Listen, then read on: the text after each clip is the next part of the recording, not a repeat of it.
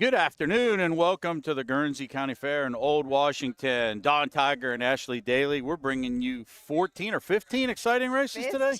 15 action-packed exciting races today. Beautiful weather here today, low 70s, no humidity. It feels like a spring or early fall day, just absolutely perfect. We're in shorts and short sleeves. A couple weeks ago it was getting nippy.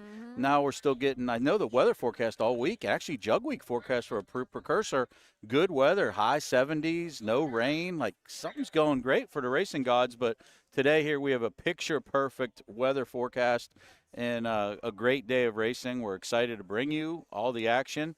We've got stuff going on. And we have multiple fairs today, a lot of choices. We have a lot of fairs today.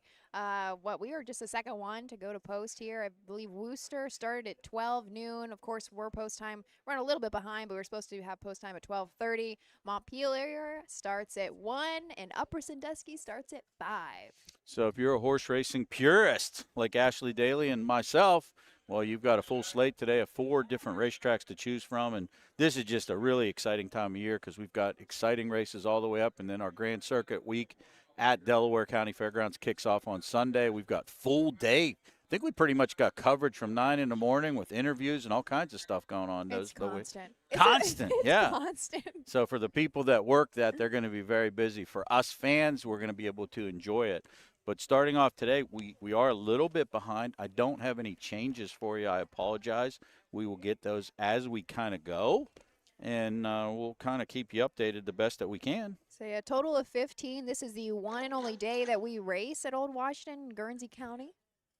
So with that, we have all 2-year-olds, all 3-year-olds, and the free-for-all pace and the free-for-all trot. So everything is going to go behind the gate today. Looks like we have, maybe four coming out, maybe 5 coming out. There's a total of how many in this first race? 6. We're looking for 6 horses.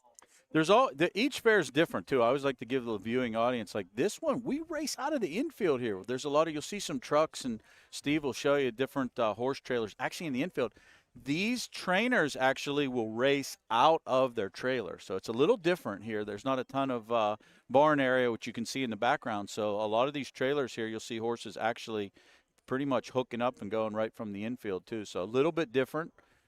Every place that we go to has a little bit different flair, but this track's got a little bit of speed to it, too. We got a track record here of Bittersweet Symphony. Everybody has heard of that mare. She was a fantastic mare for Chris Hirschberger. She's our all-age, all-gate track record holder, 56-4. That was done 3 years ago.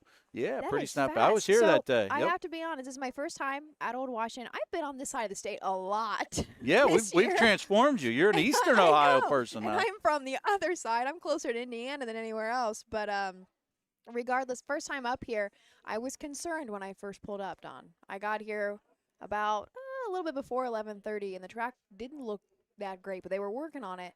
And then I grabbed lunch, came back, and I was like, what? It looks really good now. It really does. They drag it. In fact, my opinion, I think it could use a little more water. That's the only thing that does scare me. I think when you start zipping some miles, you're going to see a lot of dust and stuff here. But I'm sure they're going to keep working on it. But, I mean, 56-4 fair track, I think that's a pretty nice mile here. And I've always enjoyed the racing over here. And the fans are really into it. We got a lot of locals here. They were already clamoring for programs because they were sold out. So they were sold out of programs. So for our listening audience, if you do want to follow along or you are in the grandstands, there was one young lady that stopped me, says she listens to our broadcast all the time. You can get our programs at harnessracingohio.com and pull those up. They're out there. But, yeah, great day of racing. I think we got 5 horses on the track here. We've got Here's the other one. He's coming from the infield. Yep. Our announcer, this is the one and only place. I believe it's Chuck Bridrich? Yeah. This is the only place. He must be local here, so I have never met Chuck Chuck does before. a good job. Yep. He's a good announcer. He does a good job here. I was trying to see if I can spot any driver changes while they're on the track. We have to find the 2. I don't know who's on the 2. Is that Drew Neal? Looks like Drew Neal. I don't have the best eyes in the world. Drew Neal, yep, we're getting a thumbs up from the owner. We're fortunate to have the owner breeder here today. Right in front of us, Willard Taylor. He's bred the Suma Diva. He was giving us a little update on that one. She got sick earlier in the meet, but she's back on her game here. We do have wagering trackside. So we, mentioned that they were already sold out of programs. Last night at Upper, we ran through them so quickly because we didn't have any wagering. But the crowd was still good, and they really showed up here today, didn't they? Here's your post parade.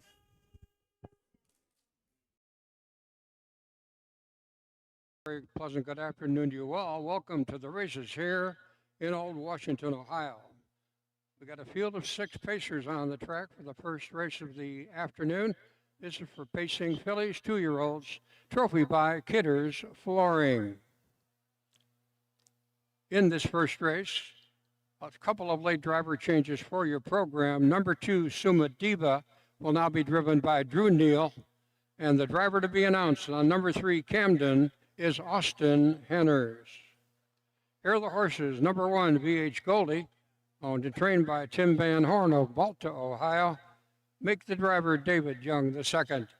2 is Suma Diva for Willard J. Taylor of Chillicothe, Ohio. Trainer Stephen M. Carter of Londonderry. A late driver change. Make it Drew Neal. 3 is Camden, owned by Alicia Henners and trained by Alicia Henners and owned by the Henners Racing Stable of New Holland, Ohio.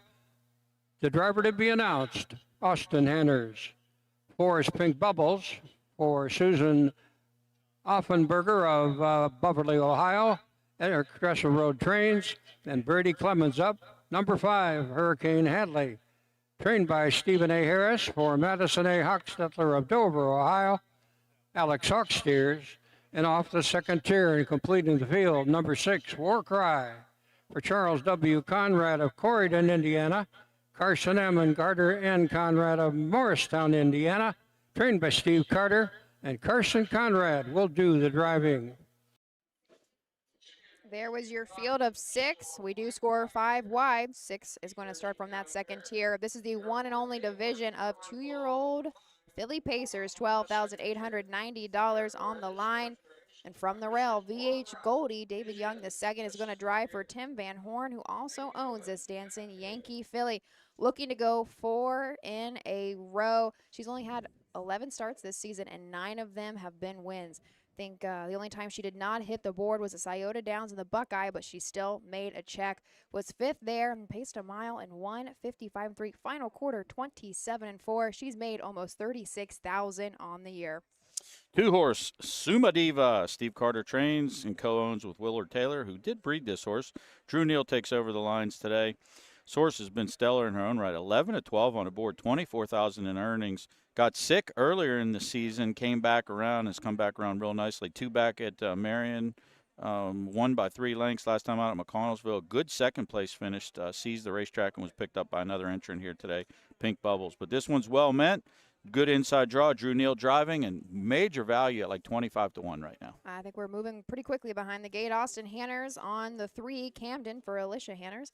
1 seasonal win in 9 starts, but has hit the board an additional 6 times to make $11,000. Coming off a 3rd place finish at McConnellsville in 2:03-2. 4 Pink Bubbles, 7 of 9, first or second, a big win, 6 lengths last time out. Hurricane Hadley, Alex Hawk for Stephen Harris. 3 back, was 3rd at Caldwell in 2:06-1. And rounding out the field, War Cry from the second tier starts right behind VH Goldie, 11 for 15, first or second. $40,000, the high earner in the season, as this one made a ton of money down on the Kentucky Fair circuit. And here's Chuck Fidrich for the call of race number 1.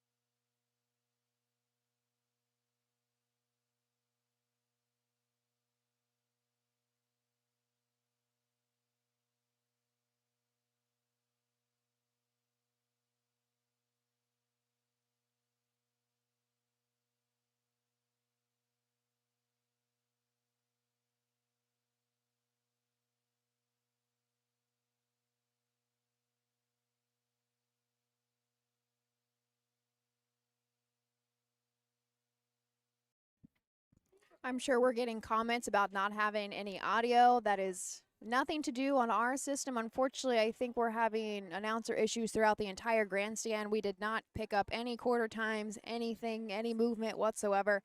So as they work, there we go. We'll try to give you quarter times here. I think they just fixed the audio on our announcer. Is that in our ears, though? I didn't hear it in my ear. No, I don't think we had it turned on. Okay. All right.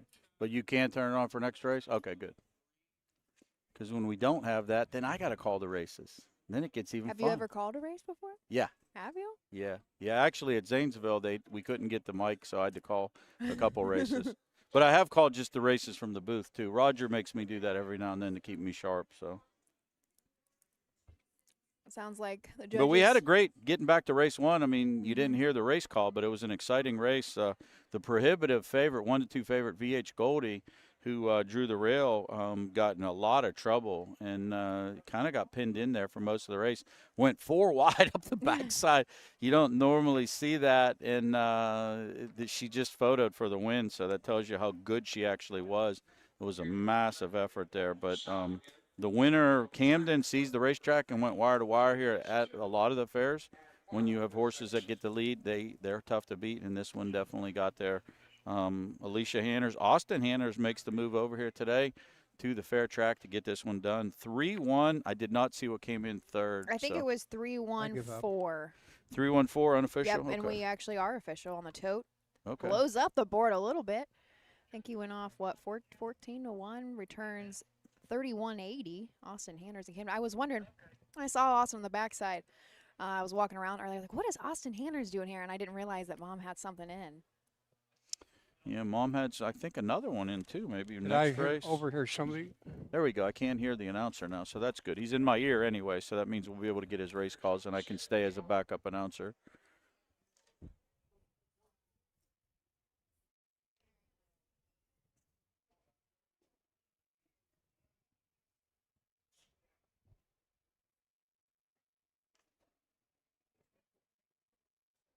Gentlemen standing in the winner's circle, the now declared official winner of this afternoon's first race.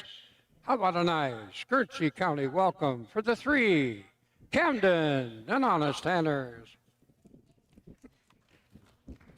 Camden, 3-year-old facing filly down by the seaside from the Rock and Roll Hanover mare, Holly Rocker.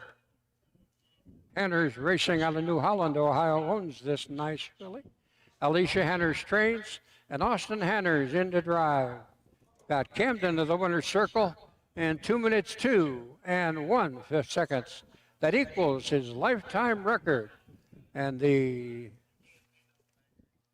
second trip to the winner's circle in the 10th try here in 2025.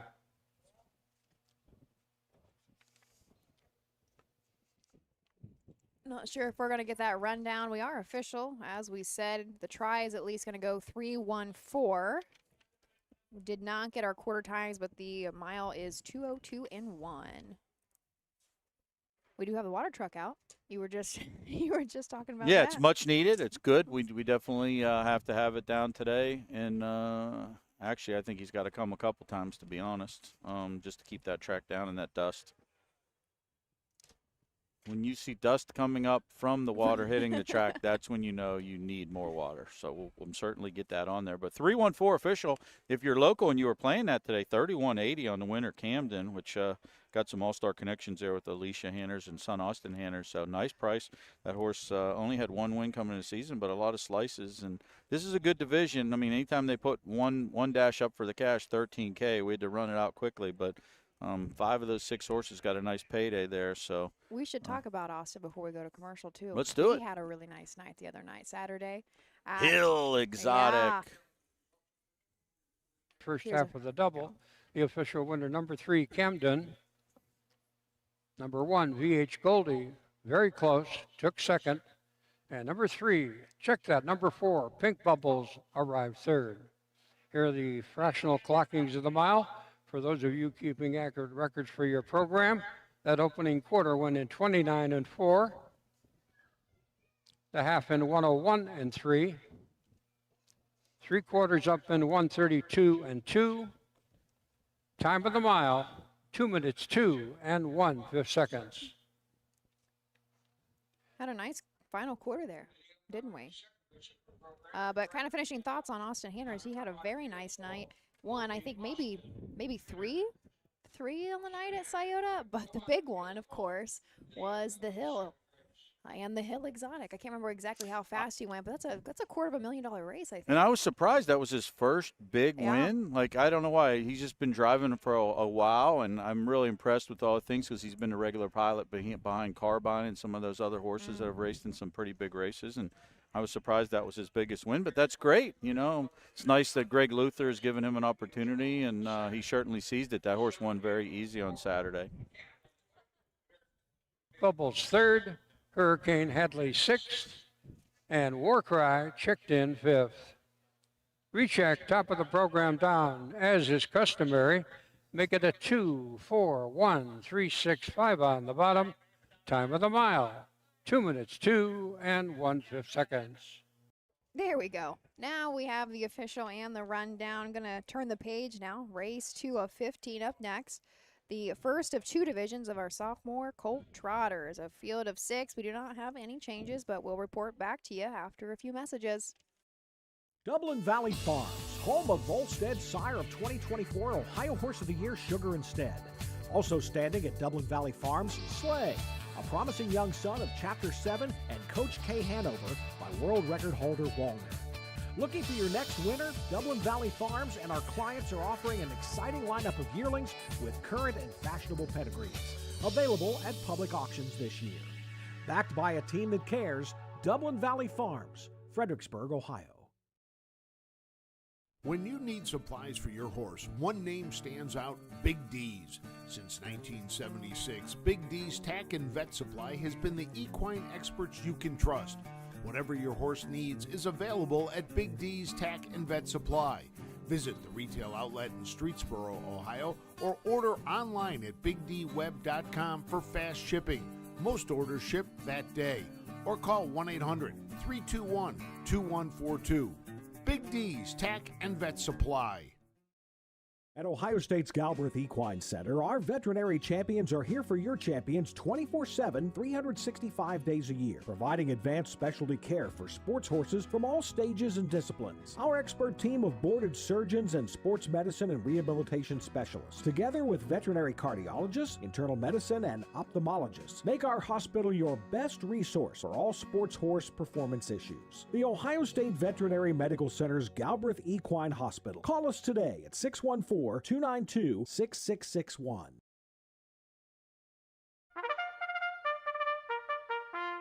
They're often racing in the Southern Valley Colt Circuit. Catch the excitement of Ohio harness racing at one of the county fairs in the Southern Valley Colt Circuit. For over 150 years, people have gathered at county fairs to cheer on their favorite racehorses. Keep the tradition alive. Visit one of the 10 fairs in the Southern Valley Colt Circuit this summer. Horses, racing, and winning. It's the Southern Valley Colt Circuit. 10 great fairs in southeastern Ohio.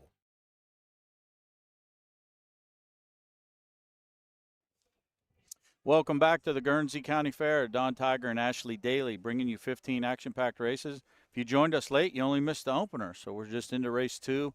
A little bit of a slow start over here. Got a big crowd here. A lot of good wagering dollars, too. It looked like they had a good first race pool to give you up to date. If you were not here for that race, 3-1-4, one division, and 2-year-old Philly Pacers, 202-1, a big upset with Camden, $31 winner. Takes us to race number 2. We're going to the 3-year-old Colt and Gelding Trotters.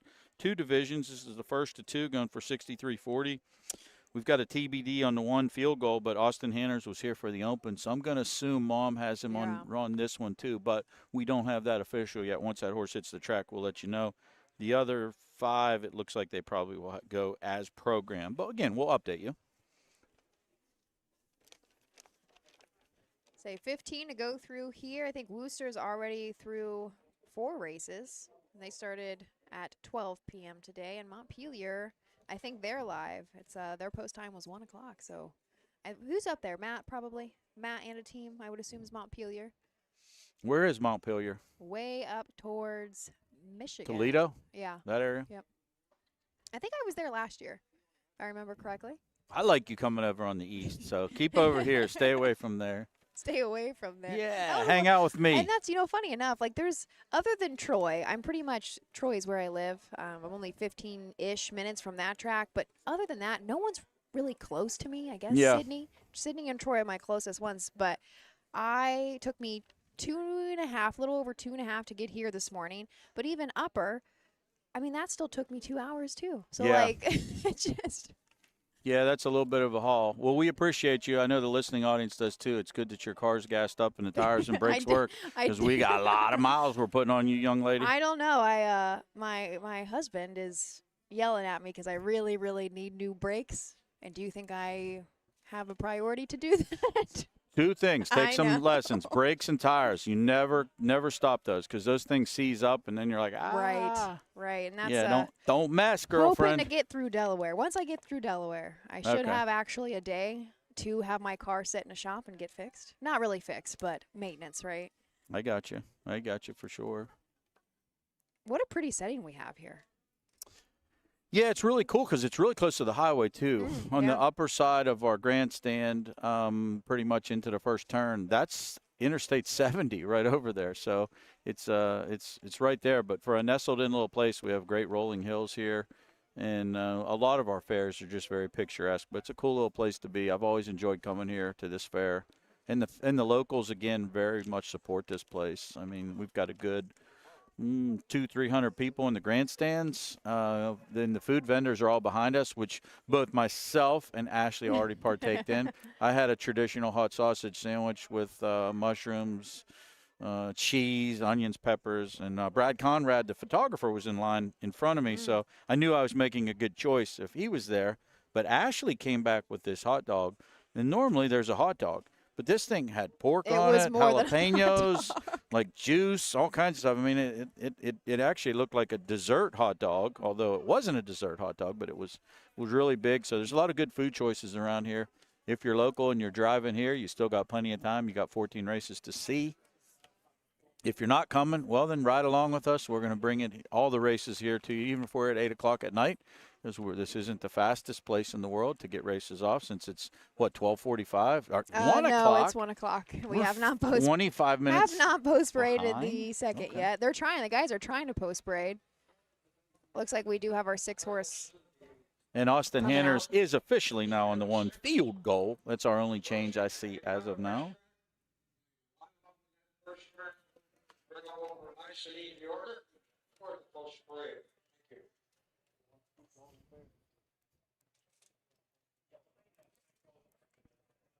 Beautiful day here today. Again, low 70s, no humidity, very light wind. I guess you couldn't dial up a better day unless you tried. But the good Lord has blessed us with perfect weather for today's. And we've got a good forecast for anyone looking ahead for the next 7-8 days, with Grand Circuit racing obviously hitting the middle of our state in Delaware, Ohio. Jug week, just picture perfect weather, great temps. So, and here's your post parade.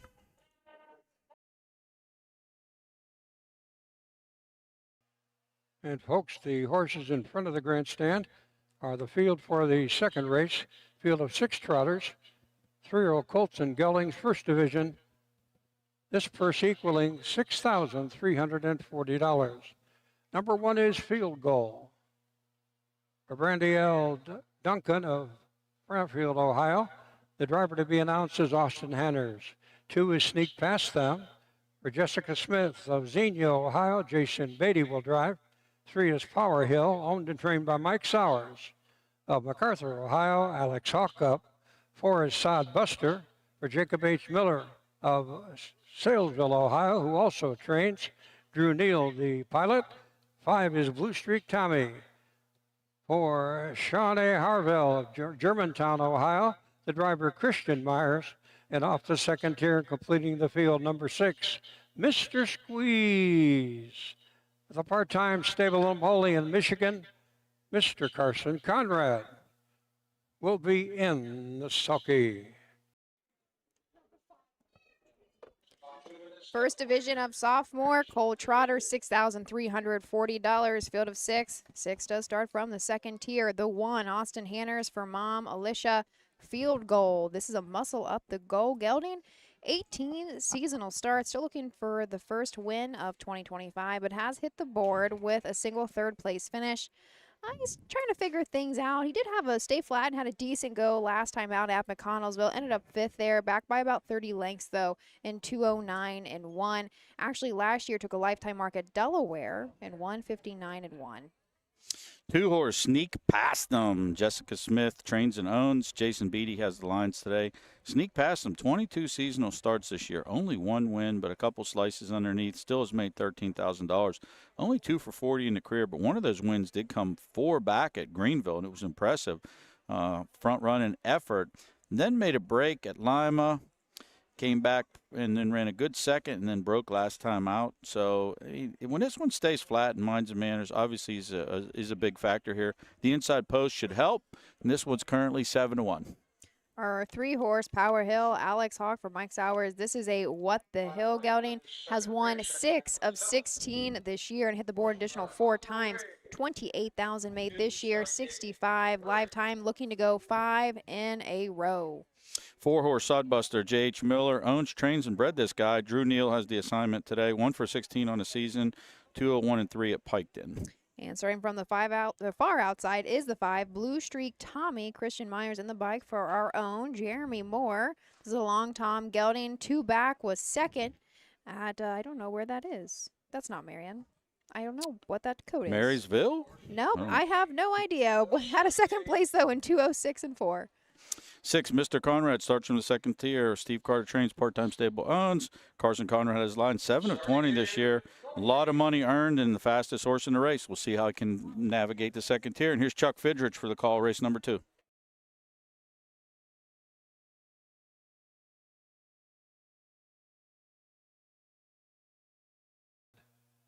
Here they come. And they're off. Into running. Power Hill gets the first call. Sod Buster alongside, relegated to that second spot as they trot to the into and out of the first turn.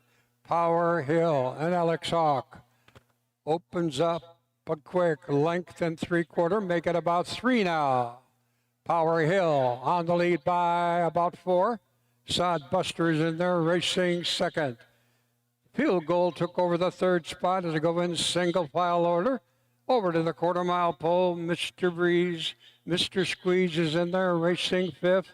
Opening quarter in 30 and 3/5. Over to the 3/8 mile pole we come.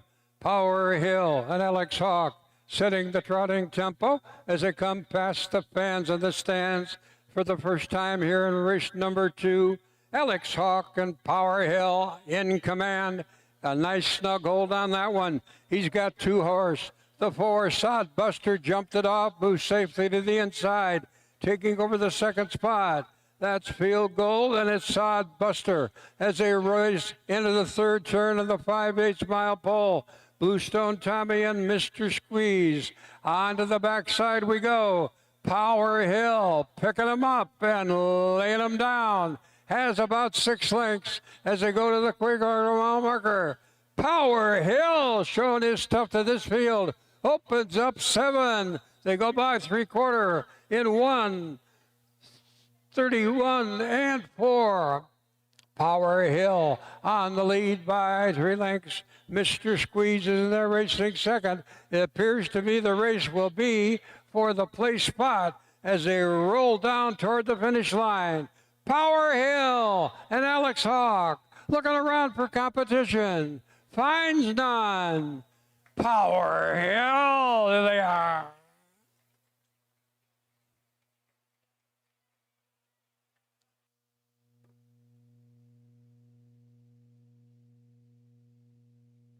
Three, 6, 1, unofficial. I do have a feeling that will be your official order of finish, though, when it's all said and done.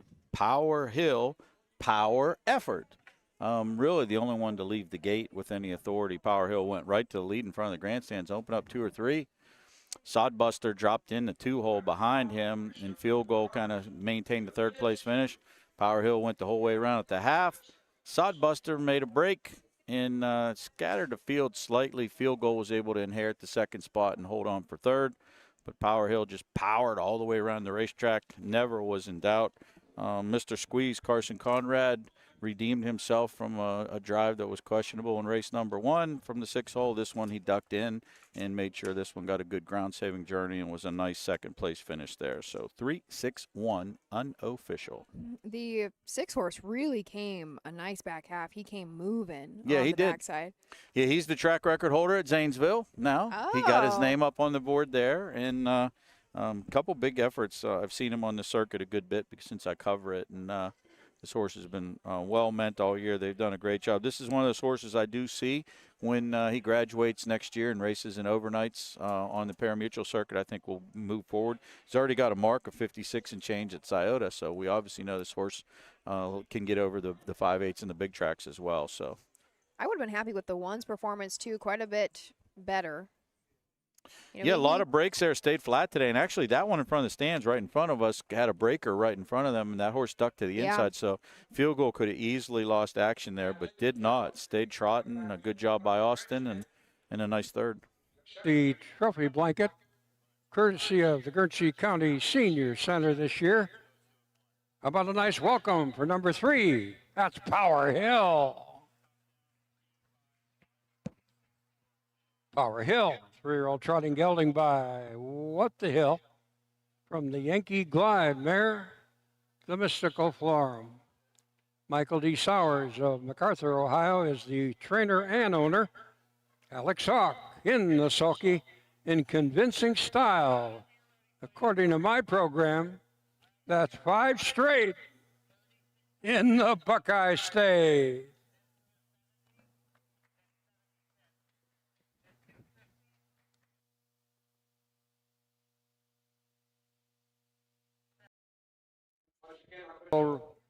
Finish of the second race, the official winner was number 3, Power Hill.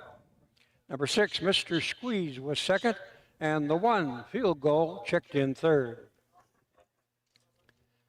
Official fractional clockings for that second race, the opening quarter went in 30 and 3, the half in 102, 3 parts up in 131 and 4.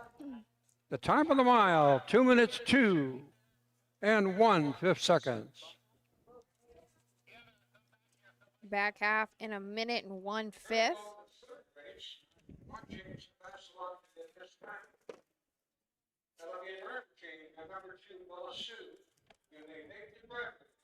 David Young, the second.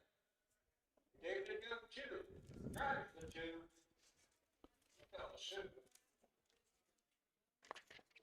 So we just got a driver's change on race number 3.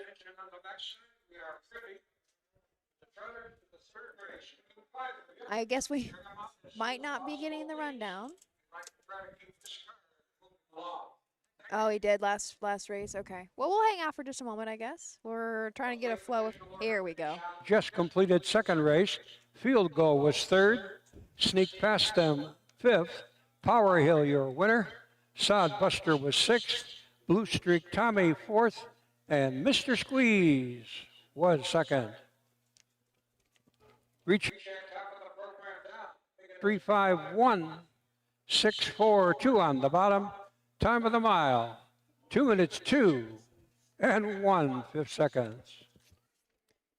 Now we are official for race 2. Popular winner, 340 on the win side. Quinella is 340, Exacta 360. So very popular. Locals here had that race pegged. Takes us to race number 3. We've got 1 program change for you. 2, Bella Sue make the driver. David Young the second. David Young the second will drive the 2, Bella Sue. Owner's race, 5 to the gate for $6,600. Everybody's going to get a paycheck, and we'll be right back to tell you about that race after these brief messages. Midland Acres is proud to stand the prominent stallions, TCI, Long Tom, Ready for Money, Monty Mickey, Summa Cum Laude, and Bit of a Legend. With such great pedigree and speed in the stallion barn, Midland Acres will provide a diverse group of top yearlings in the sale ring for 2025. Visit us this fall at our consignments at the Blooded Horse Sale on August 26th, the Ohio Select Jug Sale on September 12th, and the Lexington Select Sale on September 29th through October 3rd. Let Midland Acres experience in the industry lead you to the winner's circle. With more than 300,000 horses in Ohio, the economic impact of the equine industry in the state is over $2.8 billion. Much of that value comes from standardbred horse owners, breeders, trainers, and drivers who participate in the sport of harness racing. The mission of the Ohio Harness Horsemen's Association is to preserve, protect, promote, and serve the entire standardbred industry in Ohio and beyond. To learn more about the Ohio Harness Horsemen's Association, go to OHHA.com. That's OHHA.com. This September, the thrill returns to Delaware, Ohio. It's the Little Brown Jug. World-class harness racing, heart-pounding action, and unforgettable fun. Join the tradition. Feel the roar. Be a part of history. We have several hospitality and ticket options, including the new Jug Social Club. Please visit littlebrownjug.com or call 1-800-DEL-FAIR. The Little Brown Jug, where champions are crowned. Woolen Racing has been racing and breeding winners for over 5 decades, specializing in the development of young horses racing in Ohio. We are currently looking for new partnership opportunities as the fall sales approach. Our facilities feature a half-mile all-weather track, a sand track, beautiful turnouts, and everything that is needed to set your next quarter filly up for success. Want to own your next resource and have fun doing it? If so, contact us today and join in on the thrill of Ohio harness racing.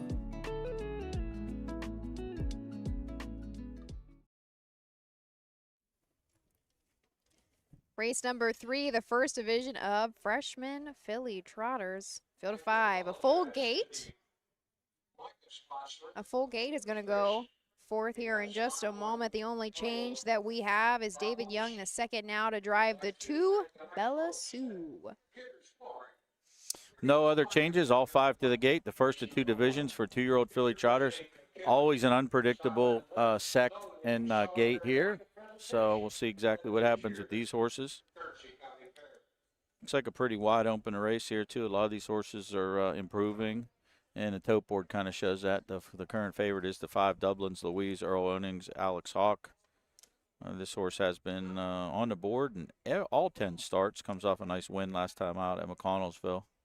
And is your deserved favorite, but there's some other good ones in here, too, so it's going to be a good race. You never know what can happen, right? That is correct. The favorites have made breaks many times before. You never wish it on anybody, though, but it's a horse race where you wouldn't do it if it was always predictable, right? Correct. Saturday night was a very big night at Scioto Downs. They hosted some of their Grand Circuit, a lot of OSS races, and we got to see Charlie May, and I met Terry for the first time. Oh, nice. Yes, good. I've never met him in person, and honestly, I don't think he recognized or knew who I was. But I was walking through the paddock. He didn't, and that's no offense to you, Oh, but yeah. he doesn't know who anyone No, is. Yeah. and that was part of our conversation. He just started talking to me. I'm like, well, I know of you, Terry. Yeah. And started having a conversation. I can't remember what struck it, but he's a talker, isn't he? He is. Yeah, he's very much a talker, and he came up under Hervé Fillon. So if you ever see him again and you want to hear good stories and talk about that, I love listening to stories because I'm someone that, I always appreciate, like when I'm fortunate enough to go to a lot of these fairs that we do with Roger and Mike Wilkenberg and stuff. We go to lunch, especially when we do double headers like Carrollton and Cortland. We get to go to lunch, and I just love listening to the stories. Yeah. The stories are great when they were driving and, training and having fun afterwards. And it's the Hervé Fillon stories are great because he used to pull everybody in the barn together and have tea time, which I don't think he called it tea time. Hervé was a smoker, so he probably was smoking. But he used to pull everybody in and tell stories. And some of that stuff from 40 years ago still holds true today for how we take care of our equine athletes. So, yeah, Terry DeSico has some great stories, and it's good that you got a chance to meet him. But when you see him again now, you have something to talk about. Hervé. I asked, is it possible that Charlie might come to the OBC aged? Yeah, there's a good possibility. Actually, I called Jay Wolf today, and he hasn't called me back, so shame on you, Jay Wolf. But when Jay does, I'm going to figure all that stuff out, too. If that's Sunday. I'd say we've changed a lot of races around. We have, but it's Sunday, and he'll be entering tomorrow if that's the case. So. All right. Well, fingers crossed. That's what I thought. I thought Charlie would be dropping in there, and I asked Terry if I'd see him at Delaware. And if I do, I'll make sure I ask for some stories. Yeah, it's great. I know a lot of fans, some people reached out to me, wanted to come see the horse, and last year we had a ton of people come by the stall to check him out and everything, so there's a good chance he'll be back there for that, but we'll see. I mean, if he doesn't hit the entry box, then it's just because of a choice, but we'll see. How old is Charlie now? Is he 7? 7 too? Mhm. Okay, gotcha. We were just talking about 7-year-olds. I have my first horse in tonight, Rose Run Warner. Drew the 9-hole in the 16th race, so that one's going to be a great one at Scioto Downs, but I'm just excited. See, you're too young to remember this, but your mom will appreciate this story. Okay. In the old days, when you had a horse in the last race in the 9-hole, it was kind of like the booby prize. But in those days, when I was grooming, after the races, you had to walk them for an hour. Yep. No, So, I you know, remember. and I remember many times being at the Meadows as a groom at midnight or 1 in the morning, still walking, and I would be to the trainer, "Am I done yet?" And pick the blanket up and say, "Nope, keep walking." And we've gotten away with that with the new school methods of training where people don't walk the horses after the races. But that was never fun because normally 9-hole last race, you don't get a lot of money. Yep. So we'll see. Just happy to go to the gate and keep and keep going. But I remember the old test barn, the old spit box at Scioto. They had that little green fenced-in area right back up against the edge of it. And I remember just walking. I was real little though, right? So it's crazy how much every year our training changes. Changes, yes. Yeah, it definitely does. We've got all horses here, so there's no reason why we shouldn't hear Chuck Fidrich giving us a post parade here shortly, except they want to keep Ashley in Old Washington as long as possible. But here's your post parade.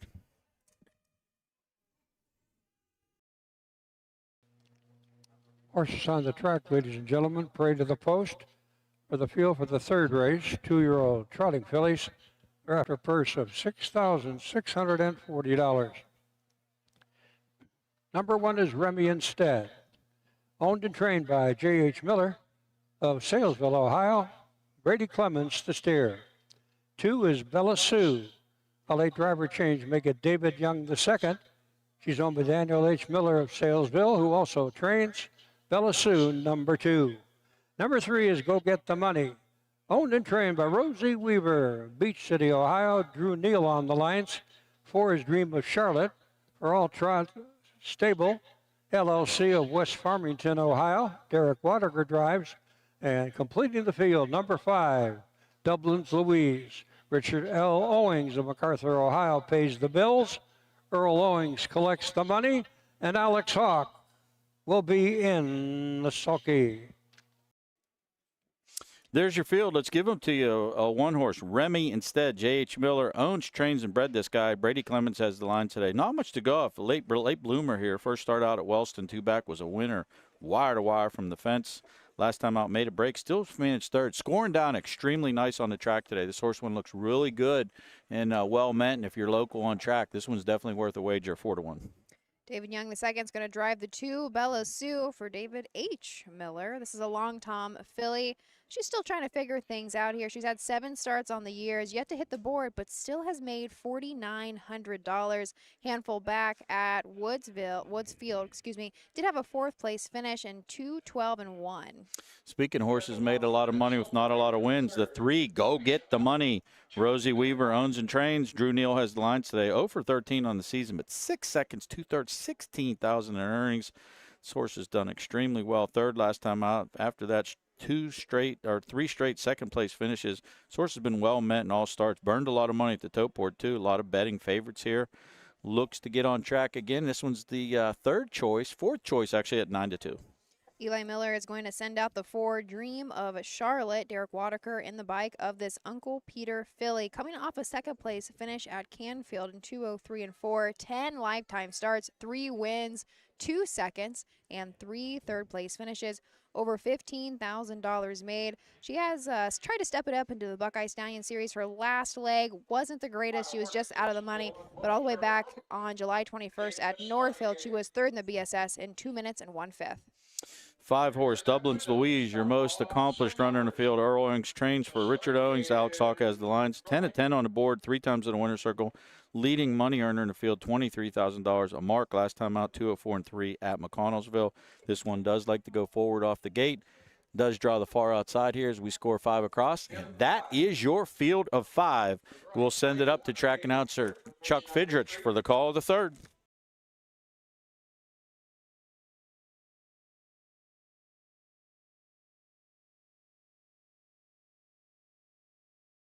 And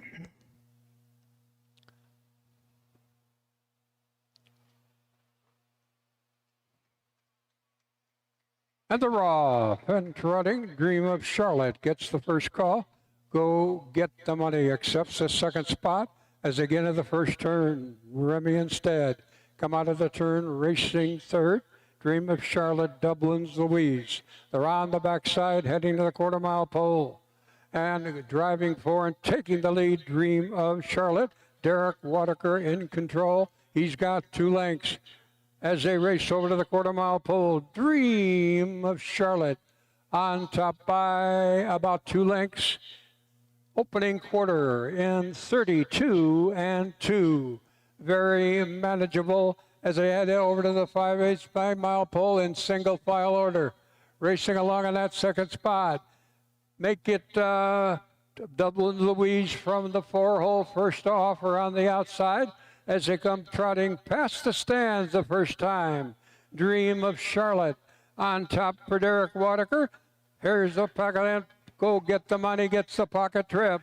First up on the outside, Dublin's Louise, Remy Instead, and Go Get the Money halftime 104 and 2/5 of a second. And the race is on. Dream of Charlotte by diminishing half a length up on the outside as they come to the 5/3 mile pole. Make it Dublin Louise hocking the leader, going past the 3/4, opening 3/4 of a mile in 1:35 and 1. Still commendable pace for these as they turn for home. Dream of Charlotte on top by about 1.25 lengths as they turn for the money. Dream of Charlotte, a cavalry charge behind him. The outside, Make It, Bella Sue, and they drive for the money. On the outside, wanting it all. Go Get the Money on the rail. Grammy Instead, I don't know.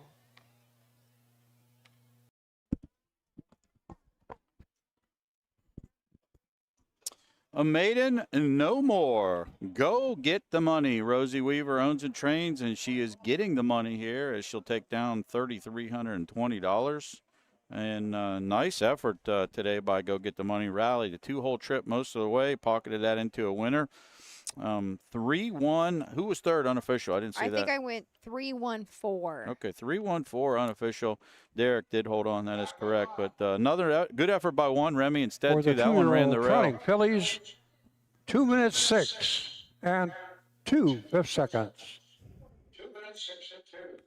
2:06 and 2 for Go Get the Money. That's going to establish a lifetime mark. She's really been knocking on the door lately, hasn't she? Last 4 starts have been a third, second. So it was about time. And what a time of year to clock in, right? And she's a bridesmaid no more. She's a bride now, and she does win in her 14th career start.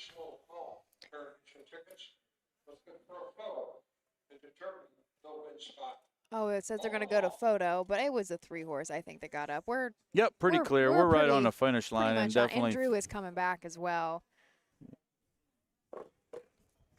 Longest shot on the boards, the first 2 finishers. The money was well spread around there. The favorite was the 5 at even money, but then we had the 1, 2, 3 all at 5-1. So we've got 2 5-1s in the exacta. Go Get the Money. Remy Instead, nice effort too. That one scored down really impressively on the track. Ran a nice effort, and actually mid-stretch looked like that one might have even been the winner. So determined that number 3, Go Get the Money, had his nose out in front, making her nose. What a tough trip for the even money favorite, though. The 5-horse was Dublin's Louise was parked out pretty much. I think she hit the rail for a moment, but he came first up, didn't he? Or very early. Yeah, out a long race. way. I mean, probably on paper she was the best animal in the race, so he drove her accordingly. But it's very tough on a half-mile track to eat that much air. Official winner of this afternoon's 3rd race, that will be number 3, Go Get the Money. Go Get the Money, 2-year-old trotting filly. Ready for money from the Andover Hall mare, Habit of Creature. owned and trained by Rosie E. Weaver. Of Beach City, Ohio, Drew Neal in the sulky this afternoon. And here's a blanket presentation. Judy's Barber Shop presents the blanket. Need a trim? Go see Judy.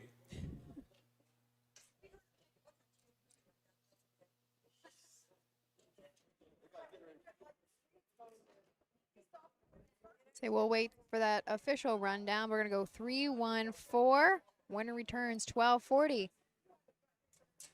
Don, were you wagering today? Said you did. You hopped down. Did you have this one? No, I only bet the No? first race. That was it. I bet the Okay. first race, and that was it. Really nice effort, though. Like we were mentioning, it was just a really long trip for the 5, Dublin's Louise, and the 4-horse cut it out and just got a little tired there at the end, didn't she? Yeah, I think a lot of those horses all had a very nice effort. It was a good race. So everybody got paid, too. Go get the money. The one, Remy Instead, was very tight on the wire. Finished second. And number 4, Dream of Charlotte, was third.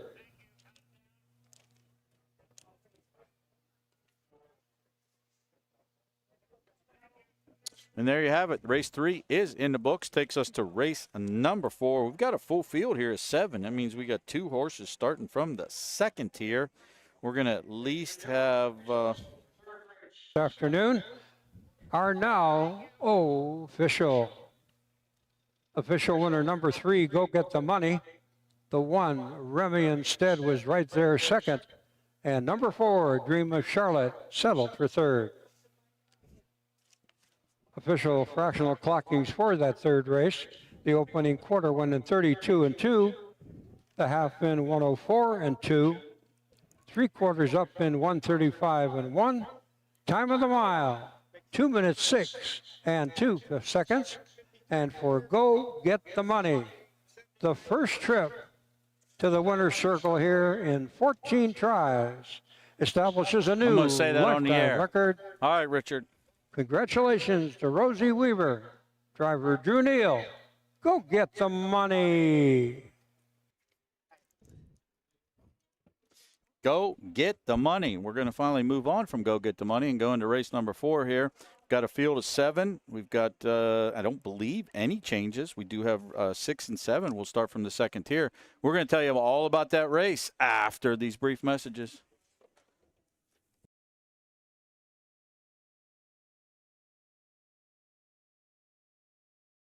In Ohio, Hickory Lane Farm has the stallions you are looking for, like What the Hill, Uncle Peter, and In Range, as well as Branded by Lindy, Jug Winner Luz Pearlman, Racing Hill, and Guardian Angel Oz. Hickory Lane will offer a host of Ohio sired yearlings this fall, including 6 by In Range, 5 by Uncle Peter, 4 by Guardian Angel Oz, and 1 by What the Hill. Find out more at hickorylanefarm.com. Have you heard about Bob? It's the Buckeye Owner Bonus, the Ohio Harness Horsemen's Association's new incentive program. The program is for people who purchase yearlings or retain their homebreds out of mares registered and eligible for the OHHA's Breeders' Award program at the upcoming 2025 sales. The total bonus will be 1/2 the amount designated for that year's Breeders' Award program. For more information about the Buckeye Owner Bonus, visit OHHA.com or call 614-221-3650. The Ohio equine industry needs your help. I'm Scott Mogan, president of the Ohio Harness Horsemen's Association. With over 300,000 horses in Ohio, the economic impact of the equine industry in the state is over $2.8 billion.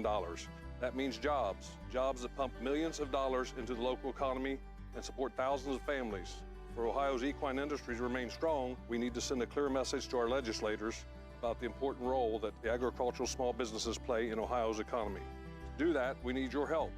PACER, the Political Action Committee for Equine Racing, helps support and inform on issues that could positively affect Ohio harness racing. Please consider a donation to PACER. To donate, visit our website at ohha.com or call 614-221-3650. Your donation will help keep harness racing strong in Ohio. Thank you for your support.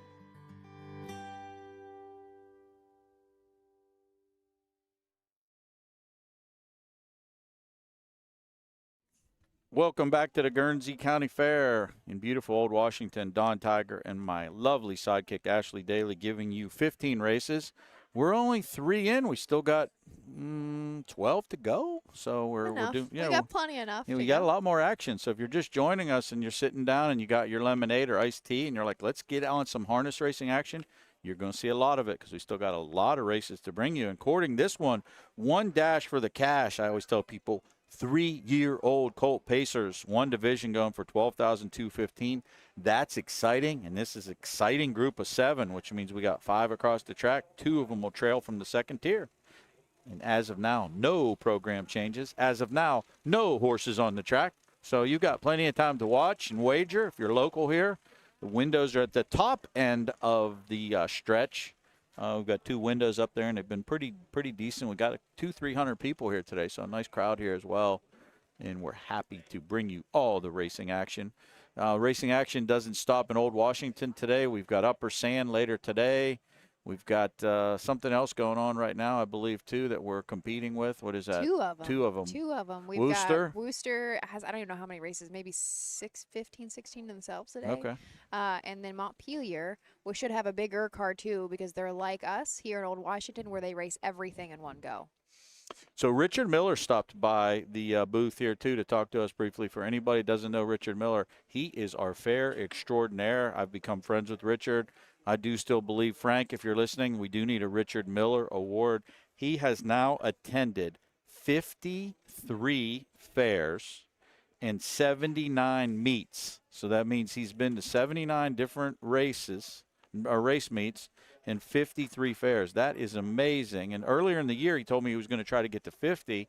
He told Ashley he might get to 60 when it's all said and done. It's not just fairs he goes to. I actually saw him at Scioto on Saturday, and I said, "You never stop, do you?" He said, "No." And he was talking me through a couple of things, and he thinks by the end of it, he's going to go maybe just one card, but he's going to hit 60 of 66 county fairs. That's what he amazing. Thinks he's going to be able to do. We have to rename the passports to Richard Miller passports. You know, I think that's only fair. They talk about a guy who loves it, right? Just wants to watch the races. I just filled in his passport for him and initialed it, and it was like, you know, one of them old Bibles that has so many pages with it because he's opened and closed it so many times. I had to find a spot to sign because he's got everywhere signed in there, but really cool, and thank you for being such a great fan, Richard. We really appreciate you. Continued success, and hopefully I get to see you at all the fairs again next year, too. And we should mention, we do give, OHHA doesn't just give awards for the very, the top winner. We send in your passports, even if you haven't gone to 55 fairs, that is okay. Many people don't. We appreciate you, even if you get to, 2, 3, 4, 5. And but always make sure you can send in your passports, either hand it to us, maybe at Lancaster, or whatever your last fair is. You can mail them in, and we'll total them all up, and we give multiple awards away. If you like swag, you will get some swag. I know that. Usually a T-shirt or something else. I don't even. Maybe an autographed picture of me. I'll think about it. So. Don, I really kept telling myself to get the bingo card together. But you're going to have to leave me early anyway today. Yeah, I will today. But that's okay. Thankfully, I have you, so you can handle this for me. A little I'm going to bit try of to go time. educate some kids in the Ohio Valley. Do you teach, what do you, is it statistics? What do you? So I teach something that I actually wrote about 15 years ago. They came to me and said they want financial literacy for college kids. Okay. So you'd be surprised. A lot of people don't even use checking books. They don't know how to do credit. And obviously, by trade, I'm a licensed financial advisor and a mortgage banker. So I basically wrote the curriculum for a class called Applied Business Investments. So that tells you how to invest your money when you get a big boy or big girl job. Tells you how insurance works, how to buy or sell a house, buy or lease a car. We talk about how to build your credit. A lot of kids, frankly, don't even know how to build credit. So I have a credit builder PowerPoint that I have put together. So it's a pretty cool class. But it basically, for the most part, it just gives someone financial literacy from upper level to make sure someone understands when they get a job. What's a 401k? What do I do with it? How do I contribute?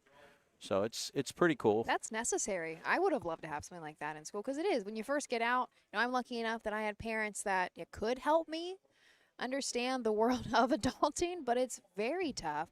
And I grew up, my parents really didn't have a retirement, because we, OHHA and such, but they really didn't contribute. So that was a whole nother world for me to try to dive into. And you're the real deal, Don. You know that? I'm the real deal, Holyfield. I'm just trying to do a little man's job, that's all. But it's fun. Now, what school do you teach for? Wheeling Jesuit University, which is now Wheeling University. They kind of got away with the Jesuit, but I still feel that way because we are a school that is deep-riched in Catholic beliefs and stuff. So, but it's right down in Wheeling, West Virginia.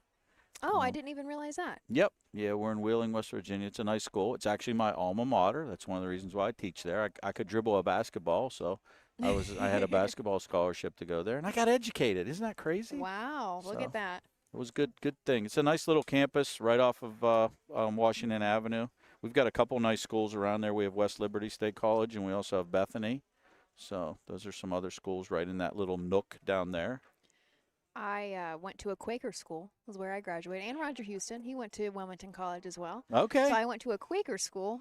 I didn't realize it, but there was a period of time my dad was actually raised Quaker, and I had no idea. Do you know much about the Quaker faith? I don't, yeah. They do not believe in violence in any form. They, I already like it. No war, no anything of that. Christianity, like a sect of it, I guess you could say, a branch, but they're really heavily founded in the no violence is where the Quakerism comes from. We're on the track for this afternoon's fourth race, featured pace for 3-year-old colts and geldings. They go for the entire pot of $12,215. Trophy presentation by Robert T. Seacrest Center. Introducing number 1, Bounding Delight. For Rosie Weaver, who also trains out of Beach City, Ohio, the Heartland Acres Walhounding, Ohio, make the driver Drew Neal. The 2 is Beachmaster Keen, Mitchell W. Bean of Sabina, Jeremy L. McGraw, also of Sabina, Ohio, and Marna Sheehan of Hopkinsville, Kentucky. Brady Clemens drives. 3 is Fear the Panda for Kathleen Assassin J. Smith of Xenia. Let's try that again. Amelia J. Smith of Xenia, Ohio. Jason Beatty up. The 4 is Sky Dog for Kimberly J. Owens of Houston, Pennsylvania. Case Bateson up. The 5 is Lou's Boy for D. Tavera, Vincent, Ohio. Jimmy Smith aboard. Off the second tier, number 6, Seeing Green for Wadaker Racing of Zanesville, Ohio. Derek Waters steers. And number 7, Scammer, Thomas Carino Jr., Stanfield, Connecticut. Mr. Carson Conrad will be in the sulky. Here's your field of 7. Let's go through it. 1, Bounding Delight. Rosie Weaver trains and co-owns with Heartland Acres. This horse is 11 of 18, first or second this year, $31,000 in earnings. Drew Neal has the lines today.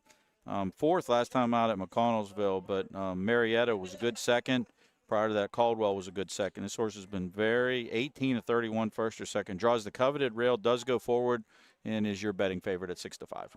At 9-2, we got Beachmaster Keen, Brady Clemens in the bike for Mark Winters. This is a Bring on the Beach gelding coming off a second place finish at McConnellsville in 2:01 flat. $18,000 on the year, $40,000 lifetime. Has won 2 starts and 18 tries. Took a mark last year at Dayton and won 56 flat. 3-horse Fear the Panda. Randy Smith trains for Amelia Smith. Jason Beatty has the lines today. Fear the Panda is 1 for 15 on the season, but was 4 of 17 last year. 5 of 32, $25,000 earnings. Took in a lifetime mark at Urbana last year, 58-3, which is a snappy mile. Last time out, dead heated for second, and pretty nice effort there. Cut most of the mile. 27-2 opening quarter. So this one has some zip off the car, and currently is 9-1. Some nice value. We've got Kate Bateson up on the 4, Skydog for Steve Owens. This is a well-said gelding, owned out of Pennsylvania. 2 wins, 5 seconds, and 5 thirds in 21 tries this year.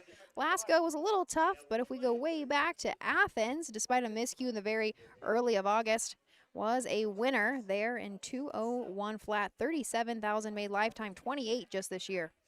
5-horse Lose Boy. Jimmy Smith trains and drives for D. Teixeira of Vincent, Ohio. 2 for 15 on the season. Both those wins came in one single division, so nice earnings. $25,000, mark of 59-4 at Woodsfield.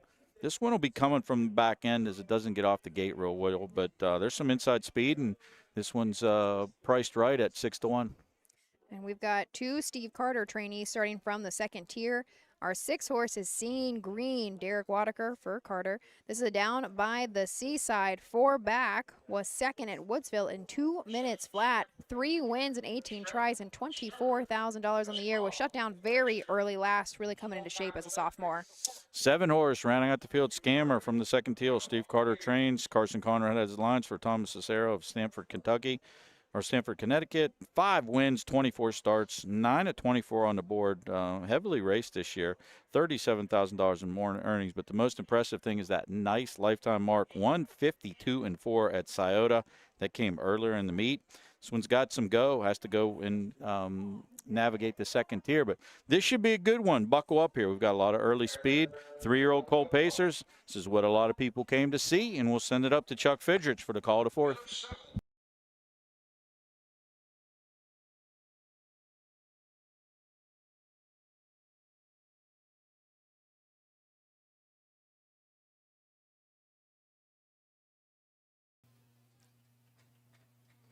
And the rough and pacing Sky Dog gets the first call. Bounding Delight came along in that 2nd spot, but a dog fight for the lead. Sky Dog and Bounding Delight as they rolled on down to the quarter-mile marker. Momentarily, Bounding Delight on the lead by a length and a quarter. Sky Dog is in there racing 2nd. Seeing Green came the short route to be 3rd. Then it is Lose Boy in that 4th spot.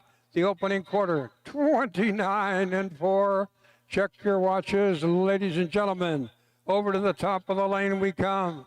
Up top for the lead, the Bounding Delight and Drew Neal. Setting the standard here in race number 4. As they roll past the fans in the stands the first time. Up top for the lead, it is Bounding Delight and Drew Neal. Right at his back door, that's Sky Dog. Along the inside, Fear the Panda. Lose Boy up and out on the outside. And trailing the field, Seeing Green. Halftime and a sharp 59-4. They're not fooling around. On the backside they go. Bounding Delight setting the standard. Getting a perfect trip here for Casey Basin. Sky Dog looks him over in that 2nd spot. Reaching up on the outside as we go past the 3/4 in 1:29-4. No rest for the wicked. Up on top of the field, it is Bounding Delight. Up on the outside, Sky Dog is in there in that 2nd spot. They're 4 deep across the racetrack. Who do you like? Bounding Delight on the inside. Rolling up on the outside, Scammer. 3 of them across the racetrack. Fear the Panda. Wow.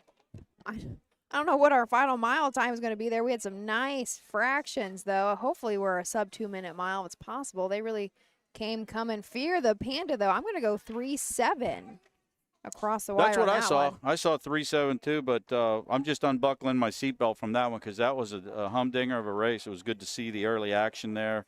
Bounding Delight went right down the road, 59-4 to the half. I knew this race was going to be snappy. I almost said this on the pre-show. Jason always seems to win a race or two. I think Brian George's had a couple years ago that he had won over here. But he does very well over here at this meet. And nice upset for any of the locals, 12-1 on the tote board. Fear the Panda hasn't had as big of a year as some of these in here. That's only his 2nd win on the season, but nice job by Randy Smith today. Got this one over here in big effort today. There were a ton of them across the track. I don't even know who was 3rd. And I'm not even going to guess. I don't know. I'm going to wait till the judges tell me. I think it was between the 5 and the 2. That one was so tight I wasn't going to try to call it. But Fear the Panda was a nice 2-year-old coming back really slow. I think he's finally coming back into himself, like you mentioned in the introduction. He was 2nd just in a dead heat, only missed the winner there by about 2 lengths. Really looked good last time, looked great this time, but kind of in the middle of the season, I don't know if he was sick or what was going on, but he was just not finishing like himself. No, and you don't typically see 27-2 opening quarters at fair tracks, and that's what Fear the Panda did that last time out. Oh, I thought you were talking about today. I was like, no, did I mishear 27-2 that? opening panel. So, I mean, that shows that there's a little giddy up and go to this guy. He wasn't out there cutting it, but certainly was able to take advantage of some of the fractions and looks well coming back to the winner's circle here. Nice, happy horse. Fear the Panda. 3-7 unofficial, and we'll let the judges sort out the rest. The as yet declared winner of the fourth race. It's still unofficial. Number 3, Fear the Panda. He accepts the Robert T. Seacrest Center Trophy presentation, and a great big thank you to the folks at the center. Fear the Panda is a 3-year-old pacing filly by Fear the Dragon from the Phelan Frisky mare, APP Pantis. Athenia J. Smith of Xenia, Ohio, is the owner. Mr. Jason Beatty will do the driving. Time of the mile, 2 minutes and 2/5. Second trip to the winner's circle for Fear the Panda in now 16 tries here in 2025. And we are official on the tote board. 3-7-2, 327.80 to win. Also 20-40 to show. Took down the show pool. No other tickets were covered. So some nice wagering dollars if you did bet on Fear the Panda. So we're kind of blowing up the tote boards tonight, aren't we? We are. We've had some really great races. I didn't know what to expect out of Guernsey County. We're still trying to get a good flow. Can't quite figure that out yet. But as far as the racing goes, I don't have any complaints. The official winner, number 3, Fear the Panda. Number 7, Scammer, right there second. And number 2, Beachmaster Keen, was third. Official fractional clockings for the fourth race. The opening quarter went in 29-4. The half in 59-4. The 3/4 was reached in 129-4. Time of the mile, 2 minutes and 2/5. Not quite that sub 2-minute mile I was hoping for, but we're getting changed for the next. But anyway, that was the fastest we've seen of the day. 2 minutes and 2/5 for Fear the Panda. Jason Beatty. Jason Beatty steered the one, Sidley Marcy.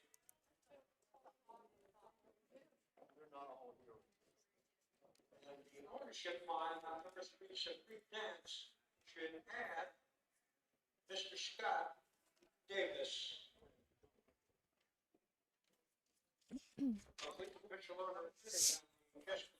Race, Bounding Delight was 5th, Beachmaster Keen 3rd, Fear the Panda the winner, Skydog was 6th, Lose Boy 4th, Seeing Green 7th, and Scammer was 2nd.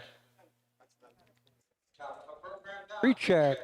I got a 5-3-1. 6, 4, 7. Put the deuce on the bottom. Time of the mile, 2 minutes and 2/5.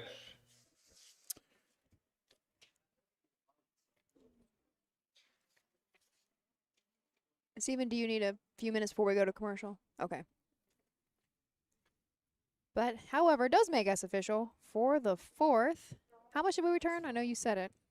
What's that? I'm sorry? How much did Fear the Panda return on that one? $30-some. 30, yeah. $27.80. 27, there it is. Yeah, $27.80. Yep. 20 to show, though. $20.40 to show. So Fear the Panda very well across the board. If you were a fan here on track and you had that one, go down to the cash and tellers and get your money because it was some nice money. Takes us to race number 5. I always say we see the future stars of tomorrow at the fairs because there's horses like Arbin, Duncan. A lot of these horses, even our track record or our reigning horse of the year raced at the fairs in Zanesville last year. Our reigning Sugar horse of Instead. the year. Oh, yes, Yeah, she did. She was at the Zanesville She Fair. did. So we get a lot of these horses that really cut their teeth here. But I mention that because we have one in this upcoming race. If you're just tuning in, Supreme Dance. This horse is 8-14 on the year, 34,000. But at my program, all I see is 1-1-1-1-1-1-1-1s, and I don't see anything that doesn't show one. So Supreme Dance likes to go to the front and likes to whack her miles out and likes to win.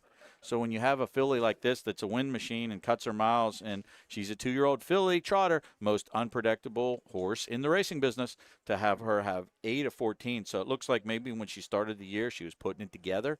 She's put it together, but I think this is the kind of horse that you really see as a 3-year-old maybe start to get into the Buckeyes and Sire Stakes, and you never know what her future can bring for her. But very nice horse. They only paid $8,000 for her at the sale, so she's won that back threefold, and it's nice to see. But you're getting to see a really good one. She's 1-2 on a tote board right now, and worth every single penny if you're here local. So it's a horse like that is always nice to have in your barn. One, because they're keeping the other ones fed, right? They're making enough money. But even if I look back, I was at Rock Springs. I'm trying to jog my memory here. Rock Springs on August 14th, she was a winner, made a break in the middle of the race, but was so far ahead it didn't matter. She probably made it in that first turn that came around again. Yep, yeah, and they probably got her back trotting, and then she kept going there. But yeah, I just love to see horses like this, and it tells you how strong our breed over is in here in Ohio.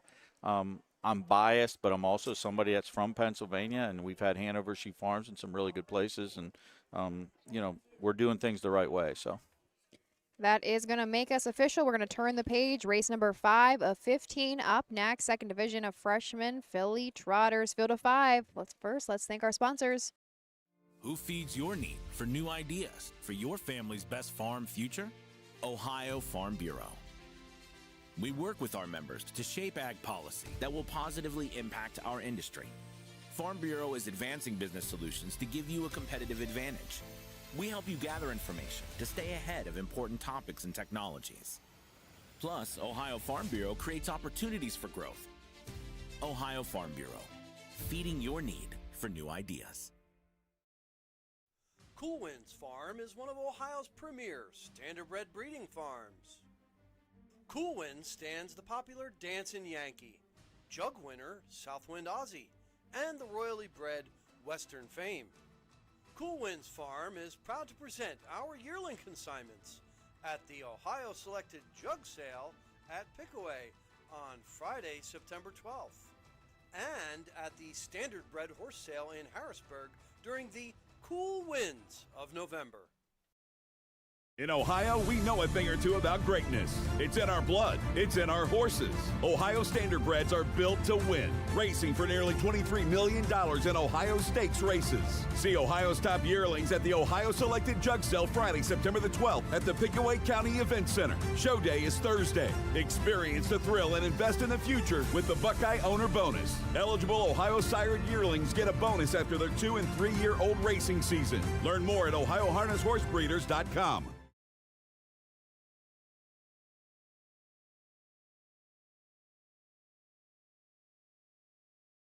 Race number 5 here. We're still waiting for horses on the track and all that good stuff. And we're going to see exactly what happens here. If you're just tuning in with us, we're a little bit behind. This is a track that's very methodical in their post parades and rundowns and judges. So we're not super fast today. We're only in the 5th race. We've only given you 4 races, and we still have 11 to bring you. We're not going anywhere, though. We're going to bring them all to you. Should we see where Wooster is? Wooster. They might be in the 9th. They might be. So Wooster was going to try to go a little bit faster today because that team, Susan and Chris is shooting up there today, is having to do a double header. They started at Wooster with I don't know how many races. There are plenty at 12, and then they have to pack up and head all the way over to Upper to start at 5. And so I think they were going to try to hopefully help us out and run us through. And so I'm curious. They started at noon, and they are on 10. That's race 8. Okay, so they're not buzzing much quicker. They're really not. No. Considering. I guess everybody's enjoying the right weather. Like Steve, look at Steve over there. He's smiling. He's happy. He's got Jug Week coming up. He's going to be 24 hours a day shooting, and we appreciate him. One of the best cameramen in the business. Actually, the best, because brought me a blue shirt. Oh. See, man, he loves me. He brought me my blue shirt.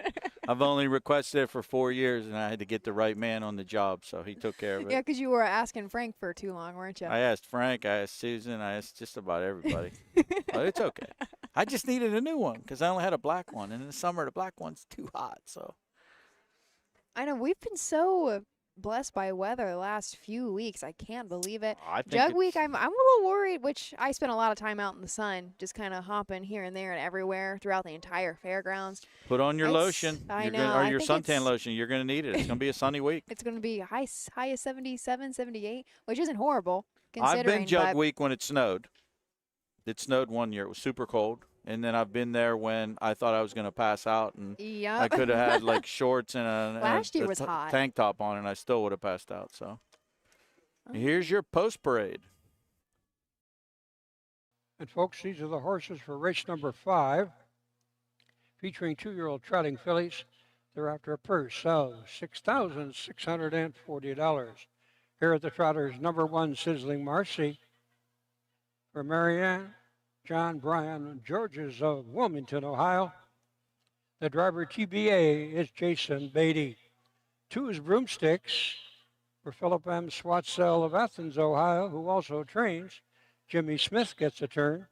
The 3, Supreme Dance for Rosie Weaver of Beach City, Ohio, and Scott Davis. Parts unknown. Drew Neal will steer. 4 is What a Copy for Powerline Racing Stable out of Salesville, Ohio. Brady Clemens up. And number 5, Tom's Crazy Peach for Eli Miller, West Farmington, Ohio. Derek Whitaker will be in the sulky. And here we go, your field of 5. Owners race, all 5 to the gate, 66-40. Second division of 2-year-old filly trotters. 1 horse, Sizzling Marcy. Sizzling Marcy, make the driver, Jason Beatty, who just won the last race. Jason gets a catch drive here for Brian Georges. He has driven for Brian Georges before. Brian Georges does co-own this horse with Marianne Georges. 1 for 10 on the season, but a lot of slices here. 5 seconds, 1/3, 7 to 10 on the board, 10,000 in earnings. Took a mark way earlier in the meet at Circleville at 2:14. Made a skip last time out, and then this is another horse. When stays flat, it's very deadly. 3 of the 5 charted lines showing fat is all second place finishes. Sometimes the rail can be tricky, but this one's drew the rail a couple times and got away great. Probably one of the main second choices in this race. We don't have updated tote board, but one with a good shot here, Sizzling Marseille. 2 horse, Broomsticks. Philip Swatsell owns and trains. Jimmy Smith has the lines today. Broomsticks is still looking to break the maiden 0 for 5, but has hit the board 3 of 5 times. Last time out was a good third at Marietta. Prior to that was a nice third at Caldwell. Another one shows a couple skips on the program when minds his manners. Can get nice checks and stay competitive. The 2 horse, Broomsticks. 3 horse, Supreme Dance. Only an $8,000 purchase price. Rosie Weaver trains and owns. Drew Neal has the lines today. I've already said enough about this one, but 8 of 14 on the season, 12 of 14, 1, 2, 3, $34,000 in earnings. Every single line on the program shows a 1, so this one likes to go to the front and likes to keep going. Don't know the current tote board because it's not updated, but this one's worth every bit of 1 to 5. 4 horse, What a Copy. J.H. Miller trains for Powerline Racing Stables. Brady Clemens has the lines today. Lightly raced, only 4 starts, 2 third-place finishes, made a break last time out. Prior to that, left the gate very well. Had some early tote action, was like 2 to 1, so some of the locals do like What a Copy, the 4 horse. And rounding out the field, one of my favorite named horses, Tom's Crazy Peach. Derek Walker has the lines today for Eli Miller, who trains and owns this horse. 2 for 9 on the season, a mark 205-1 at Northfield. $8,600 in earnings. Last time out at Canfield, I was there, went right down the highway with Logan Ebersol, made every pole, winning one, kicked home 28-4 that day, got her way. This daughter of Long Tom looks like she's going the right way, and she will have to work with the outside post.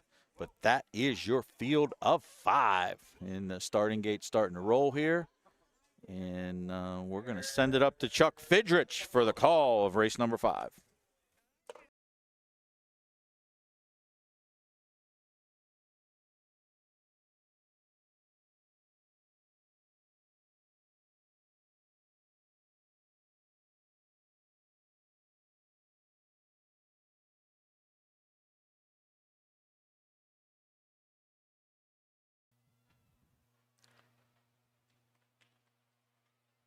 And the raw and trotting. Supreme Dance and Drew Neal gets the first call. What a Copy. Coming along in that second spot as they go in and out of the first turn. Up top for the lead, Drew Neal has Supreme Dance on the lead by a comfortable length and 3/4 as they head over to the quarter-mile marker. Long on that second spot as they pass the quarter in a pedestrian 32-2. Over to the 3/8 mile pole we come. No changes in the field of 5. Single file order. No one has made a move as yet. Up top for the lead, it is Supreme Dance. He has a margin of a length and a quarter. As they trot past the stands the first time, Supreme Dance in command. Coming along on that second spot. Make It Broomsticks and Jimmy Smith. Out from the 3-hole comes Sizzling Marcia. Then it is Trim, Crazy Peach, and What a Copy Trails. Halftime, 104 and 4/5 of a second. Trotting tempo, Brown to pick up as they roll to the backside for the final time. Up top, Supreme Dance. Up on the outside, here comes Sizzling March. Cutting into that leader's advantage with every trotting stride. Second up on the outside, Tom's Crazy Beach. You can put a ribbon around these 4. They're in a neat little package, part of the 3/4 mile marker. 3 parts of the mile and 1:36 and 1 off the far turn. Sizzling Marcy. And then it is a Supreme Dance still there on the outside. Tom's Crazy Peach as they straighten out down the lane for the money. Supreme Dance, Tom's Crazy Peach along the inside. Make It Supreme Dance. And Drew Neal. There they are. 3, 5, 1 unofficial. Supreme Dance 2-5 and worth every penny of it. This horse will return at least 280 to the locals here to win, but powerful effort. I got a little tighter than I thought it would, but a big effort by Sizzling Mercy. Sizzling Marcy was first up and went a long way out, but this one continues to improve. Brian Georges and Marianne Georges have to be very happy with the development of this one. This one was the longest shot on the board at 19-1, held in for a game third after a nice battle. And actually, by roughing up the 3 Supreme Dance, that one had to trot a little bit at the end. Tom's Crazy Peach off cover, second over, come challenging, rolling down the lane. Just falls short to Supreme Dance as Drew Neal went to work on that one. But 3, 5, 1 unofficial. Nice race over here for race number 5 at the Guernsey County Fair.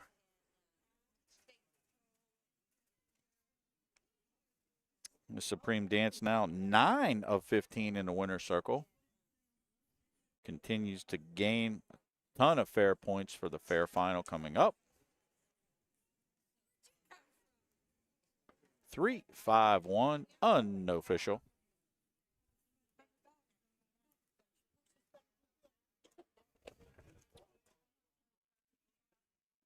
That's a double for Rosie Weaver, too, both on the training and owning side, as she owned our winner in the other division, race number 3. So she takes both divisions down and gets 95% of the money for those 2 divisions for her part.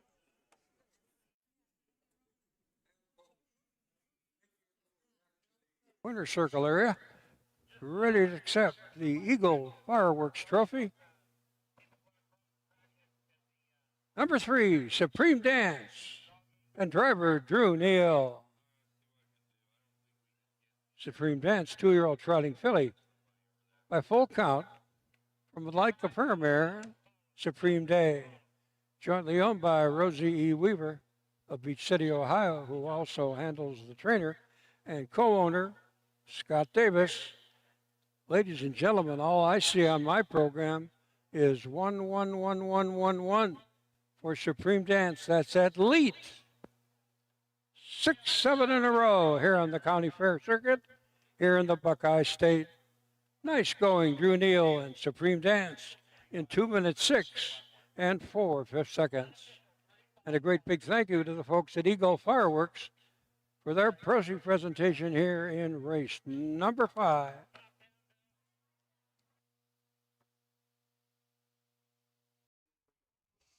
All right, race 5 in the books takes us to race number 6. We've got 5 horses signed on in race number 6. And we still need a driver change for you on the 4 Bob's Dream. We'll give you that driver's change and tell you a little bit more about that race after these brief messages.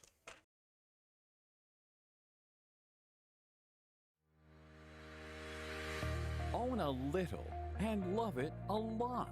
TheStable.ca is an award-winning fractional ownership operation. Buy as little as 1% of a racehorse and experience 100% of the thrill. TheStable.ca makes ownership easy, accessible, and affordable. Communication and customer service are at the heart of everything we do. Get started at TheStable.ca.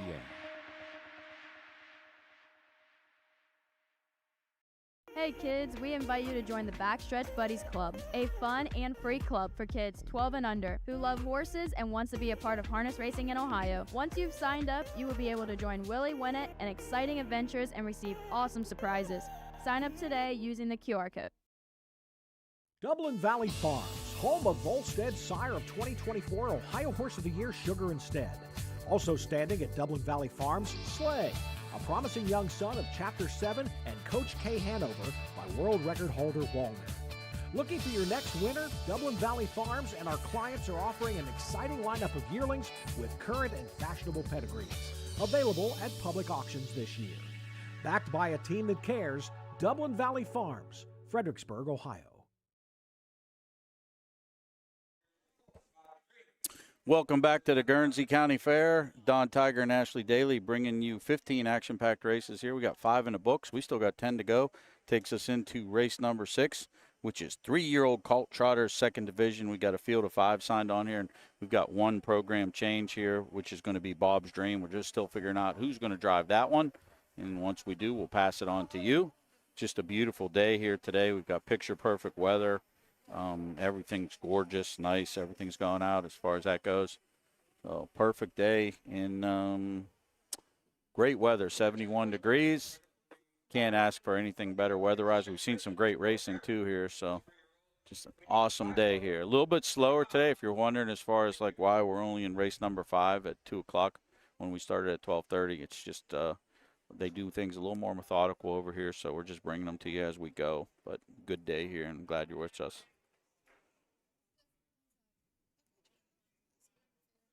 Saw some fireworks earlier. We had a couple races where there were 3 across the track, stuff like that. So really good stuff for sure. Don't have an updated tote board here for you as of yet, but again, this should be a pretty wide open race here as well. 2-horse Tiny Tom, he's been probably the most accomplished on the season. 4 wins, 17 starts, 4 seconds, 2/3, 10 of 17 on the board. Last time out, Canfield was a good second behind Let's Go to Paris, and that horse Let's Go to Paris has been very stellar in this fair circuit, so that one raced real good that day. I expect another big effort here, you know, as far as that goes. So.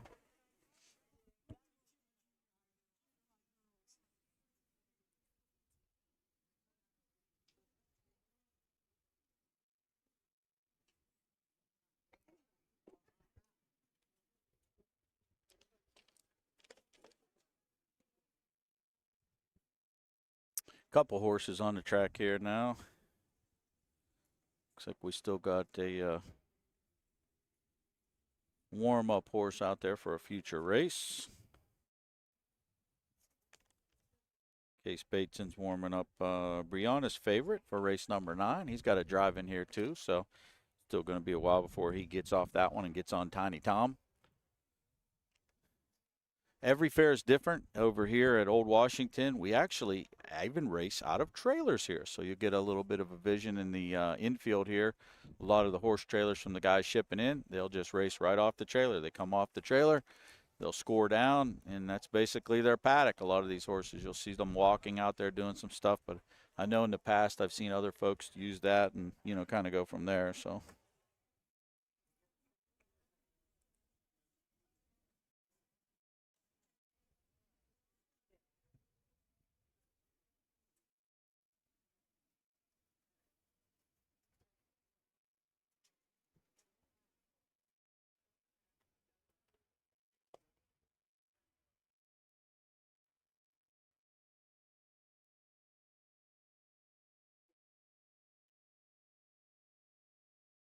Still waiting for the horses on the racetrack.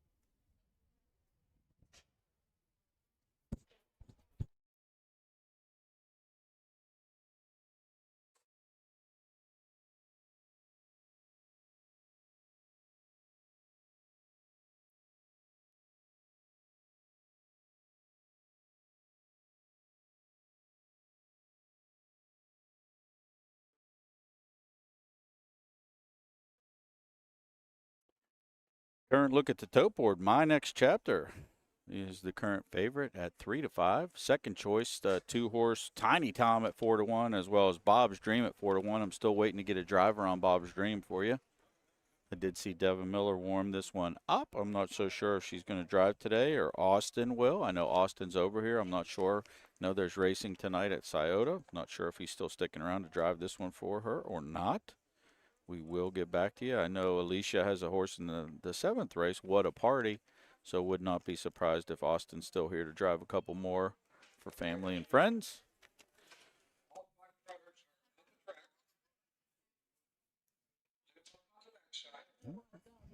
Chuck Fidrich says all the horses are now on the track, so we're getting ready to give you these 5.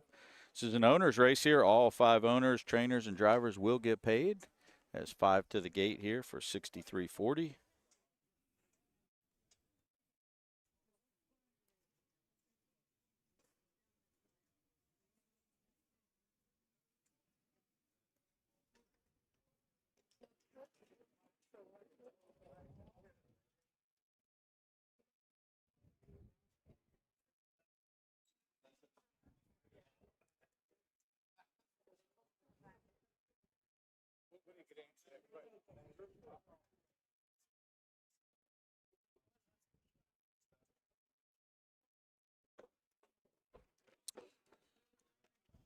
Still waiting for a post parade, and here you go. Send it up to Chuck.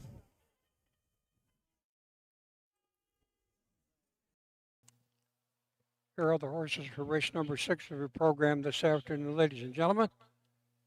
Second division 3-year-old trotting colts and geldings.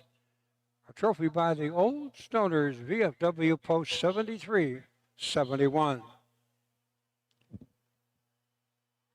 They chase a purse of $6,340. And introducing number 1, My Next Chapter, for Powerline Racing Stables out of Salesville, Ohio. Drew Neal will do the driving. 2 is Tiny Time for Eli H. Miller of West Farmington. Case Bateson up. Number 3, Ryan the Lion for Mike Lickard of Cannonsburg, PA. Jimmy Smith has the lines. The 4 is Bob's Dream for Divana S. Miller of Sabino, Ohio. The driver TBA is Austin Hanners. And number 5, 80 plus 80 for David H. Miller of Salesville, Ohio. Derek Whitaker will be in the sulky. And here you go, race number 6, 1-horse, My Next Chapter. J.H. Miller trains for Powerline Racing Stables. Drew Neal has the lines.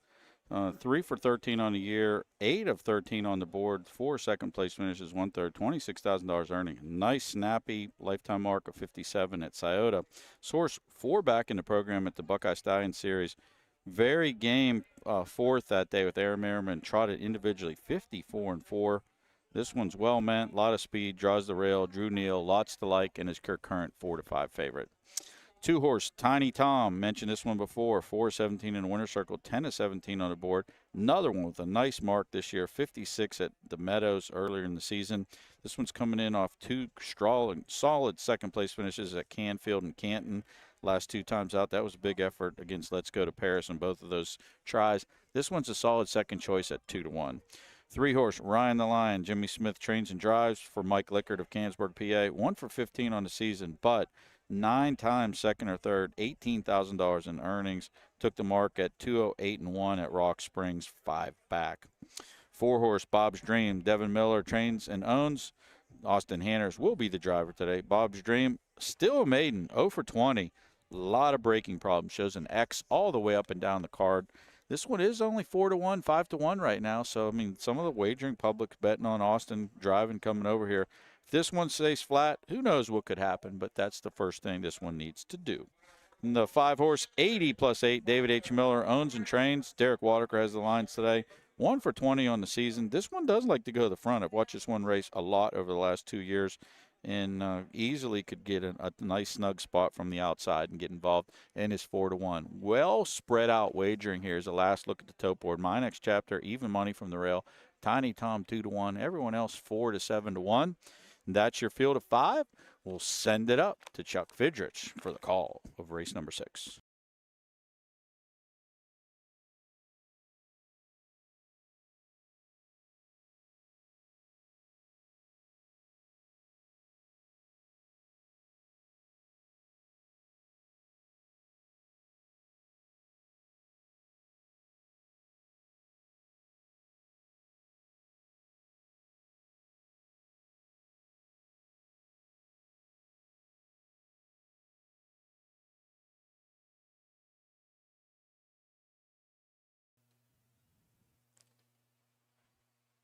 And they're off and trotting.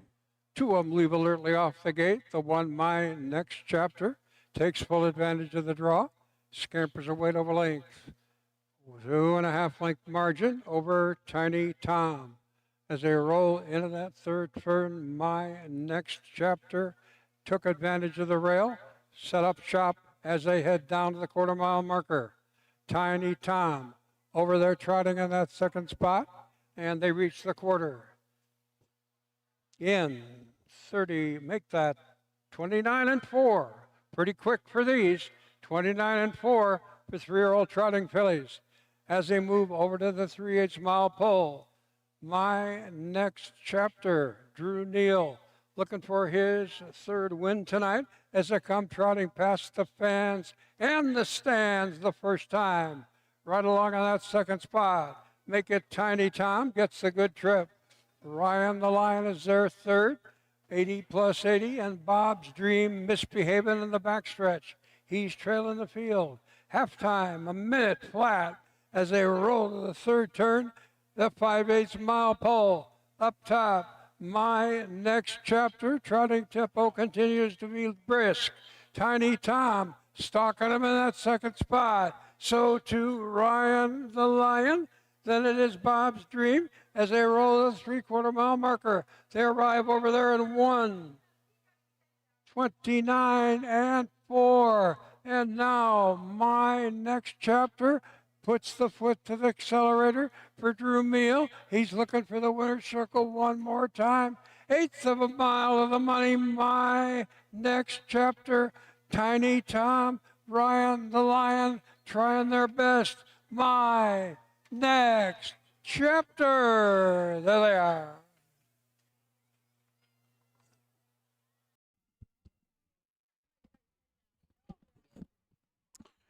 There you have it. Race number 6, elementary, my dear Watson. 1, 2, 3, unofficial. My Next Chapter, Tiny Tom, Ryan the Lion, same as they were programmed. 1, 2, 3, and they finished 1, 2, 3. My Next Chapter, well meant today. Took the lead out of the gate. Never looked back. Tiny Tom sat 2nd. Ryan the Lion sat 3rd. That's how they finished. They came across the wire. Good effort. Popular even money winner here for My Next Chapter for J.H. Miller and Powerline Racing. Will return at least $4 to the faithful backers.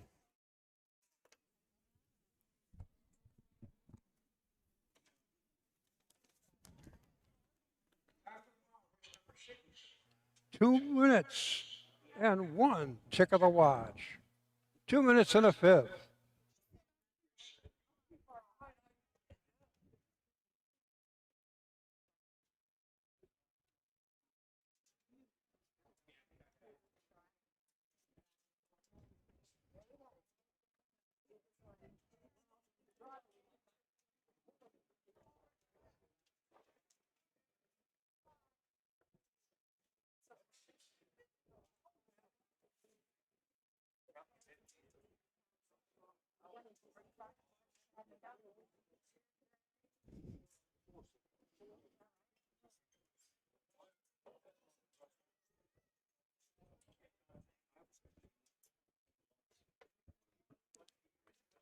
And there she is back in front of the grandstands, or there he is. My next chapter of this afternoon's sixth race. That'll be number 1, My Next Chapter. My Next Chapter, 3-year-old trotting gelding by Uncle Peter from the Chapter 7 mare Tribute to 7, owned by the Power Line Racing Stables out of Salesville, Ohio. Mr. J.H. Miller, the conditioner, and Drew Neal in the sulky this afternoon. That's 3 trips to the winner's circle for Mr. Drew Neal. Congratulations. There it is. As the track announcer Chuck Fidrick said, Drew Neal's got a driving triple on the card. 2 for Rosie, now 1 for J.H. Miller. Nice, powerful effort from My Next Chapter. 1, 2, 3, and it is official on the tote board. Very popular 420 winner. A lot of 210s, 220s on the tote board. $3 exacta, $5 or $3 Quinella, $5.20 exacta. So did not get that one past the locals. My Next Chapter, the 2 Tiny Tom was second, and number 3 Ryan the Lion third.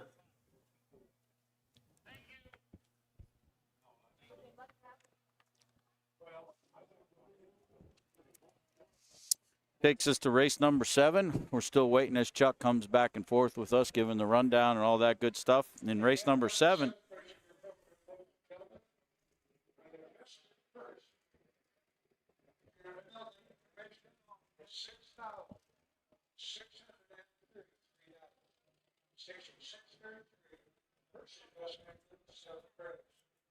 also in the 7th race, the driver to be announced.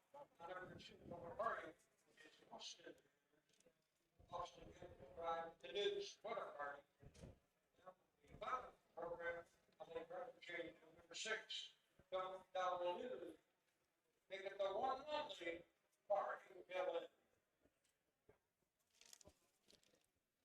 couple driver changes here for you on the 2. What a Party, Austin Hanners.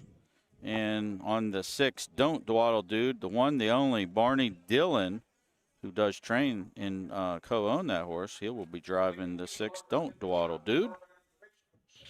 My Next Chapter was your winner. Tiny Tom was second. Ryan the Lion checked in third. Bob's Dream was fifth. 80 plus 80 was fourth. Recheck, top of the program down. I got a 1, 2, 3, 5 and a 4. Time of the mile, 2 minutes and 1/5. And there you have it. Race number 6 for the 1, 2nd, 3rd time is finally official and all the stuff you need to know. 1, 2, 3, official order finish. Takes us to race number 7. On the 2 horse, What a Party, make the driver Austin Hanners. On the 6, Don't Dwaddle Dude, make the driver Barney Dillon. 5 of them will go to the gate. Don't Dwaddle Dude will start from the 2nd tier. We'll tell you more about that race after these brief messages. When you need supplies for your horse, one name stands out, Big D's. Since 1976, Big D's Tack and Vet Supply has been the equine experts you can trust. Whatever your horse needs is available at Big D's Tack and Vet Supply. Visit the retail outlet in Streetsboro, Ohio, or order online at bigdweb.com for fast shipping. Most orders ship that day. Or call 1-800-321-2142. Big D's Tack and Vet Supply. At Ohio State's Galbraith Equine Center, our veterinary champions are here for your champions 24/7, 365 days a year, providing advanced specialty care for sports horses from all stages and disciplines. Our expert team of boarded surgeons and sports medicine and rehabilitation specialists, together with veterinary cardiologists, internal medicine, and ophthalmologists, make our hospital your best resource for all sports horse performance issues. The Ohio State Veterinary Medical Center's Galbraith Equine Hospital. Call us today at 614-292-6661.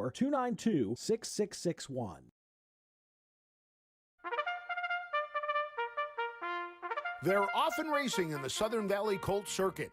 Catch the excitement of Ohio harness racing at one of the county fairs in the Southern Valley Colt Circuit. For over 150 years, people have gathered at county fairs to cheer on their favorite racehorses. Keep the tradition alive. Visit one of the 10 fairs in the Southern Valley Colt Circuit this summer. Horses, racing, and winning. It's the Southern Valley Colt Circuit. 10 great fairs in southeastern Ohio. Midland Acres is proud to stand the prominent stallions, TCI, Long Tom, Ready for Money, Monty Mickey, Summa Cum Laude, and Bit of a Legend.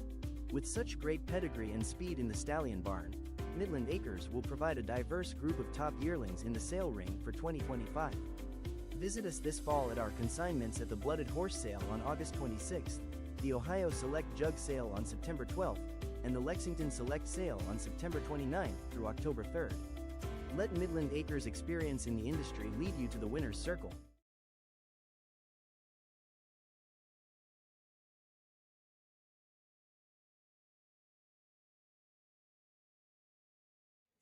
All right. Thanks for joining us here today in Guernsey County, Old Washington. Race number 7 of 15 up next. Going to have our first division of the freshman colt trotters.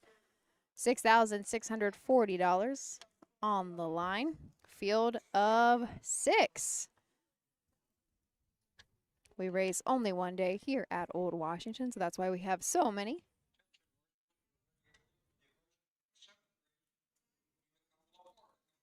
Don has, sorry, as we're kind of on and off occasionally trying to hear our announcer as he's calling people out. But Don Tiger has left me for the afternoon, so it is just Steve and I for the rest of the card. We're not quite halfway through yet, but Don has to go teach some college students. So we thank him for a little bit of time this afternoon. It's been a great day so far. I think our fastest mile naturally has been the one and only division of our 3-year-old colt pacers. 2 minutes and 2/5 for that group. So we have not seen a sub 2-minute mile yet, but we have chances. We have chances. We'll see what I think we've got pacers later on. Of course, our free-for-all. We've got both our free-for-all trot and pace, part of the graduate series. We coming up later in the afternoon as well. Race 7, as I mentioned, we're looking for a field of 6, following along with the program. I believe now our 2-horse, What a Party. Austin Hanners is going to drive What a Party, and then Barney Dillon, our trainer, is going to drive the 6, Don't Dwaddle Dude. Looks like all 6 horses are out for the 7th. So I'm not going to start introducing them quite yet. We'll let them get through the post parade. Our announcer, Chuck, will give you the quick synopsis of them, and I'll tell you about their past performances, maybe what we can expect today. Do have a tote board in the middle of the infield here. So if you like knowing numbers, I can throw a few out for you too.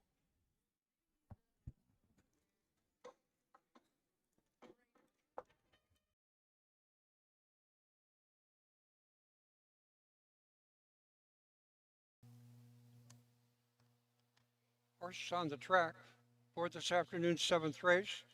2-year-old Colton Gelding trotted 1 mile. They go for an adjusted purse of $6,633. Number 1, Betty Jean's Pride, for David H. Miller of Salesville, Ohio. Make the driver Derek Wadaker. The 2, What a Party, Brandy Duncan, Frankfort, Ohio. Luke Hanners of Chillicothe.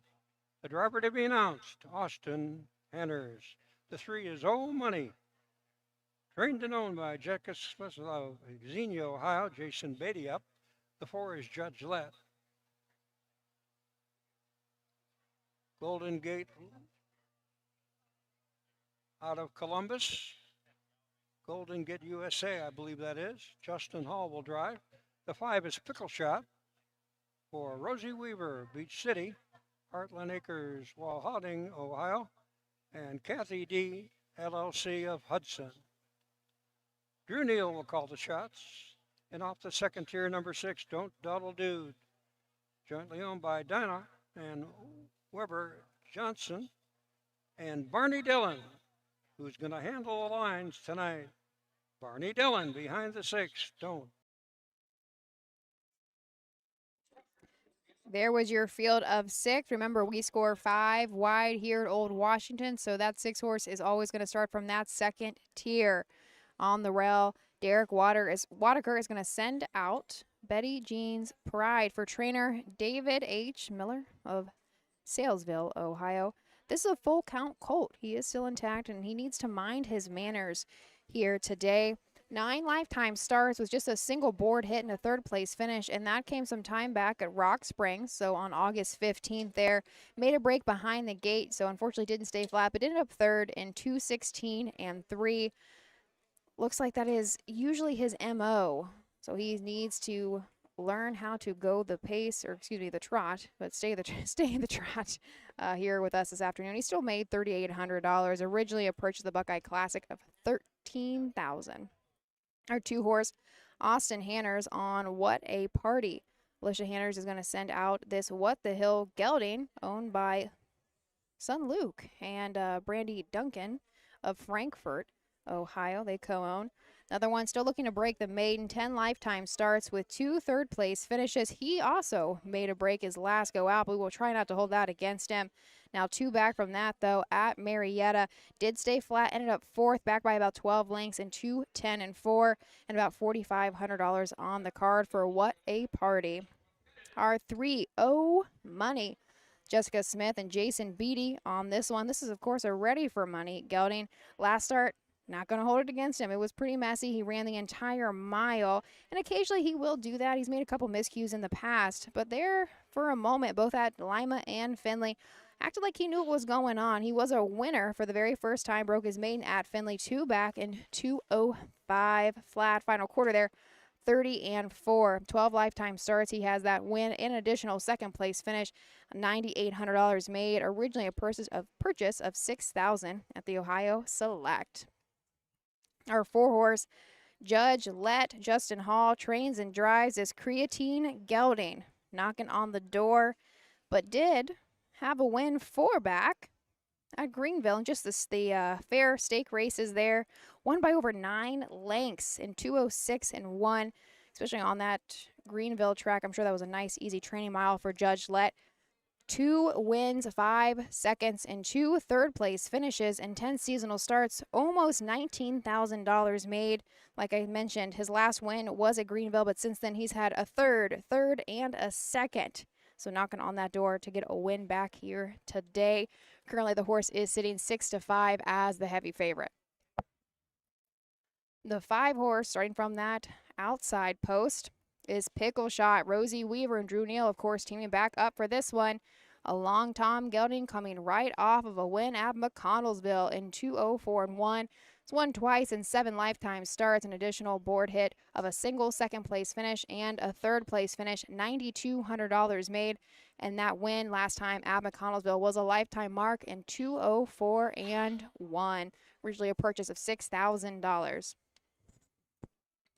Rounding out the field is our 6-horse and the second tier, Don't Dwaddle Dude. Barney Dillon will drive and does train this muscle up the goal out of a Southwind Wrangler mare, Argenna.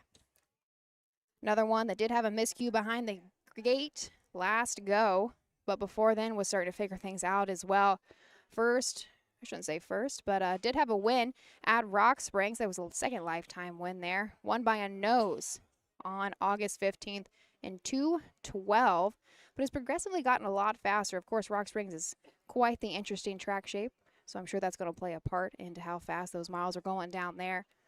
But the fastest that I can see the best beaten is possibly at Woodsfield.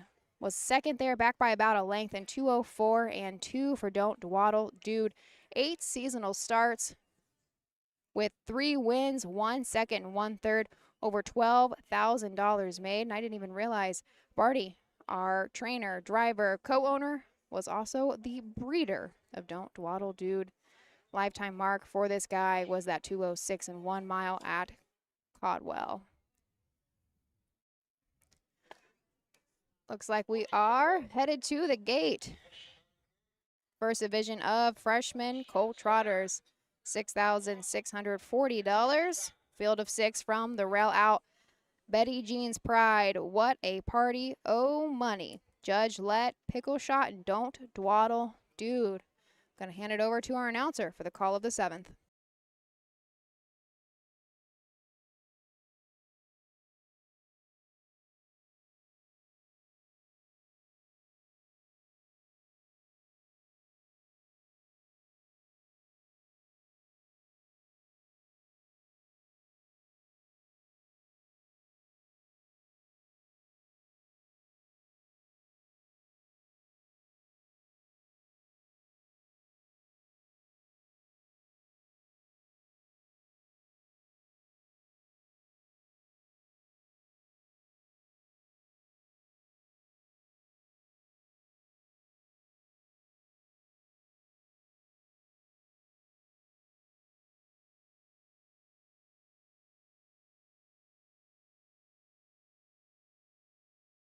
Barney Dillon as they roll past the quarter-mile marker with Don't Donald Dude. He's up in the contention past the quarter-mile pole. They get over there in 32 seconds flat. Off the far turn, it is still Betty Jean's Pride and Derek Wadaker setting the standard. Hung out to dry. Don't Donald Dude. He's first up. He means business coming down past the half the first time. Betty Jean Pride and Don't Donald Dude doing battle on the inside. Make it Judge Let gets a good trip in that second spot. Then it is second over Pickle Shot. Then it is Oh Money and trailing the field. What a Party. At the half in 104 flat. Off the far turn, Betty Jean's Pride. Constant pressure. Number 6, Don't Don Doodle will not go away. Still very much into this. Looking over those top two in that third spot. Judge Let. He's got trot, but nowhere to go. Past the three-quarter. It is still Betty Jean's Pride. On top by a length and a quarter. Up on the outside, Pickle Shot in 1:36 and 1 as they turn for home. Betty Jean's Pride up on the outside, taking the lead and opening up now by 3 lengths. He put the pedal to the metal for the stretch drive. Up top, Betty Jean's Pride coming to the wire. Pickle Shot picked the lead and gets the win. Pickle Shot. There they are.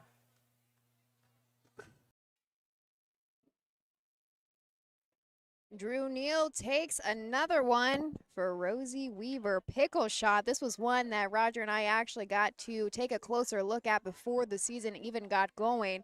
Pickle Shot was featured on the Freshman Focus episode that we shot up there with Rosie.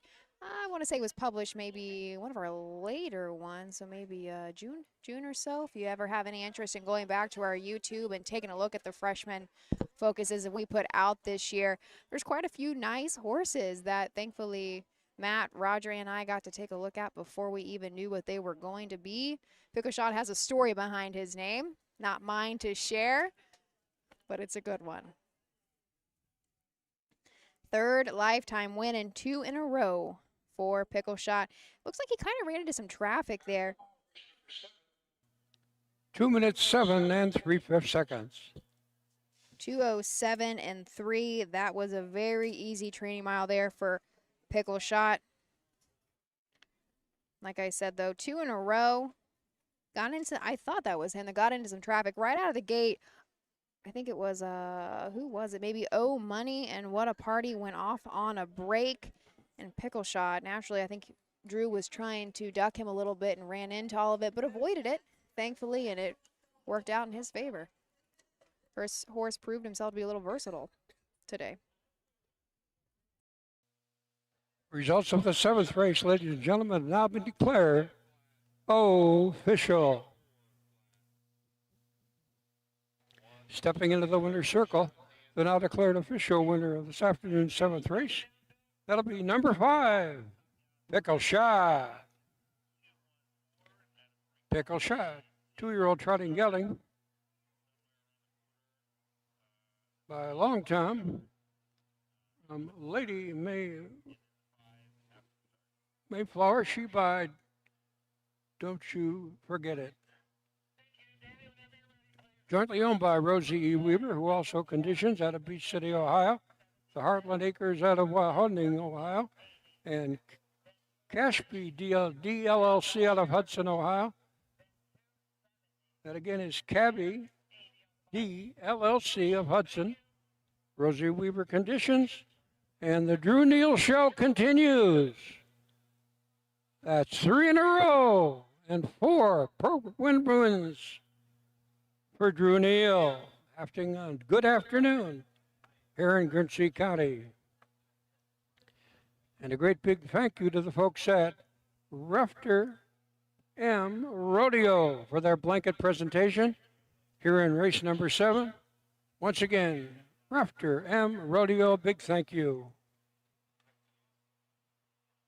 on here for a little bit to get the upcoming changes in the 8th as well as the official rundown. But our winner, the 5-horse Pickle Shot, 2 in a row, returns $740 for anybody who may be hanging out with us trackside.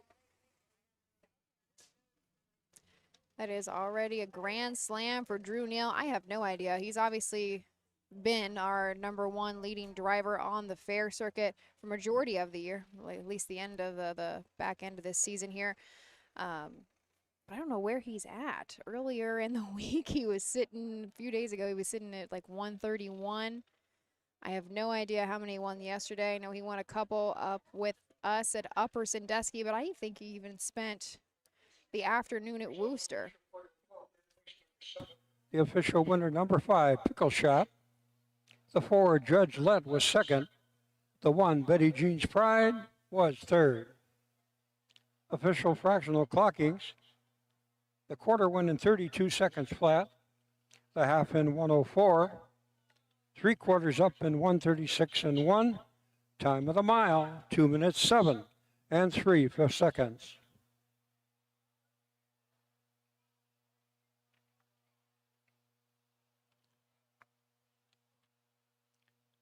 Once again, if you missed the earlier announcement and the upcoming 8th race, we'll do it for you one more time.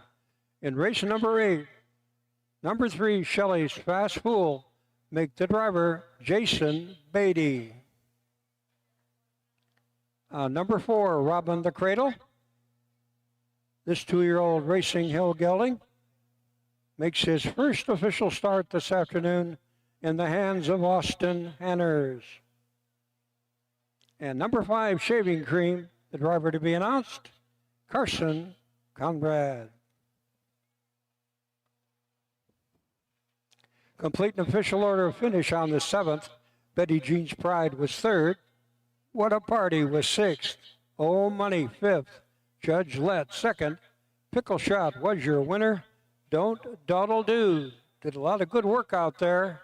Did all the heavy lifting and finished 4th. Recheck top of the program down, 3:65. 2:1, put the 4 on the bottom. Time of the mile, 2 minutes 7 and 3/5 seconds. Race number 7 now. We should give it to our 1-horse, Betty Jean's Pride. Looked great out there under Derek Wadaker. He's usually the driver of this colt, but he finally stayed flat and put in a nice mile and got a nice check for a 3rd place finish there. Flipping the page, race number 8 up next, the first division of freshman colt pacers, $6,895, a field of 6. A few changes that we just got the rundowns for. Hopefully you're following along with the program. If you're not, but you want to be, you know the drill. Head on over to harnessracingohio.com. That should be free and available to you. Thanks for joining us. First, let's thank our sponsors, though, before we talk about the field of 6. The future is bright in Ohio. Ohio Sire Stakes, Buckeye Stallion Series, 66 county and independent fairs. Whether it's the Ohio Sire Stakes, the Buckeye Stallion Series, or the county fairs, Ohio has a place for your racehorse. This year, Ohio breds are racing for nearly $23 million in stakes purses. Be part of the winning. Breed, buy, race, win in Ohio. This September, the thrill returns to Delaware, Ohio. It's the Little Brown Jug. World-class harness racing, heart-pounding action, and unforgettable fun. Join the tradition. Feel the roar. Be a part of history. We have several hospitality and ticket options, including the new Jug Social Club. Please visit littlebrownjug.com or call 1-800-DEL-FAIR. The Little Brown Jug, where champions are crowned.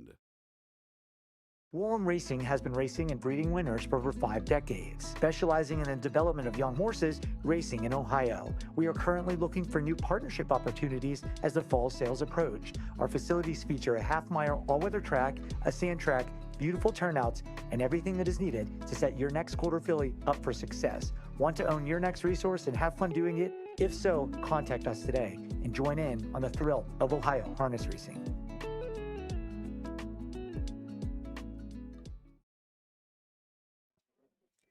Race number 8 of 15 coming up shortly. We might have a couple on the track. It's going to be our first division of freshmen Colt Pacers. Joining myself, Ashley Daly, now solo, but I've got Steven beside me who's doing all the hard work over there. Just had a commercial about the little brown jug. We are just days away to kick off the 5 days in Delaware. You know that Ohio Harness Horsemen Association is going to bring you those 5 days. If you can never find us on Facebook, make sure you go on over to the YouTube channel. We're always going to be up and streaming there. And we have plenty of coverage starting way before post time. Trackside Lives, we'll have a couple of those every day. And then Wednesday and Thursday, we also host our speaker series. Those begin at 8:30 in the morning. We hope you can make it. Hope to see you in our tent. The OHHA tent is located right across from the paddock on the backside. Hopefully where you want to be anyway. You want to see all the action, everything that's going on over there. But make sure you stop in any of the 5 days, hopefully all 5 days. We hope to see you in the tent. Kim Poma and our intern Sam and a few other people will be there to entertain you, answer any questions if you have any. Just hang out, grab some food, get out of the sun for a little bit. We also in the tent have our broadcast going the entire time, so maybe you don't want to fight the crowds and stand up against the fence to view the races live. We'll have them right there playing in the tent for you. Of course, Sunday, we'll start setting up on Saturday, but Sunday's day number 1 of 5 for Delaware. Post time is 1 p.m. Same for Monday and Tuesday, and I believe Wednesday and Thursday. So Jugette and Jug Day, I believe they're going to go behind the gate at 11. But we can make sure we'll confirm that for everybody. If anybody has any interviews, any good stories you want me to feature, please shoot me a message, Ashley Daly on Facebook, or, you know, head over to the harness for the OHHA Facebook as well. Shoot us a message. We'll try to take a look. If you know of any stories or certain people, if you want to hear more about grooms, if you want to hear more about a certain trainer, just shoot us a message. We'll try to see what we can get done. I'm here to provide you some all-access coverage that week. Sometimes I just want to hear what you guys want to see. I know what I want to see, but sometimes I take these things for granted because I grew up in the industry, so it's always nice to have another ear, another opinion of maybe you can't make it to Delaware, maybe you've never been to Delaware at all, so what can I bring you through the broadcast? Looks like we have the field of 6 out for the 8th already. I'm going to slowly get in order here. Maybe not. Maybe don't have 6 out. Yes, we do. There we go. How much can I count? Can I count today? Might have to use both of my fingers to count 6 horses, but I did it. Couple of changes. Here's our bugle, but Jason Beatty now on the 3, Austin Hanner is on the 4, and Carson Conrad on the 5. Here's a post. Ladies and gentlemen, these are the horses for this afternoon's 8th race.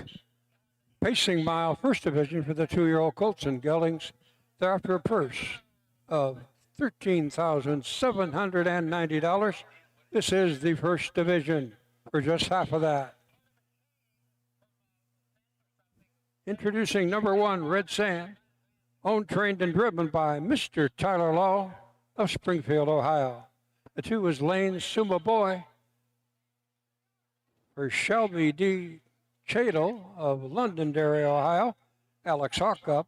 The 3 is Shelley's Fast Fool for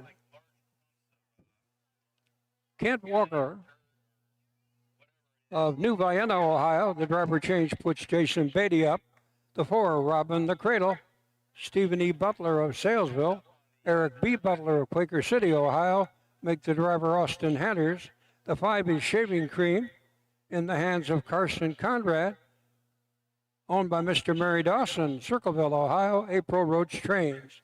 And number 6 off the second tier, I'm a Dancing Man, for Eric Nesselrode of Stockport, Mr. B. Powell of McConnellsville, D. Ruff and Jay McCourt of Milton, Ohio.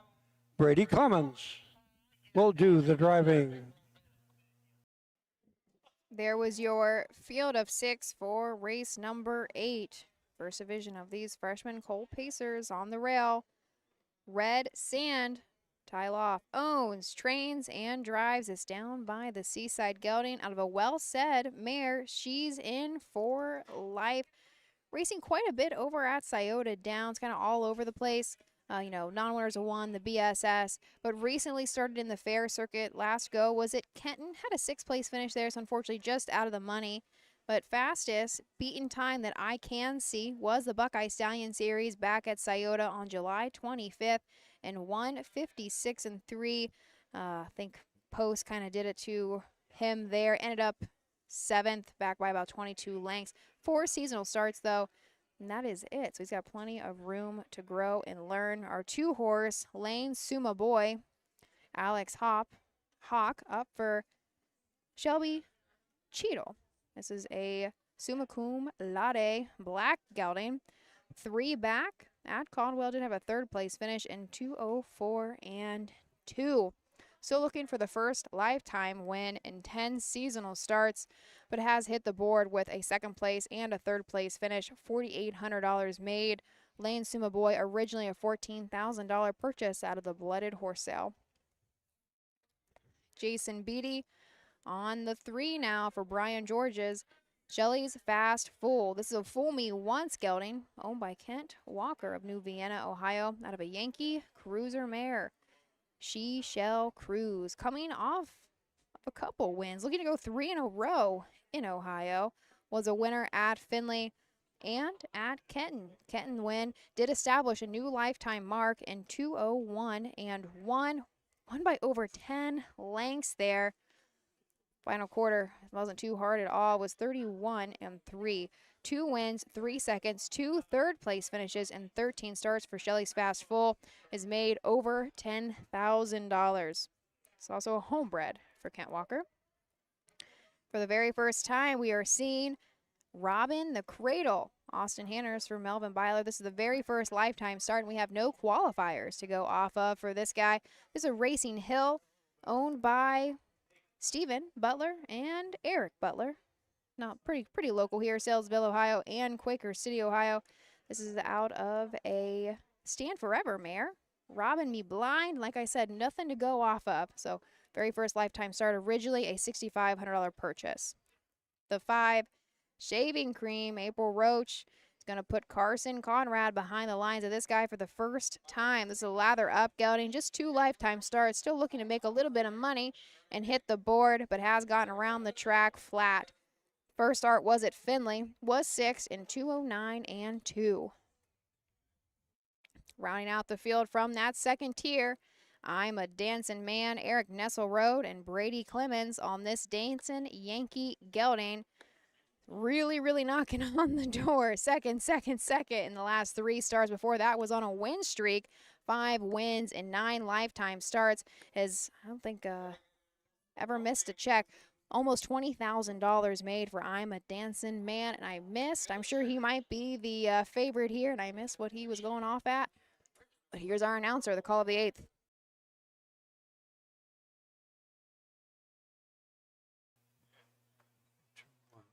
And they're off and pacing. Shelley's Fast Fool gets the first call.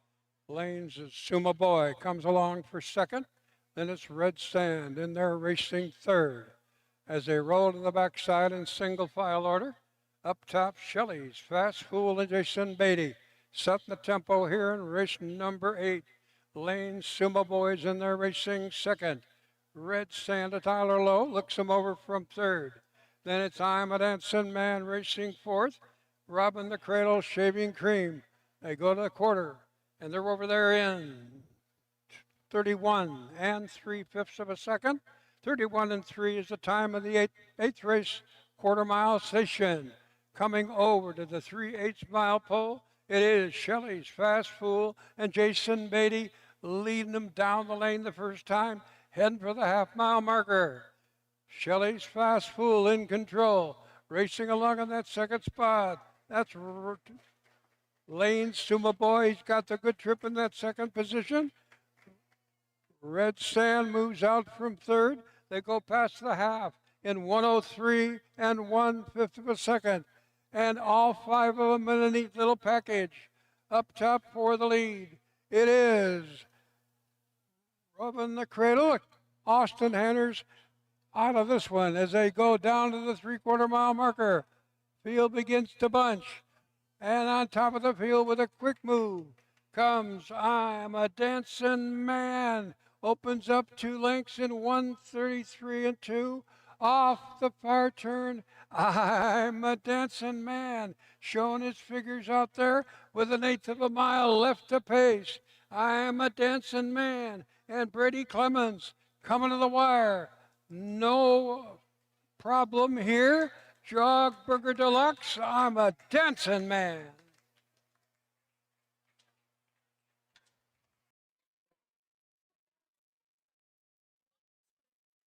Was the 6, I'm a Dancing Man. Finally goes back to his winning ways. 10 lifetime starts. 6 of those have been victories. Still waiting for that final mile time, but as I suspected, went off 3 to 5 as the favorite there. Nice, patient drive by Brady Clemens. Had no reason to go to the front, but still swooped him. Coming around that final turn. Opening quarter 31 and 3 to the half and 1:03 and 1. 3/4 was 1:33 and 2. So we will await the final rundown in that mile time. But I think unofficially we're going to go 6:3:2:1. Brady Clemens. 2 minutes 2 and 1/5 seconds. 2:02 and 1 for that first division of these Colt Pacers.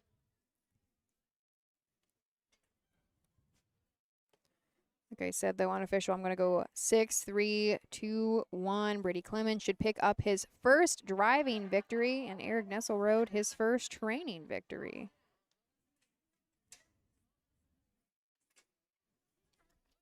The 4-horse Robbing the Cradle does his very first lifetime start. Made a break out of the gate. I'm going to say, who knows if he's even seen one. Like I said, we had no qualifiers or anything to go off of, so that might have scared him enough. But when he wanted to pace, he looked great. I mean, he just couldn't catch up with the group. They've got some more experience on him, but hopefully later on in the season, if not his 3-year-old year, we're going to see him really come into form.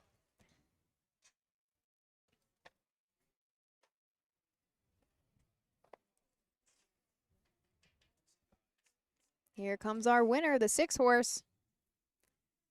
I'm a Dancing Man for race number 8 today of Old Washington.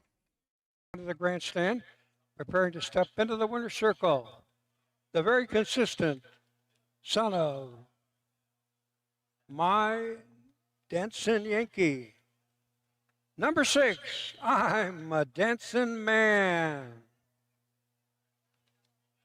I'm a Dancing Man, 2-year-old pacing gelding by Dancing Yankee from the Zabet mare, year to year. Eric Nesselrode, Stockport. Mr. B. Powell, Mansfield, or McConnellsville, make that. D. Ruff and Jay McCourt. I think that's Milton, Ohio. Brady Clemens in the sulky. I'm Dancing Man, very consistent son of Dancing Yankee. Nothing but firsts and seconds all over the program. This is his 6th win in 10 tries here in 2025. A great big connection. Congratulations to the folks at I'm a Dancing Man. You got yourself a nice colt.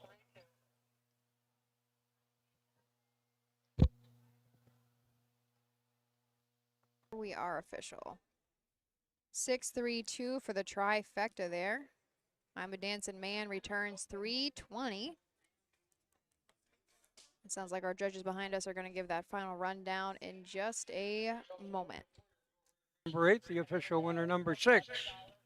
I'm a Dancing Man.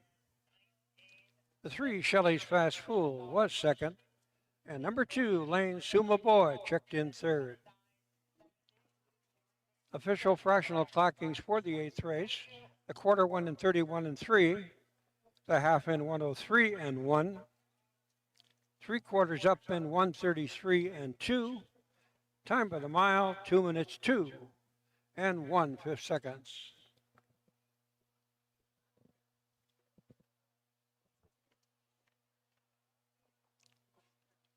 Over to the 9th race. In case you missed the earlier announcement, we have 1 driver change to report to you in the 9th race. Number 5, Doodle Bug. Make the driver Ms. Vicky Fry. Vicky Fry steers the 5, Doodle Bug, race number 9.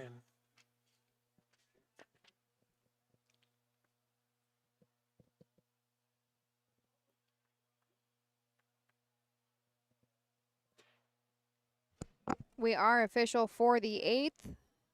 Just waiting for that whole rundown.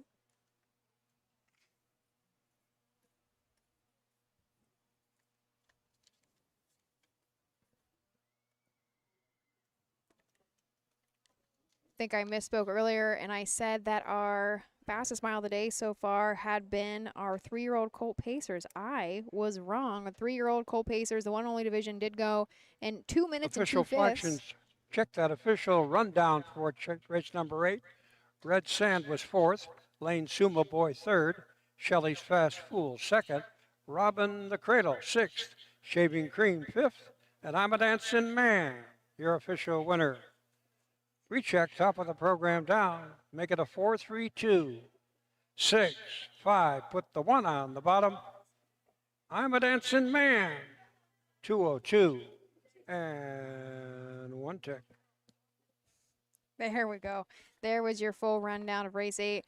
But kind of going back to my thoughts, I was wrong. I stepped away for a couple of races, and it was our 3-year-old Colt Trotters that actually outdid the Pacers by just a 1/5 of a second. They went their mile time, that second division, in 2 minutes and 1/5. So that has so far been the fastest of the day.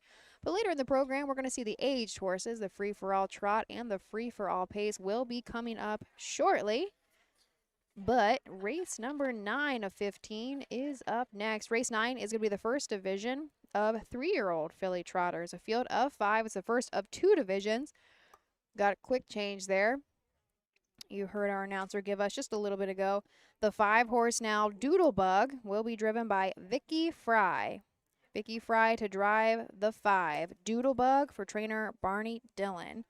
I'll introduce you to the field of 5 in just a moment, but first let's thank our sponsors for allowing us to do what we do. In Ohio, Hickory Lane Farm has the stallions you are looking for, like What the Hill, Uncle Peter, and In Range, as well as Branded by Lindy, Jug Winner Luz Pearlman, Racing Hill, and Guardian Angel Oz. Hickory Lane will offer a host of Ohio sired yearlings this fall, including 6 by In Range, 5 by Uncle Peter, 4 by Guardian Angel Oz, and 1 by What the Hill.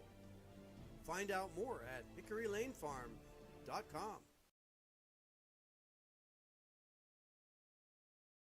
Have you heard about Bob?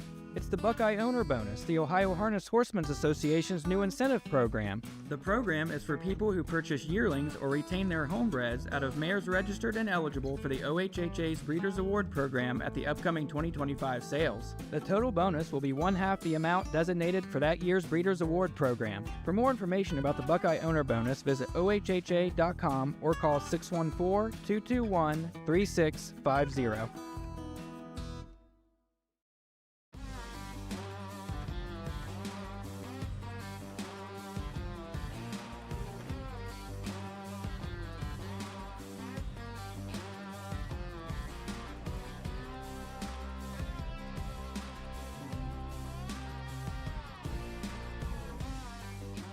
Do you want your horse to shine in the winner's circle? Feed DAC Oil. It makes a world of difference.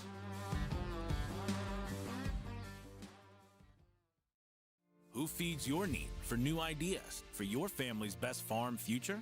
Ohio Farm Bureau. We work with our members to shape ag policy that will positively impact our industry. Farm Bureau is advancing business solutions to give you a competitive advantage. We help you gather information to stay ahead of important topics and technologies. Plus, Ohio Farm Bureau creates opportunities for growth. Ohio Farm Bureau, feeding your need for new ideas. Race number 9 up next. First division of 3-year-old filly trotters. $6,458 on the line. This is a Southern Valley Colt Circuit Fair. I don't get to many of these at all. This one's usually the furthest from me, as well as some of the home talent colt stakes, but I have ventured quite a bit this year. I've added a lot of fairs for the first time onto my list. Old Washington is one of those. The Southern Valley Colt Circuit is the smallest of the 4 we host here in Ohio. I think there's only 10. I was trying to open my Huffs. Unfortunately, the Southern Valley doesn't have a page dedicated. They do not like buy an advertisement, so they don't have a whole page dedicated themselves. But I'm pretty sure there's 10 in the Southern Valley. The next would be the Home Talent. They've got about 15 member fairs. And then we go on to the OCRA, which was my home base over in the western part of Ohio. I think there's maybe 19 of those guys. And our biggest is the OFRC. There was our bugle. So we are all 5 horses are out for 9. It'll be just a moment while they get into position. On the track for this afternoon's 9th race, first division for 3-year-old trotting fillies, sponsored by our circuit, the Southern Valley Colt Circuit. They're after a total purse exceeding $12,900. They go for half of that in race 9, 64.58. Number 1 is Wild Child Annie. Over the Heartland Acres, Valhonding, Ohio, and Rosie Weaver of Beach City, Ohio, who also trains. Drew Neal will steer. Number 2, Flirtini for the Melrose Stable out of Hopewell, Ohio. John Ryan Melsheimer, the trainer driver. Number 3, Fancy Prize from Melissa and Royus Burns of Milford Center, Ohio. Roy Burns trains and drives. The 4 is Brianna's Favorite, Karen A. Freed, James A. Mims, Jan R. Freed. The trifecta from 84 and Newcastle, Pennsylvania, Case Bateson in the sulky. And number 5, Doodlebug, is owned by Barney L. Dillon. Jerusalem, Ohio, a late driver change puts Ms. Vicky Fry in that sulky. Your full gate of 5 for this first division of sophomore filly trotters on the rail. Wild Child Annie, Drew Neal, and Rosie Weaver are going to try to add another one, and they might. Currently sitting at 1-2. Wild Child Annie is a long Tom filly. Had a break last time out, but she did start from the 2nd tier at McConnellsville. Time before that, though, at Wauseon, she had a nice mile wire to wire there, won by over 3 lengths in 2:03 flat. Final quarter, Wauseon, 28-4, 21 seasonal starts, 6 wins, 4 seconds, and 2 third-place finishes. She has made $33,000 on the year, $67,000 lifetime. Took a mark earlier this year at Northfield Park and won 58-2. Wild Child Annie, like I said, $67,000 lifetime, was originally a purchase of $24,000 out of the Buckeye. The 2-horse Flirtini, that's one of my favorite names. John Ryan Melsheimer trains and drives this What the Hill filly. Last time out at McConnellsville, did have a 3rd-place finish in 2:04 and 1. Before that, even at Marietta, was 2nd. Kind of lightly started as a freshman, just had 5 goes, didn't make a whole lot of money. This year is shaping up to be a little bit better, starting to figure things out. She's had 7 seasonal starts with 2 seconds and a 3rd-place finish, $6,100 on the year. The 3-horse Fancy Prize, Roy Burns trains, drives, and co-owns alongside Melissa. This is an Enterprise filly, another one coming off a 3rd-place finish at McConnellsville, 2:05 and 1 there. She's still, no, she has had a seasonal win, excuse me.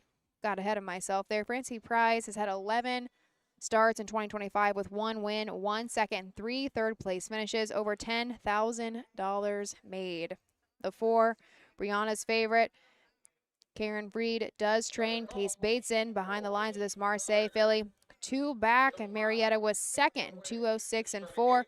Still looking to break her maiden. Didn't start last year at all as a 2-year-old. 12 starts so far as a sophomore and $10,000 made.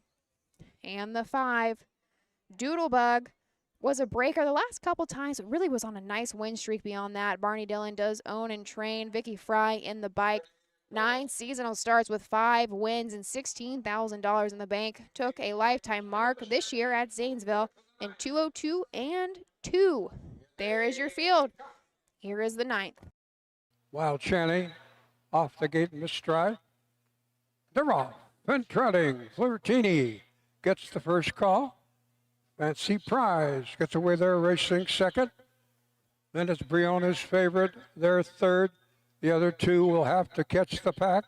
That's Wild Child Annie. Meanwhile, up top, Flirtini and John Ryan Melsheimer has about 2.5 safe lengths as they go in single file order over to the quarter-mile marker. They'll get over there in 31 1/5 of a second. Opening quarter in 31 1. And John Ryan Melsheimer and Flirtini have the racetrack, have the lead. They're setting the standard here in race number 9. Flirtini by himself on the lead as he comes trotting past the stands the first time. Roy Burns sits in the 2-hole with Fancy Prize. Then it is Brianna's Favorite. Doodlebug is racing fourth, and there they have in 1:02 and 4/5 of a second. As they move into the 5/8 mile pole, up top, it is still Flirtini saying, "Catch me if you can." Fancy Prize is in there racing second, gets a good trip, so too Briona's Favorite. And they roll to the 3/4 mile marker. It is still Flirtini, opens up a length and 3/4. Then it is alongside Fancy Prize, third quarter's up in 1:33 and 2. Just 3 of them left in this one. Can Flirtini last as they turn for home? The beneficiary of the perfect trip. Up top comes Roy Burns and Fancy Prize.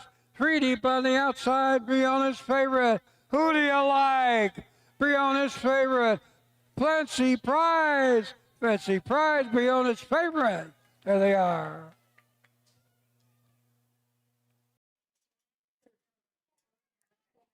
Case Bateson picks that one up with our 4-horse, Brianna's Favorite. Very first lifetime win under a pretty confident drive there by Case. I don't even think coming across the wire he was asking anything of this Marseille filly.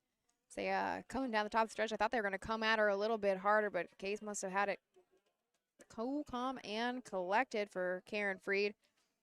Now 13 lifetime starts with that very first win. That's about $3,200 more to her bank too. Not a bad day. I think we're going to go 4, 2, 3, 5. Unofficial. Wild Child Annie, I think, did go off. Yeah, went off 3 to 5 as the favorite. I don't know if she just did not like this track. Every once in a while, she will act like a wild child, will make some breaks. She just made a lot of miscues in this go around. Usually she kind of is on a pattern if you take a look at her race lines. Last time she did had a break and then was flat, and then had a break and then was flat. I think we're going to have an inquiry here, so it might be a minute till we go official. We have an objection. I'm not sure if it's a driver's objection. So our judges are going to drop down.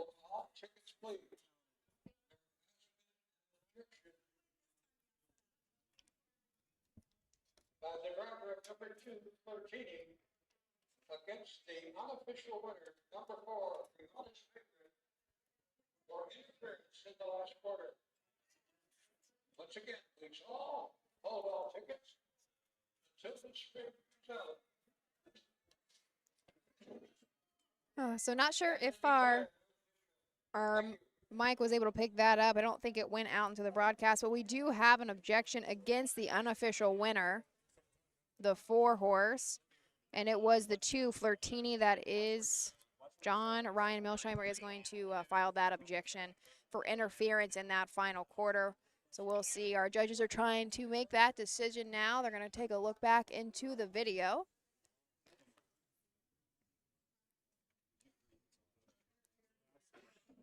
Our 4-horse, if does stay up, did go off 9 to 1. And the 2-horse actually even a little bit longer shot than that. If it does get put up, it went off 10-1. Flirtini did.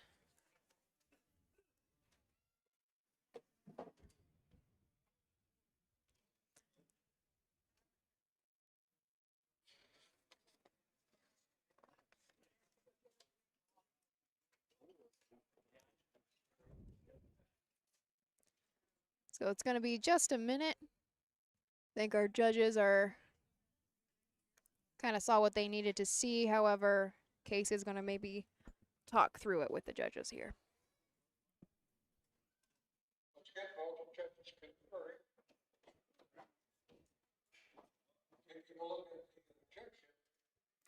Can throw him on. To Flirtini against the unofficial winner, number 4, Briona, his favorite.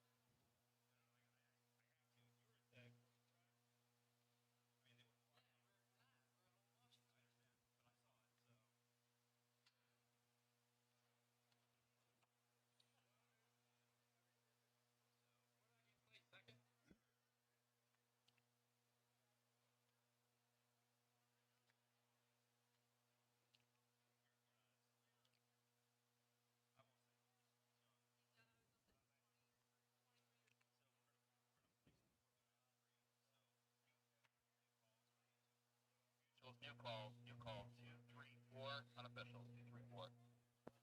Official 2, 3, 4. It's unofficial. Do you want me to send the 2-horse back? Yep, send the 2-horse to the winner's circle. Bill, is that it?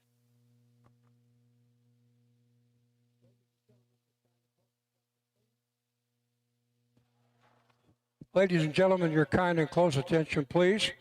The judges have determined that number 4, Briona's favorite, was interfered with Flirtini at the approximate 7/8 pole in that vicinity. Flirtini was impeded by the number 4 horse, Briona's favorite.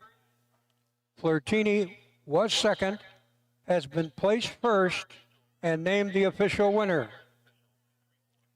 Number 3, Fancy Prize, who was also involved in the objection over the outcome of it, was third, has been placed second, and number 4, Briona's favorite, was the unofficial winner and placed third for interference in the last turn. Results of the 9th race are now official.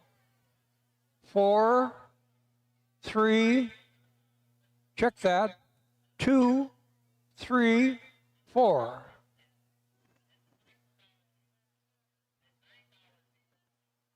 Going to get the very first lifetime victory, John Ryan Milsheimer, trainer and driver stepping of into this the one. circle. Stepping into the winner's circle, the now official winner of the 9th race, number 2, Flirtini. Flirtini, 3-year-old pacing filly by What the Hill from the Donato Hanover mare She Likes to Dance. Flirtini breaks her maiden here in Old Washington, picks up a new lifetime record of 2 minutes 4 and 2/5 seconds. She's owned by the Melrose Stable over in Hopewell, Ohio.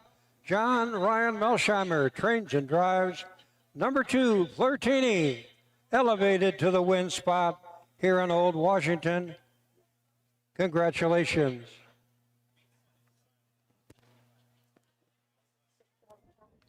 We still need that. Here's the official fractional clockings for that 9th race. The opening quarter in 31-1, the half in 102-4, 3/4 up in 133-2, time of the mile, 2 minutes 4 and 2/5 seconds.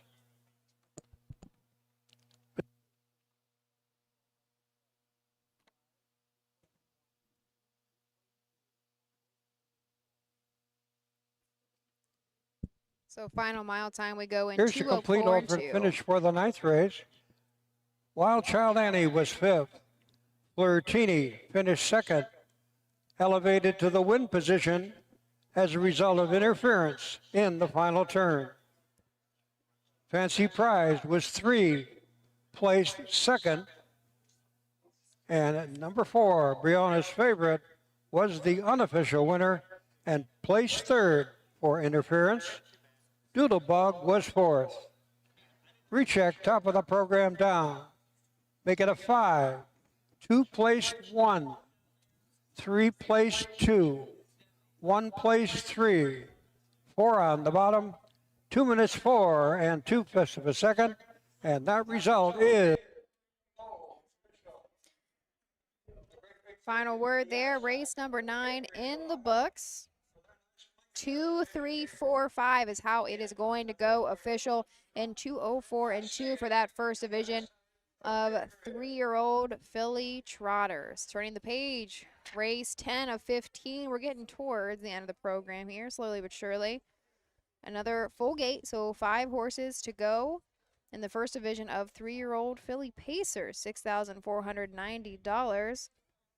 I think the only change I currently have is the 2-horse Trunk Bay Hanover, now driven by Austin Hanners for mom, Alicia Hanners. Join us back here momentarily and we'll introduce you to the field. The Ohio equine industry needs your help. I'm Scott Mogan, president of the Ohio Harness Horsemen Association. With over 300,000 horses in Ohio, the economic impact of the equine industry in the state is over $2.8 billion. That means jobs that pump millions of dollars into the local economy and support thousands of families. For Ohio's equine industry to remain strong, we need to send a clear message to our legislators about the important role that the agricultural small businesses play in Ohio's economy. To do that, we need your help. PACER, the Political Action Committee for Equine Racing, helps support and inform on issues that could positively affect Ohio harness racing. Please consider a donation to PACER. To donate, visit our website at ohha.com or call 614-221-3650. Your donation will help keep harness racing strong in Ohio. Thank you for your support.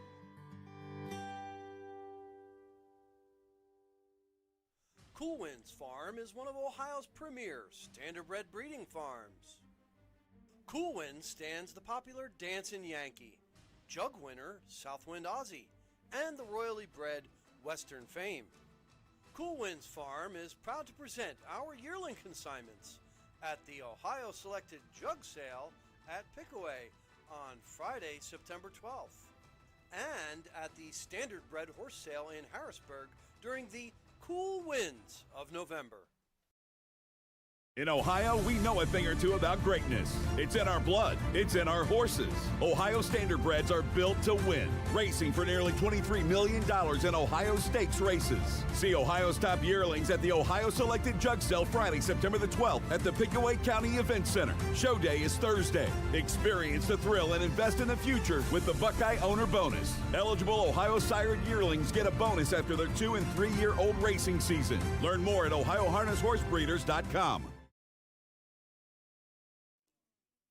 Thanks for joining me this afternoon at Old Washington, the Guernsey County Fair. I think we are trying to get everybody into position to post parade, but want to talk quickly. Guernsey County. There's another place called the Isle of Guernsey. Are you familiar with it, Stephen? No. Oh, well, they're going to cut me off. I finally have things to talk about, and I'm cut off. Here's the post parade of race number 10. And folks, these are the horses for this afternoon's 10th race, the first division for the 3-year-old racing fillies. They go for a total purse of $12,980. The 10th race, just half of it, $64.90. Introducing number 1, Euphoria Rising, for B. Hopper, Nicholasville, Kentucky. K. York, Cincinnati, Ohio, M. Gray of Cincinnati, and K. Gray of Xenia. Carson Conrad up. The 2 is Trunk Bay Hanover. Hanners Racing out of New Holland, Ohio. Make the driver Austin Hanners. 3 is Sunshine Player for David H. Miller of Salesville. Brady Clemens up. 4, Racing Like a Star, jointly owned by Jeff Fout Racing, East Bernstein, Kentucky, Adam Freeland of Brooklyn, New York, SCP Stable of Canton, Georgia, and H. Holton of Grove City, Ohio. Who's the driver on the 4? Who? The driver is Drew Neal. Just got that information from the judge. Once again, number 4, Racing Like a Star. The driver, Drew Neal. And rounding out the field, number 5, Eat My Pixie Dust for the Melrose Stable of Hopewell, Ohio. Once again, John Ryan Melsheimer will be in the sulky. Field of 5. Sophomore Philly Pacers, $6,490. First of 2 divisions here on the rail. Carson Conrad, Euphoria Rising for Steve Carter. This is a filly by Do Me That Again. Didn't start at all as a 2-year-old. Seems to be the right choice. She's come along pretty nicely as a sophomore. 20 starts, 3 wins, 3 seconds, 3 thirds, and almost $40,000 made. I think this is her very first appearance. Oh, it is not. She doesn't race at a fair often, but it looks a handful back. She did race at Sydney, but races a lot at Scioto Downs in Northfield when the BSS calls for it. She actually does have a lifetime mark set earlier this year at Miami Valley and won 53 flat. 3 back, actually, in the Fillies and Mares non-wears a 4 with a claiming tag at Scioto. She was second back by about a length and went a mile in 1:53 and a piece there as well.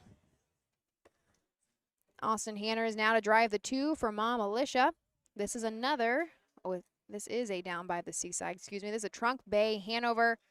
13 seasonal starts, 5 wins, 4 seconds, and 3 third place finishes. $30,000 made coming off of a win at McConnellsville in 1:59 and 2.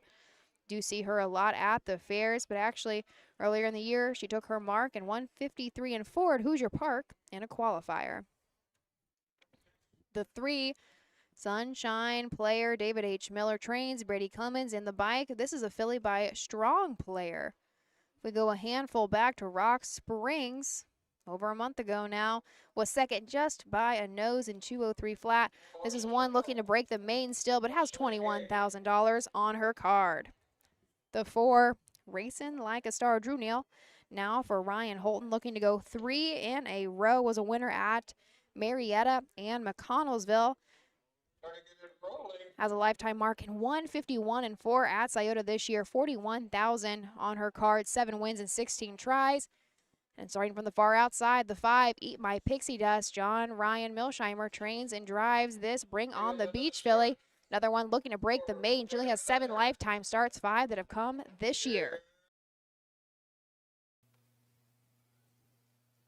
And the raw and pacing, Sunshine Player, quickly off the gate for Brady Clemens, establishes a quick 2.5, 3-length advantage as they roll into the backside.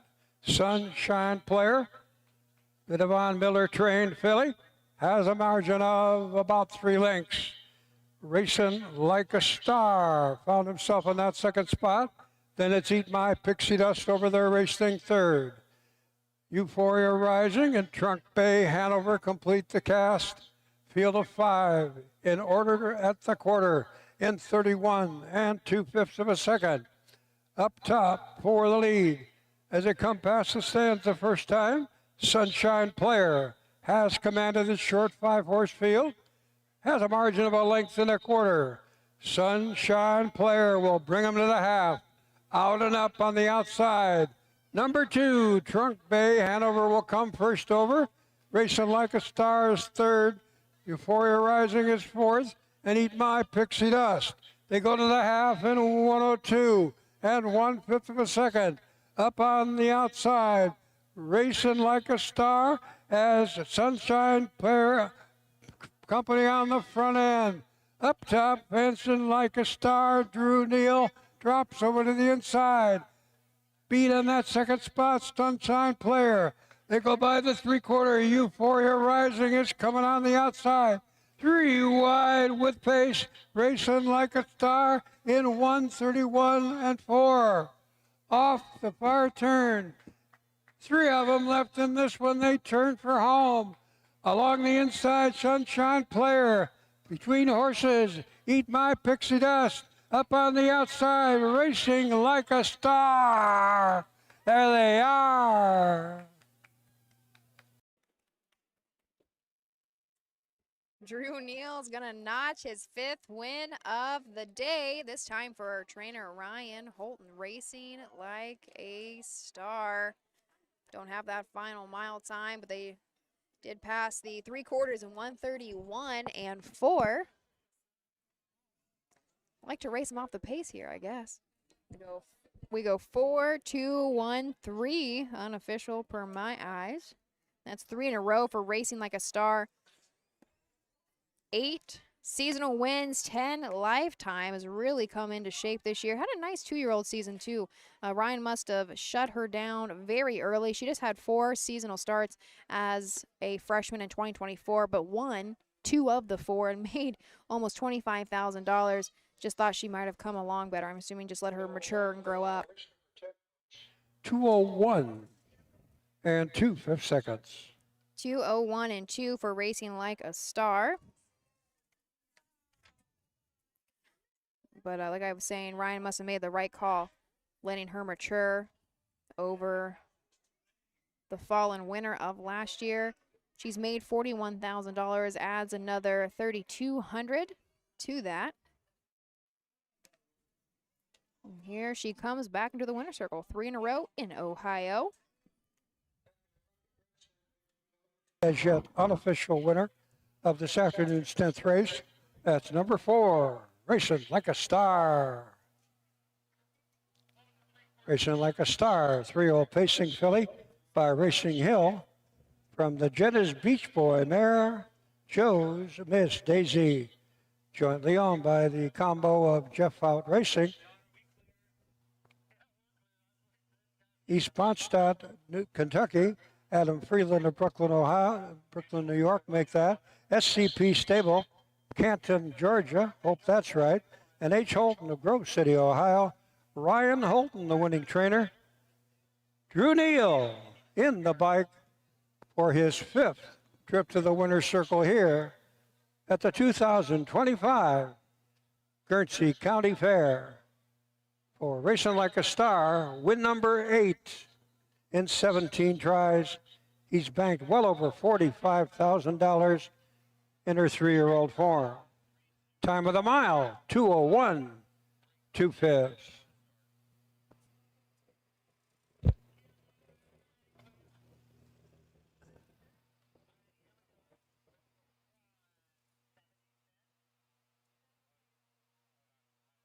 We are official, which we should be getting that rundown shortly. Our winner returns $440.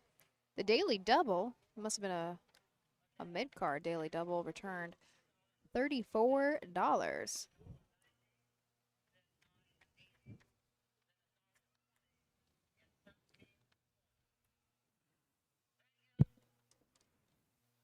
Results official for your program, ladies and gentlemen.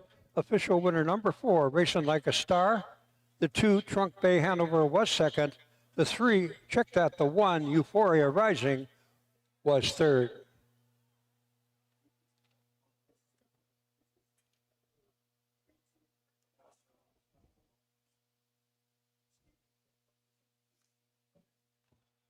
Here are the official fractional clockings for that 10th race.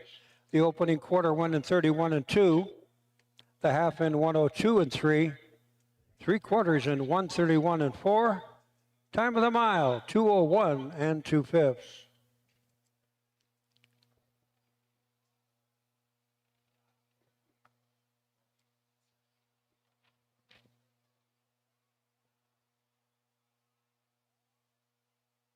In the upcoming 11th race, at this time, there are no changes. Complete and official order of finish on the 10th. Euphoria Rising was 3rd. Trunk Bay Hanover 2nd. Sunshine Player was 4th. Racing Like a Star, the winner, Eat My Pixie Dust was 5th. Recheck top down, race number 10. Make it a 3-2-4. 1 and a 5. Time of the mile, 2:01, 2/5 seconds. Turning the page, you heard it. We have no changes if you're following along with the program. A field of 5 to go forth in the 11th, second division of freshman colt trotter, $6,640. Join us back here in just a moment. We'll tell you about them. Own a little and love it a lot. TheStable.ca is an award-winning fractional ownership operation. Buy as little as 1% of a racehorse and experience 100% of the thrill. TheStable.ca makes ownership easy, accessible, and affordable. Communication and customer service are at the heart of everything we do. Get started at TheStable.ca.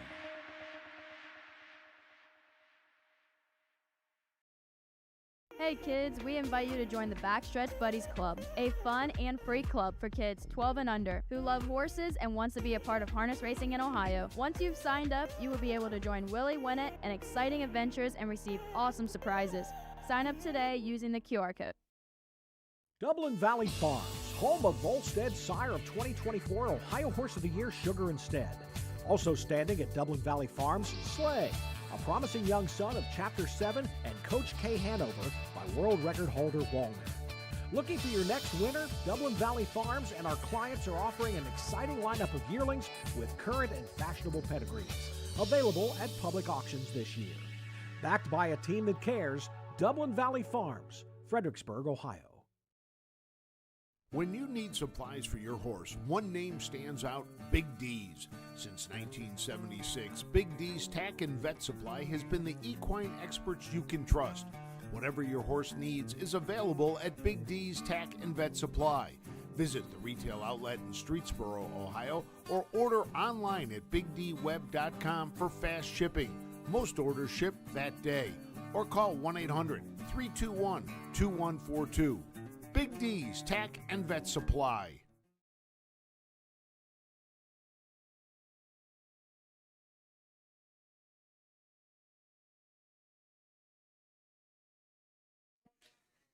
Race number 11, we have a few horses on the track for these 2-year-old colt trotters. This is the second division. If I flip back, I've been trying to keep track. The first division of these 2 colt trots went 207 and 3, and I'm pretty sure that was a Weaver horse. It was Drew and Rosie, and I cannot remember off the top of my head who that was, though.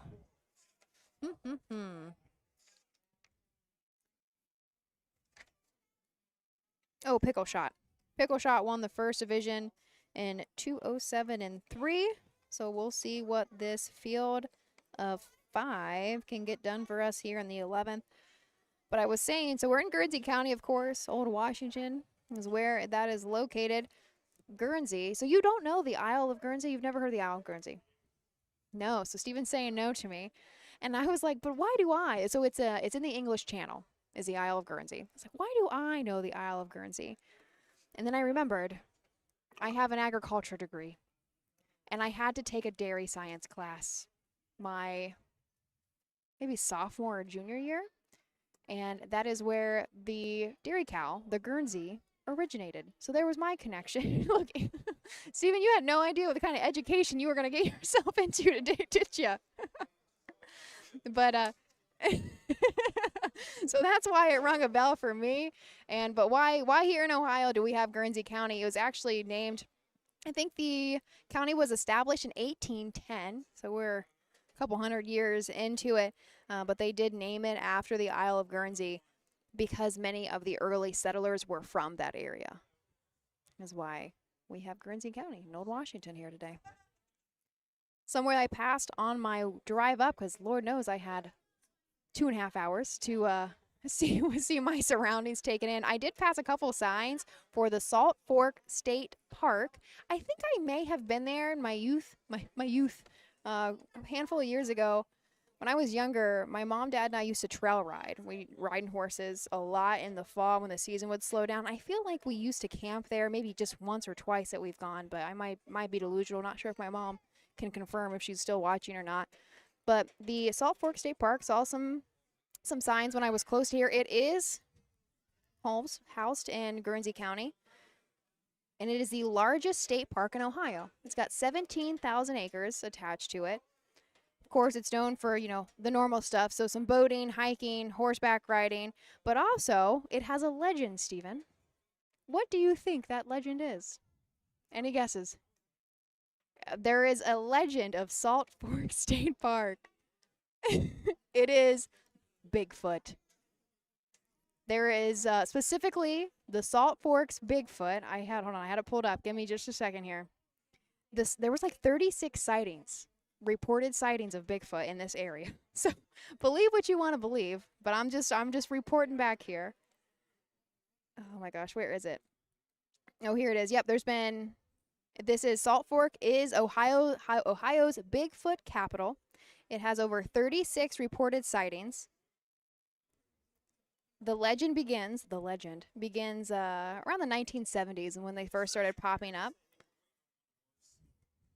And apparently there is a hiking area named in its honor. It's called Bigfoot Ridge. And this area of Salt Fork hosts an annual Bigfoot conference for all of the U.S. to come together.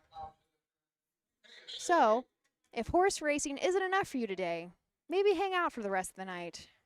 We're going to go Bigfoot hunting. So there's a little bit, outside of the county fair and the racing here, what Guernsey's known for. I had no idea. Just happened to see the sign on the way up, and I was like, let me look into it a little bit.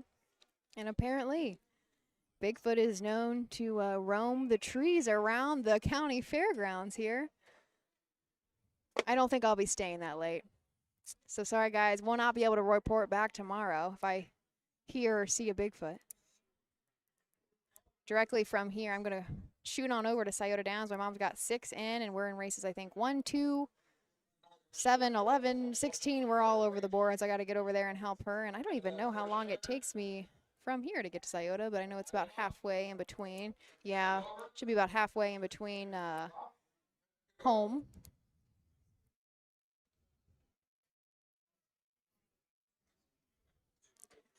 I think we are trying to get in position to correctly post parade here. Little all over the place. We got some people coming from the barns and some people coming right from the infield.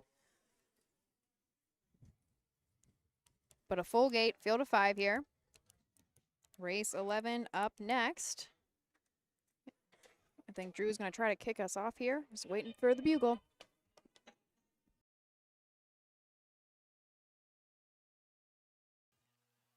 And ladies and gentlemen, the horses in front of the grandstand, the field for the 11th race, 2nd Division 2-year-old colts and geldings.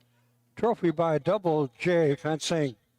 Introducing number 1, Pump Action for Rosie Weaver of Beach City. Heartland Acres, Wahonding, Ohio. Drew Neal up. 2 is Whistle on the Wind for Richard L. Owings of MacArthur, Ohio. Finds Alex Huck in the bike. 3 is Jurassic Jokester, jointly owned by Jerry M. Welch of Waterford, and part owner, trainer, driver Michael Lowe of McConnellsville. 4 is Mile Range for the Hatfield Stables over in Columbus. James A. Crawford, the 4th of Erie View, New York. Carson Conrad up. And number 5, Long to Be With You for the Mitchell Standardbreds Incorporated out of Jacksonville, Florida. Golden Gate USO, Columbus, Ohio. Mr. Justin Hall in the sulky. This is a nice field of these freshman colt trotters. Right now, the 1 is taking early money, currently setting 1 to 2, but this could be anybody's game, truly. But Pump Action is going to set us off from the rail. Rosie Weaver trains. Drew Neal in the bike. This is a long Tom gelding coming off of a win at McConnellsville. Wire to wire there in 2:03 and 1. 11 lifetime starts with 2 wins and 3 third-place finishes.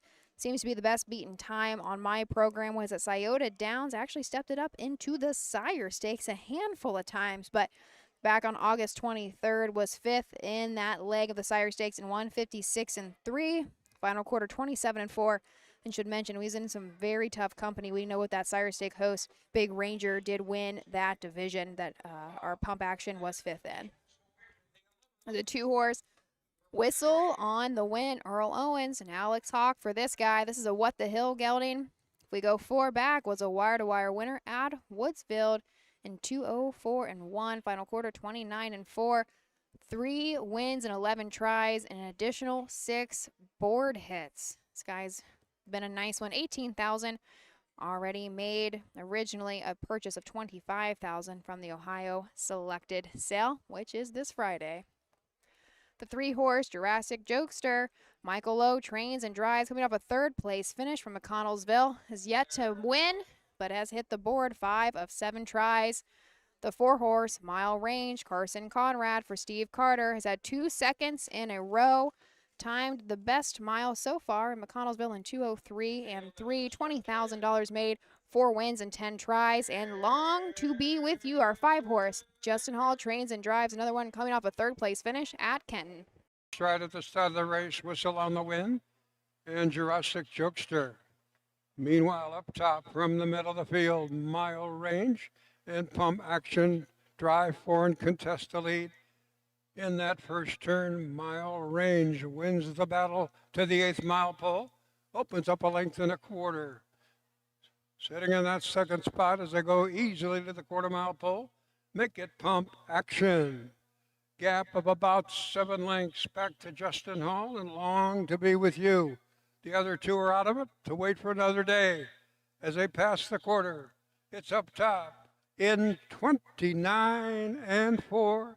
They're moving right along, folks. Up top, Mile Range. Carson Conrad has the lead in the racetrack. From the 2-hole, pops out of there, wants to contest the issue early. Comes Pump Action. Pump Action and Mile Range, and they're playing hardball. Going past the half. Let's see who wins this battle. Half goes in 1 minute and 2/5 of a second. Up top, Mile Range. The outside, Pump Action. These 2 with the noses apart. Who do you like? Pump Action. A little better. 3 parts of a length. A length and a quarter. Gets over to the 3/4 pole with a lead of 2. Pump Action and a Mile Range over there in 1:30. Then flat, 1:30 flat off the far turn. Pump Action opens up about 2 lengths. Looks like he's got things under control here. Mile Range has had enough as they turn for home. Pump Action. Looking around for competition. Mile Range, no factor. Will have to settle for 2nd. Long to Be With You 3rd. Make It Pump Action. All the way in race number 11.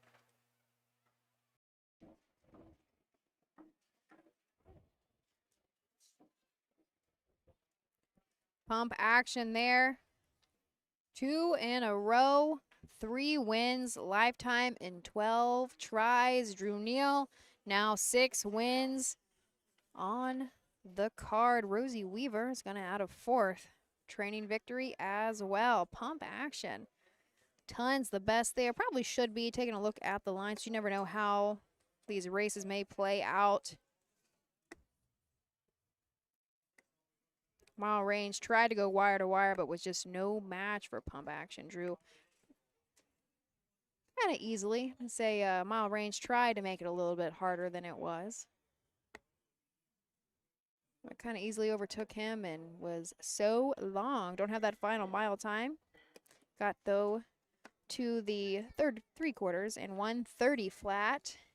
So we see how fast they come home. Drew didn't really have to ask much of this horse at all.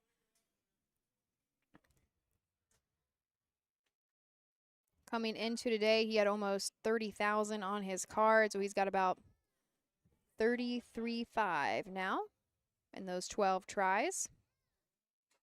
It might establish, probably should establish a new lifetime mark for this guy. Coming into today was 2:02.4 at Northfield in a qualifier. We'll see how fast they come home again. Didn't have to try too hard. He was the clear winner.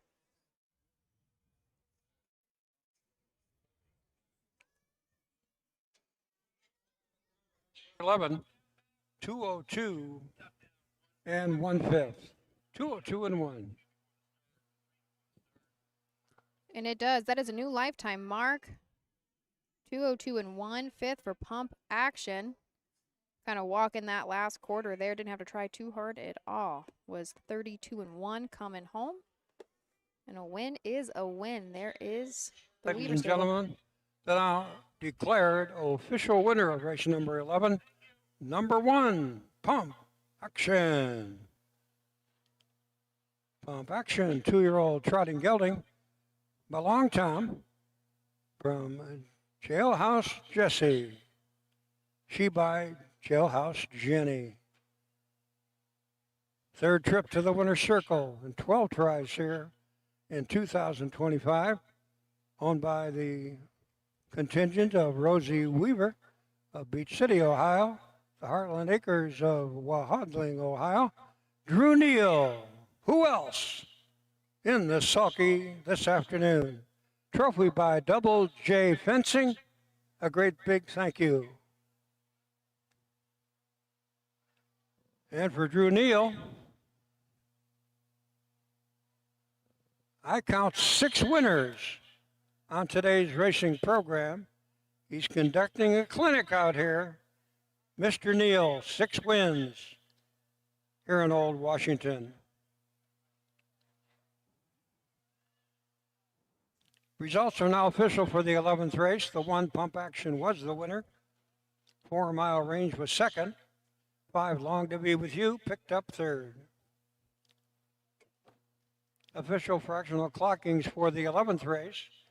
The opening quarter went at 29 and 4. The half in a minute. 3/4 up in 1:30.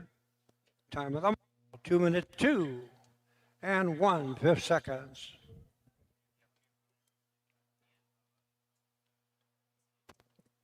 Official Pump Action returns 380. Should have the top down in just a moment.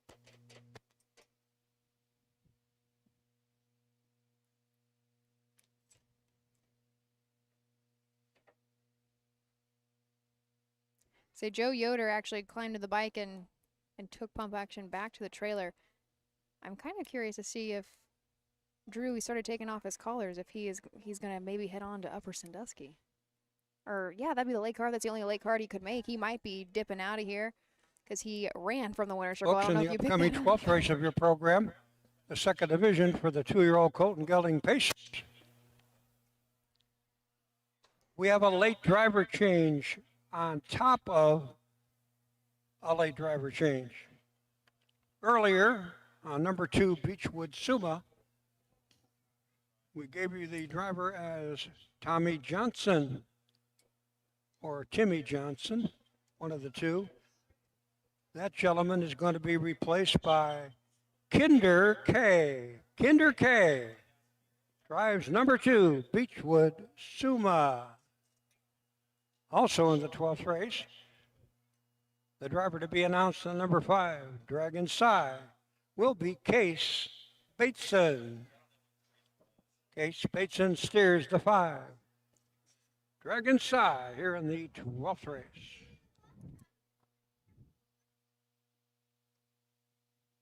Still waiting for the top down. There were your couple changes. Headed into the next, the 12th. I'm not sure who's driving the 2. I think you said Kinder K? Not somebody. And while we wait the horses for the 13th race, folks, check that, the 12th race. If you turn over to the 13th race, if you care to, I'll give you a driver to be announced in race 13 on 5, Sarah Hill. Make the driver Derek Wadaker. Derek Wadaker steers the 5, Sarah Hill, race number 13. Race number 14 is clear. In the 15th and final, a late driver change on number 2, Hammering Hank. You may make the driver Carson Conrad. Carson Conrad drives the Hammer and Hank. Number 2 in race 15, the finale. I'm going to assume that we're not going to get that top down, but we do go 1, 4, 5, 2 is how I have them across the wire. We know that we went official because we did see prices posted there. So turning the page, race number 12 up next, the second division of freshman Colt Pacer, $6,895. A couple drivers changes that we did just give you there, but join me back here and I'll tell you about the field. At Ohio State's Galbraith Equine Center, our veterinary champions are here for your champions 24/7, 365 days a year, providing advanced specialty care for sports horses from all stages and disciplines. Our expert team of boarded surgeons and sports medicine and rehabilitation specialists, together with veterinary cardiologists, internal medicine, and ophthalmologists, make our hospital your best resource for all sports horse performance issues. The Ohio State Veterinary Medical Center's Galbraith Equine Hospital. Call us today at 614-292-6661.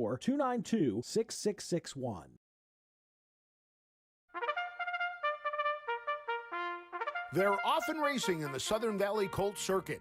Catch the excitement of Ohio harness racing at one of the county fairs in the Southern Valley Colt Circuit. For over 150 years, people have gathered at county fairs to cheer on their favorite racehorses. Keep the tradition alive. Visit one of the 10 fairs in the Southern Valley Colt Circuit this summer. Horses, racing, and winning. It's the Southern Valley Colt Circuit. 10 great fairs in southeastern Ohio.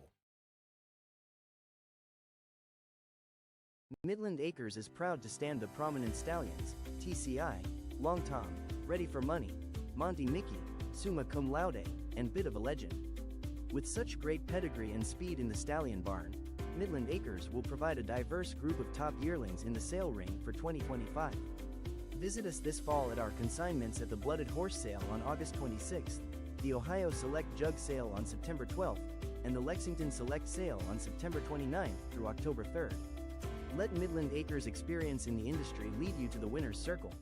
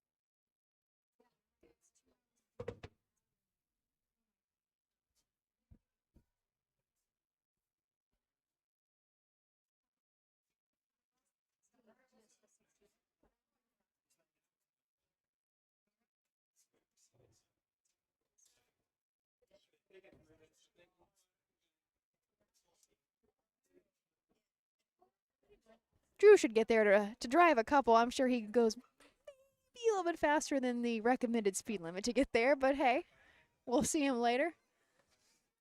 We should check his Wooster. Hopefully they wrapped up a while ago. That team, so Susan was on air and Chris Santa Caterina was our camera guy over there today, and they both had to tear down from Wooster and head on over to Upper. This is a crazy day for us, is every single year. Somebody's always got to do a double header, and it tends to be Susan. We probably shouldn't make her do that all the time, but that's how it always works. Wooster always goes to Upper because they are the earliest and the latest program. We've got 4 total fairs going today. Once we wrap up this evening, there are only 6 fairs left. We have gone through 60 racing fairs. We have a total of 66 of the 88 counties. And some, I should throw in there, some independent fairs as well.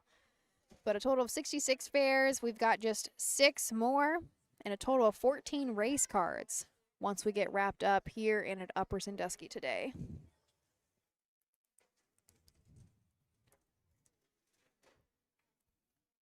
I think it's still, it's a little bit over an hour drive from Worcester to Upper, isn't it? 50 or 15? Okay, well, that's good. Hopefully that should put them in good time. I know Roger Houston was announcing at Worcester and was going to try to get them through. And Roger's usually pretty good about that kind of stuff, right? At any fair, he wants to get them in and out. But was going to try to help us out and keep Worcester rolling. And then Ayers is announcing at Upper, and I think Susan was going to give him a call and say, hey, if we're a few minutes late, can you try to hold him off just a second? This is always crazy. But this is, I think we only have maybe 2 or 3 days. Maybe, Stephen, you can correct me on this. I think it's 2 or 3 days a year where we do have 4 fairs in a day. There's at least multiple, but I don't know how many. I believe that this year it was 2. Just 2. I think last year was more, but we had a 4 fair in a single day a couple weeks ago, not that long ago. The end of August. Is it the end of August? Today, okay. Yeah. So thankfully it's not the biggest issue. We don't have to do it every single day, but we just don't have enough bodies sometimes, enough kits to get it done.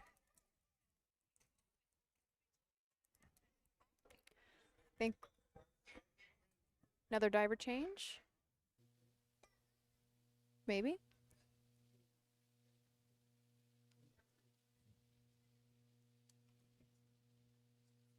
Well, we might not be getting that. We'll see. I think everybody's out for the post parade, though. So if we do have a driver's change, we will see that in the post parade, and then I'll go through them. Okay, line them up, please. Line them up. Post parade order. I think we're still missing one. Oh, we are. We'll go without them. No, everybody's out. They're all out. There's 6 there.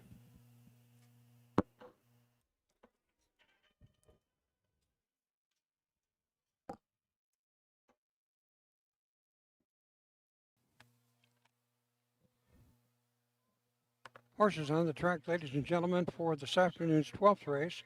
Second division for the 2-year-old Colts and Geldings Pacers, chasing a purse of $6,895. This trophy presented in memory of Clifford Butler. Introducing number 1, GC's Legend, owned and trained by Kevin Mead of Nelsonville, Ohio, the road to Ohio University. Number 2, Beechwood Suma, for Ryan L. Johnson of Bolts Junction Center, Ohio. Tommy Johnson was the driver to be announced. Now we have Kinder K in the bike. Mr. Kimber K. 3 is Tsunami King, owned and trained by Eric Nesselrode of Stockport, Ohio. Brady Clemens up. 4 is Feel Up to It, owned and trained by Melvin J. Byler of Salesville. Make the driver Alex Hawk. 5 is Dragon Sigh for Mary Dawson, Columbus, Ohio. A late driver change puts Case Basin in the bike. And number 6, GPA for Stephen M. Carter, Londonderry, Ohio. CP Gallagher, Sherwin, either Arizona or Arkansas. I'm going to say Arizona. Carson Conrad in the sulky. A field of 6, a few drivers changes. I'll try to give them to you the best that I can. On the rail, GC's Legend, Christian Myers for Kevin Mead. This is a 2-year-old gelding by a bit of a legend in, looking to go 4 in a row. Since the middle of August has really figured things out. 9 seasonal starts with 5 wins and 1 second-place finish. Over $17,000 made. Was a winner just by a neck at McConnellsville, but actually earlier, about 3 back, set a lifetime mark at Caldwell in 158 flat. Kevin does own this gelding, and guess what? He bred him as well. The 2, I believe it's Kimber K, is how he's announcing it. I was trying to spot some colors in the post parade. They look blue and black, somebody I'm not familiar with, but I heard that Tim Johnson was supposed to drive originally, and I think his colors are pretty similar. So we'll see here, but Kimber K now to drive the 2, Beechwood Suma. This is, of course, a Summa Cum Laude gelding. Betty Clegg does train 2 wins, 3 seconds, and 2 third-place finishes, $11,000 in 8 tries. Was a winner at Athens very beginning of August in 2:02 and 4. The 3, Brady Clemens for Eric Nesselrode. This is a Dancing Yankee gelding. Tsunami King, also owned by Nesselrode. And out of a Some Beach Somewhere mare. Another one looking to go 2 in a row. Was a winner last time out of Connellsville in 2 minutes flat, and that established a lifetime mark for this guy. He's got 18,000 in his card. Another one with 9 seasonal starts and 5 wins. The 4, Alex Hawk and Melvin Byler. This is a lather up gelding. Feel up to it. 9 seasonal starts. Still looking to notch the first win, but it has made about $4,000. 2 back, had a 3rd place finish in 2:04 and 1. Case Bateson on the 5. Dragon Sigh for April Roach. This is a Fear the Dragon. 2 back at Finley. Was 2nd in 2:03 and 3. $3,900 made. Another one looking to break the maiden. And GPA starting from the 2nd tier. Steve Carter and Carson Conrad. 5 wins and 11 tries. 4 seconds and 1/3. $22,000 made. Lifetime mark in 159. Up, trailing the field. Meanwhile, the Roffman pacing. Beechwood Suma gets the first call here in race number 12 as they roll into the first turn. Tsunami King gets along in that 2nd spot from the outside and finding the 3-hole. Let's feel up to it. Meanwhile, up top from the 2-hole. As they roll past the quarter-mile pole, GPA made a quarter-mile move to take the lead by a length and a quarter. Opening stanza in 31 2/5 of a second. As they move over to the 3/8 mile pole. Up top for the lead. If I can ever get some glasses off these glasses, they're coming past the half the first time. Some activity on the front end of the field. The first to offer on the outside. Feel up to it. It's first up on the outside, but Tsunami King has the lead, has the pocket. Beechwood Suma. Then it is Dragon Sigh and GPA, half in 1:02 and 3/5 of a second. As they roll to the 3/4 mile marker. Up top for the lead. Tsunami Ping and hey. Whoa, here we go. The lead lengthens as they go to the 3/4 mile pole. It is Feel up to it, past the 3/4 in 1:32 and 2 off the far turn as they turn for the 7/8 pole. Up top, all alone on the lead as they turn for home. It is number, help me out here, and who it is. It is the 3, Tsunami King, a Jogburger Deluxe.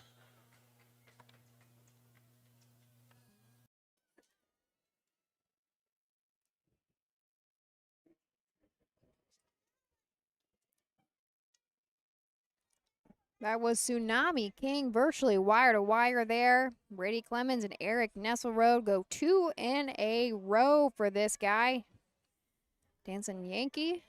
His sire now 6 wins and 10 lifetime starts. That's going to double up for Mr. Clemens and as well as Eric Nesselrode there. Don't have the final mile time, but I'm going to go 3-6-1-4 across the wire. And I did see I'm pretty sure that's Tim Johnson.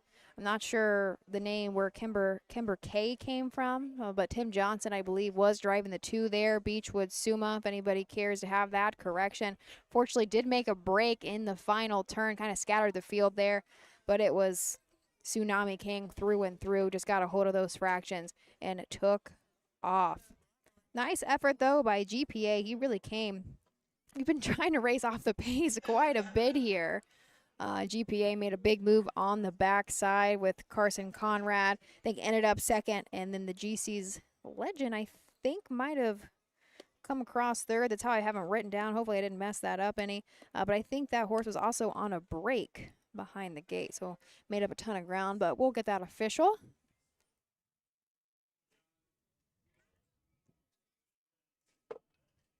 Sounds like the judges behind me just went official, so we'll see what flips up here on our tote board. Yeah, 361 is how they came across for that trifecta. The 3-horse returns 720. Tsunami King.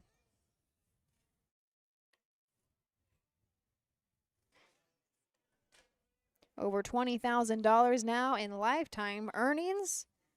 I don't think it's going to be a new mark. The 3/4 is 132 and 2. Shouldn't be a new mark. Yeah. McConnellsville was his last time out, and that's where he established his 2-minute lifetime. So we will not be breaking any records today, but a win is a win. He's going to go 2 in a row and double up for Nestle Road and Clemens. Back to the winner's circle. The now official winner of our 12th race this afternoon. That will be number 3, Tsunami King. Tsunami King, 2-year-old pacing, gelding by Dancing Yankee from the Sun Beach Somewhere mare.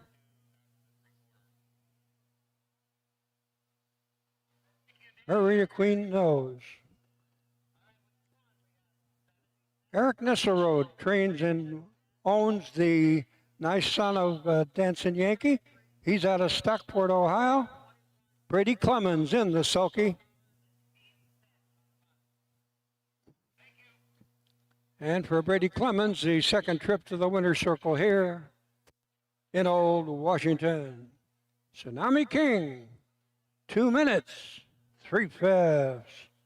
Win number 6 in 10 tries. Nice going, guys. Official, but I think he just said 2 minutes, 3/5, right? That it was a wicked final quarter. Guess shouldn't be surprised. He did open it up quite a ways.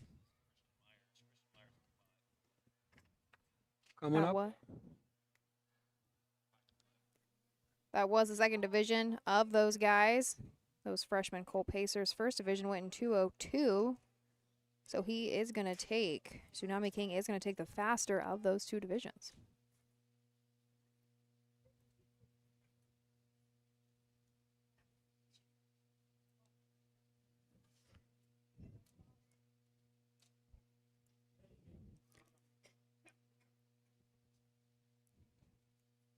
As we await for the official rundown.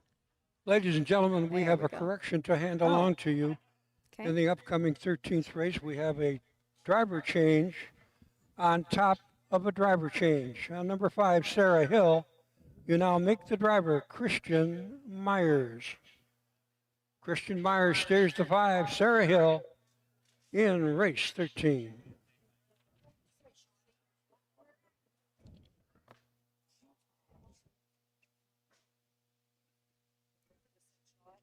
We are official. We saw those prices posted. Just waiting for the rundown. Stephen, I may leave you to use the restroom while I have a moment, since I am the only one on air. So if you need to go to commercial, I appreciate everybody's patience. You might be a little silent for the time being, but we'll make sure you get that official rundown and then head to commercial, and I'll introduce you to race 13 here shortly.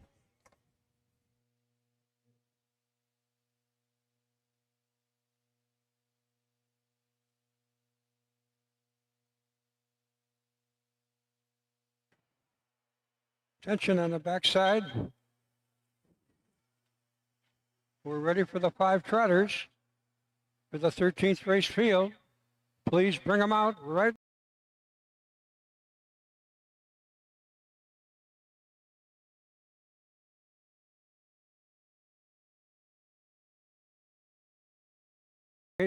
Ladies and gentlemen, number 3, Tsunami King, was your winner. The 6, GPA, was second. And number 1, GC's Legend, checked in third. Official fractional clockings for the 12th. Opening quarter in 31 and 2. The half in 102 and 3. The 3/4 up in 132 and 2. Time of the mile, 2 minutes and 3/5.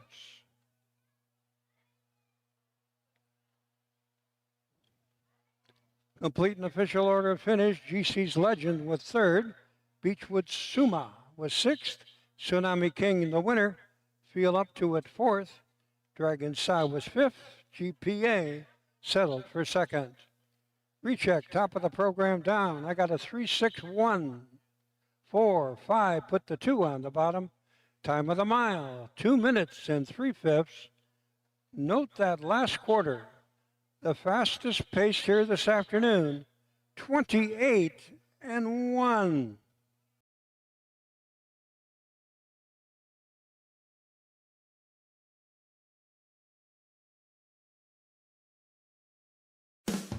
With more than 300,000 horses in Ohio, the economic impact of the equine industry in the state is over $2.8 billion.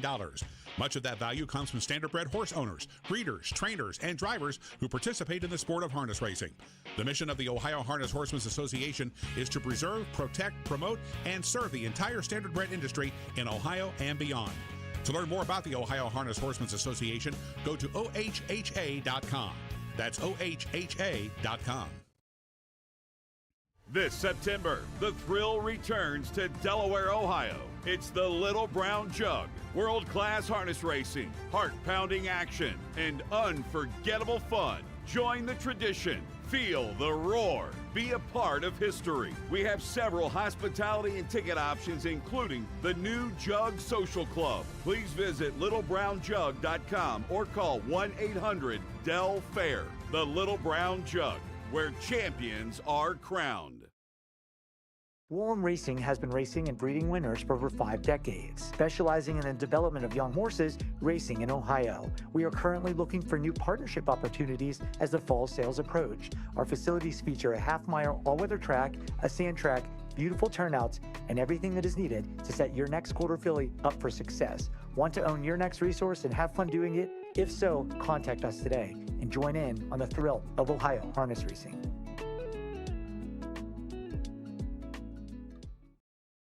In Ohio, Hickory Lane Farm has the stallions you are looking for, like What the Hill, Uncle Peter, and In Range, as well as Branded by Lindy, Jug winner Luz Pearlman, Racing Hill, and Guardian Angel Oz. Hickory Lane will offer a host of Ohio-sired yearlings this fall, including 6 by In Range, 5 by Uncle Peter, 4 by Guardian Angel Oz, and 1 by What the Hill. Find out more at hickorylanefarm.com. Woo! I ran to the bathroom, ran back. Good thing I ran a little bit. I'd really be huffing and puffing. Sorry if you can hear me breathe a little bit. But race 13 of 15. Up next towards the back end of the program here. Next up is the second division of freshman filly trotters, $6,458. I'll see what the first division went in. Give me just a moment.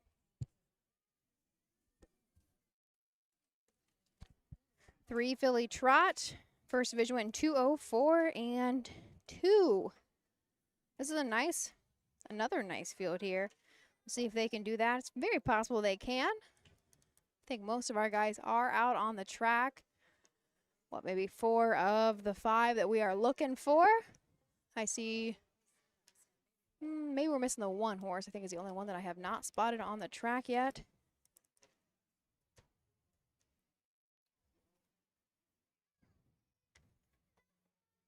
Still water in the track. It's held up pretty nice today. I don't think we have not seen any sub 2-minute miles. But our all-age records, they were set a few years ago. So the all-age pace was set in 2022. Chris Hirschberger trains and drove. Bittersweet Symphony, 156 and 4. That was a nice mile on this track. She sent that as a 3-year-old. And our all-age trot, just a year older, was set in 2021 Stormfield in 2 minutes and 2/5. Which, if that is correct, we have broken that today. Not sure if our announcer just didn't catch that, because our 3-year-old colt trotters went 2 minutes and 1/5, so that would be the fastest mile. I do believe our all-age trot was broken today, and we didn't even catch it.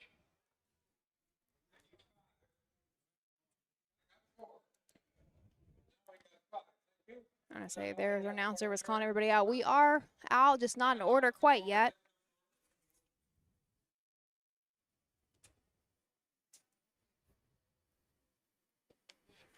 Race 13. Let me get back to my place here.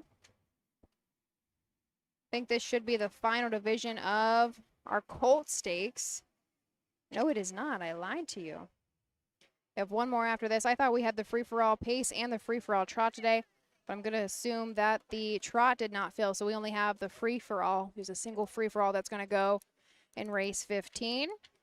But this is the second and final division of our 3-year-old filly trotters here in race 13. Field of 5. Here's Chuck to introduce you to him. Horses on the rack, parade to post for the 13th race. Second division for the 3-year-old filly trotters. Introducing number 1, Kaylee's Princess. Ricard Free of 84 and James A. Mims Jr., both of the Keystone State, 84 in Newcastle, Pennsylvania. Case Bateson up. Number 2, IB Cream for Charles A. Vigneron, Williamsport, West Virginia. Donald J. Spencer, haven't seen him around for a while. Pomeroy, Ohio. Brady Clemens up. Number 3, Darren Harvey's takes Count on Luna to the post. He owns, trains, and drives this daughter of Full Count.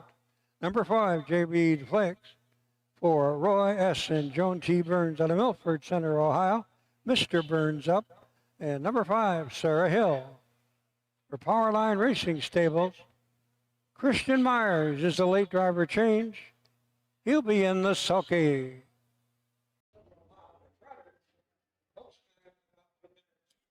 Field of 5 here for the 13th on the rail. Kaylee's Princess. Karen Freed sends this guy, filly out. Case Bateson at the lines. This is an Uncle Peter out of a Broadway Hall mare. Tattoo You. Still looking to break the maiden. Has 17 total lifetime starts. 9 have come this year.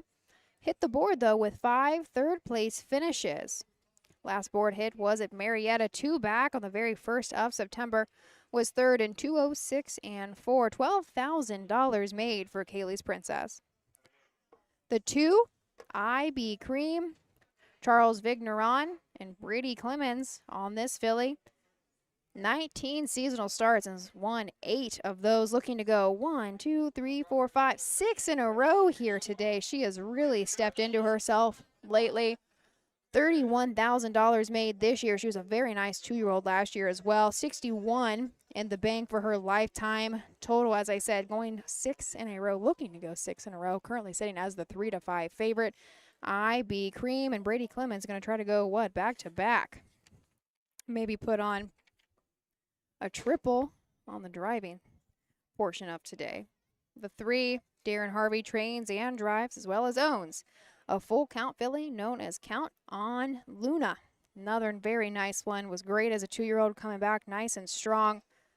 Last year she made $44,000 in 8 starts. This year in 14 tries, she's made $21,000 with 5 wins and an additional 4 board hits. She was a winner last time out at Canfield. Went wire to wire there in 2:02 and 3. Like I said, nice money. $66,000 lifetime for Count on Luna. 4-horse J.B. Flex, Roy Burns, trains, drives, and co-owns this guy. This filly, goodness, if I get that right. And this is a Flex the Muscle filly. 3 seasonal wins and 10 tries, $15,000 on the year. She was a winner 2 back at Marietta. Wire to wire there in 2:06 and 3. Set a lifetime mark this year at Marysville in 2:04 and 3. And the 5, Christian Myers for J.H. Miller. Sarah Hill has 1 win on the season. She is a What the Hill filly. $10,000 on the year, 16 lifetime. Set a mark in 159 last year. They're off and running. Count on Luna. Darren Harvey. Looks like he drove down here to win a race. Opens up 4 lengths. Mr. Burns and number 4, UB Flex, drops into that second spot. Kaylee's Princess jumped it off on the outside. As they roll to the quarter-mile pole, so too Sarah Hill, off stride and trailing the field. Had to move in single file order. UB Flex is in that second spot. A pass by the quarter in 32 and 2. And up top for the lead, it is Count on Luna, the shipper down from Northern Ohio, up by my way, looking to make something here in town with Washington today. As they come pacing and trotting past the stands the first time, Count on Luna, sharper today than he's been in the past, has this field of 5 at his command, has a lead of a length and 3/4. UB Flex is in that second spot. IB Cream, Kaylee's Dream, and trailing the field, Sarah Hill. Halftime, 103 and 4/5 of a second. As they move up the backside for the third time, Count on Luna opens up about 2. She's trotting nicely on the front end. Along the inside, UB Flex trying to stay with her. UB Flex 2 lengths in the rears as they flash by the 3/4. They go over there in 1:33 and 4. Off the far turn, 3/16 of a mile. Left to trot. Count on Luma. He got a little help as jumped it off goes IB Clocken as they run down the lane for the money. Count on Luna. The only one left is UB Flex. A little bit short tonight. Count on Luna to win. The 3-horse takes it all. Count on Luna went off 7-1. We've had some nice paybacks here this afternoon. Darren Harvey's going to give us another one. I think that is the only horse that Darren has in all day. Let me check on that. It is. Came all the way over here. That is the only horse that Darren will drive or train today. Count on Luna, though, however, makes it a winning one. 2 in a row for this full count filly. 15 seasonal tries, now 6 seasonal wins and 11 lifetime. Adds about $3,200 to her 66, so she's almost at 70,000. And now 23 lifetime starts. We go 2 minutes 3 and 3 seconds. 2:03 and 3 for that one. First division went in 2:04 and 2, so that was the faster of the two that we will see today.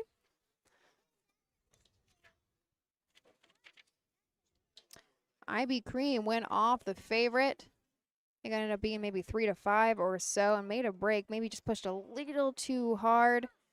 Tried to make a big move on the backside, but made a break in that final turn. And we are going to go 3-4-2-1 unofficial. Return $17 for Count on Luna.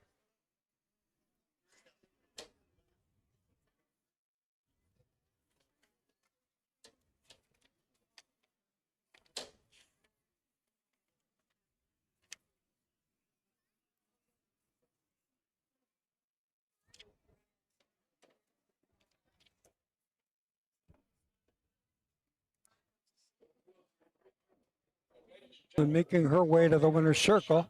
Then I'll declare the official winner of race number 13. Number 3, Count on Luna. Count on Luna, 3-year-old trotting filly by full count from the SJ's Caviar mare, DJ's Caviar. Owned, trained, and driven over in Canton, Ohio, by Darren John Harvey. Wire to wire here in Old Washington. I'd like to thank the nice folks over at Kate's Catering for their presentation of the blanket here in race number 13. Need some catering needs? Keep Kate in mind. Thank you once again.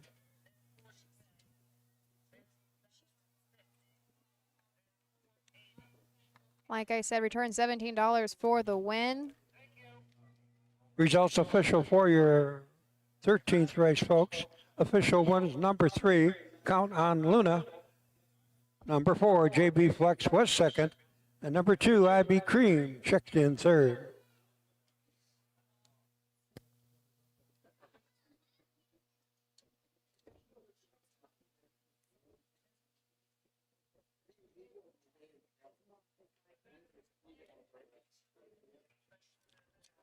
Here's the official fractional clockings for the just concluded 13th race.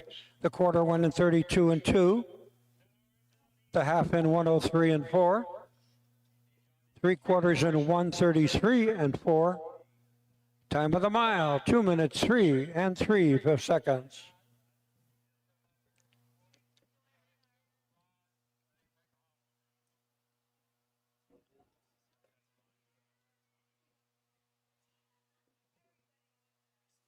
Let's see if we get the top down here.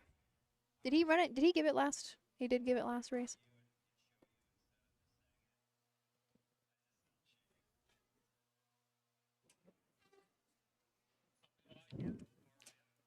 Here's the complete finish order of finish for the 13th. Kaylee's Princess was 4th. IB Cream was 3rd. Count on Luna, the winner.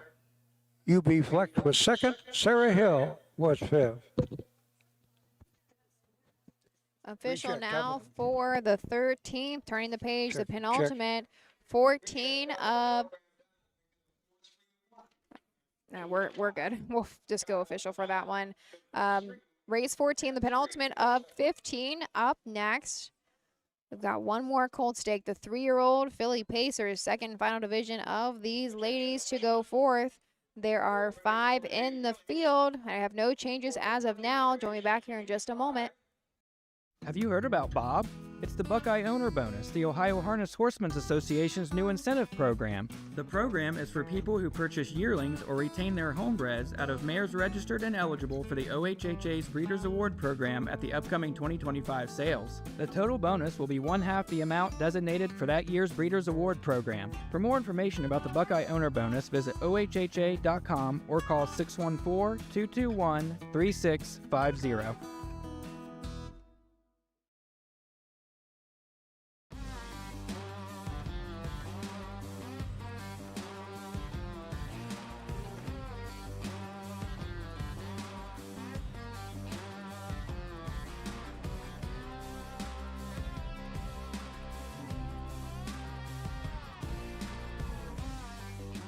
Do you want your horse to shine in the winner's circle? Feed DAC oil. It makes a world of difference.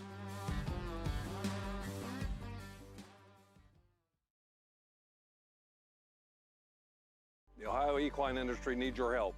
I'm Scott Mogan, president of the Ohio Harness Horsemen's Association.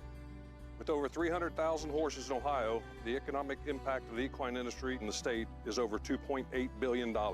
That means jobs that pump millions of dollars into the local economy and support thousands of families. For Ohio's equine industry to remain strong, we need to send a clear message to our legislators about the important role that the agricultural small businesses play in Ohio's economy. To do that, we need your help. PACER, the Political Action Committee for Equine Racing, helps support and inform on issues that could positively affect Ohio harness racing. Please consider a donation to PACER. To donate, visit our website at ohha.com or call 614-221-3650. Your donation will help keep harness racing strong in Ohio. Thank you for your support.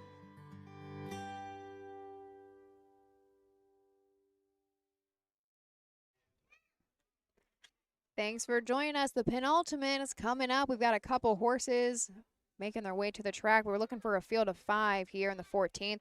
$6,490 on the line. Second division of 3-year-old Philly Pacers. Don't have any changes. I don't think we missed the announcement here. We'll see as we go through the post parade. Leading the day is Drew Neal, but he headed, I believe, to Upper Sandusky a couple races ago now, but he had 6 wins. Brady Clemens has doubled up as well. On the trainer's side, Rosie Weaver is leading with 4. Then Eric Nesselrode has a double. Like I said, race 14 is going to be the second division of sophomore Philly Pacers. The first division went in 201 and 2. Very common names we'll see. We've got a couple heavy hitters here, specifically from the rail. Toe board doesn't show any prices yet, but Maddie's Delight was one that we knew very well last year. Still has made over $50,000 this year, and I'll introduce her if you are not familiar with her after we get our post parade, but it's possible we are going to see that faster division here in this race.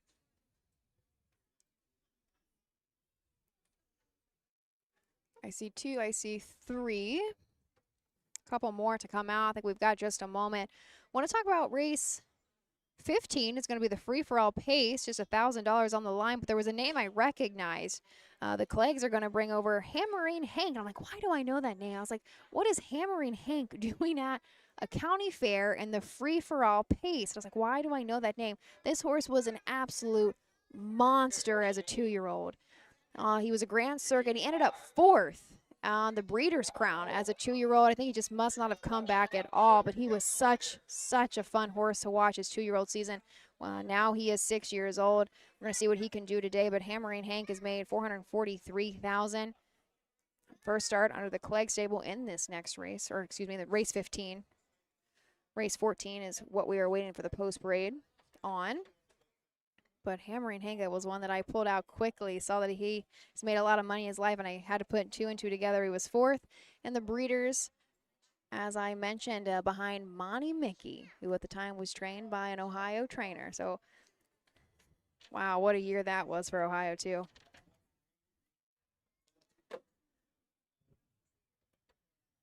I think we do have everybody out. We're just kind of spread across the track because some people are coming from the barns, and Carter is coming from the infield here. But Carson has stepped on with the 1, Maddie's Delight.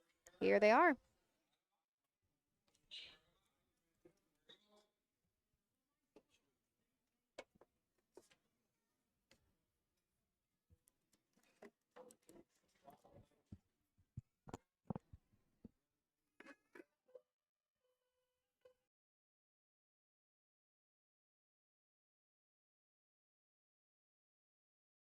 The horses for the afternoon's 14th race.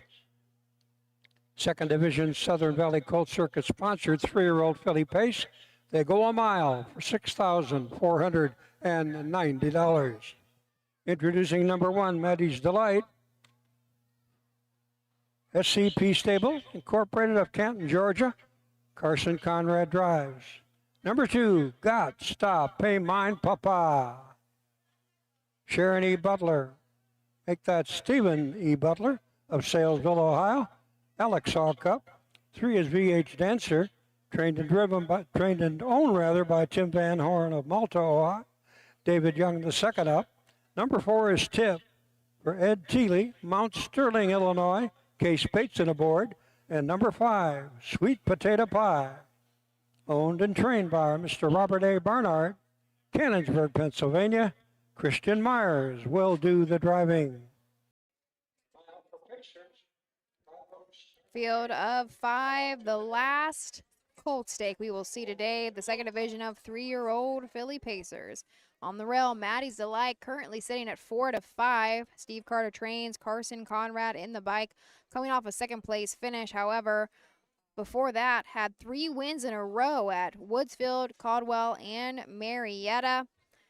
She's had 9 wins and 16 tries this season, $51,000 on the year. Last year, however, she was a monster on the Buckeye Stallion Series. I want to say she might have even gone undefeated. She won a lot of legs of the BSS last year. She's got $145,000 made lifetime and 22 wins and 34 starts. She took a mark last year at 2 at Scioto Downs and won 53-4. The 2, Alex Hawk, will drive for Melvin Byler. This is a bit of a legend in filly. She's had 2 thirds in a row, both at McConnellsville and Marietta. Still looking for the first seasonal win, but she is not a maiden. She did have a single win last year as a freshman. $22,000 on the year. 10 of that has come. Took a mark at the Meadows last year at 2 and won 57-2. And the 3 horse, David Young the second for owner-trainer Tim Van Horn, VH Dancer. We go a handful back to Woodsfield, had a second place finish and won 59-4.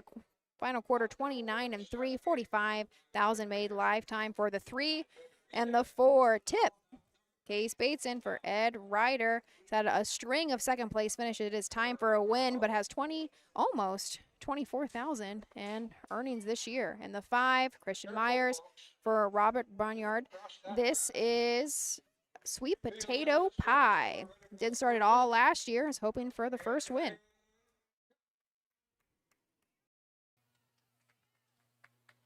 And they're off and pacing, and they get away in post position order. Maddie's Delight and Carson Conrad own the racetrack by virtue of the draw. Got Stop Payman Papa is second, VH Dancer third. Tip got over there fourth, and Sweet Potato Pie. And Christian Myers can see them all. They're all lined up, and up top, Maddie's Delight owns the lead in the racetrack, opens up a length and a quarter. Got Stop Pay Mine Papa is second, opening quarter in 31 and 2. VH Dancer peeking out there from the 3-hole. Tip is there fourth. Sweet Potato Pie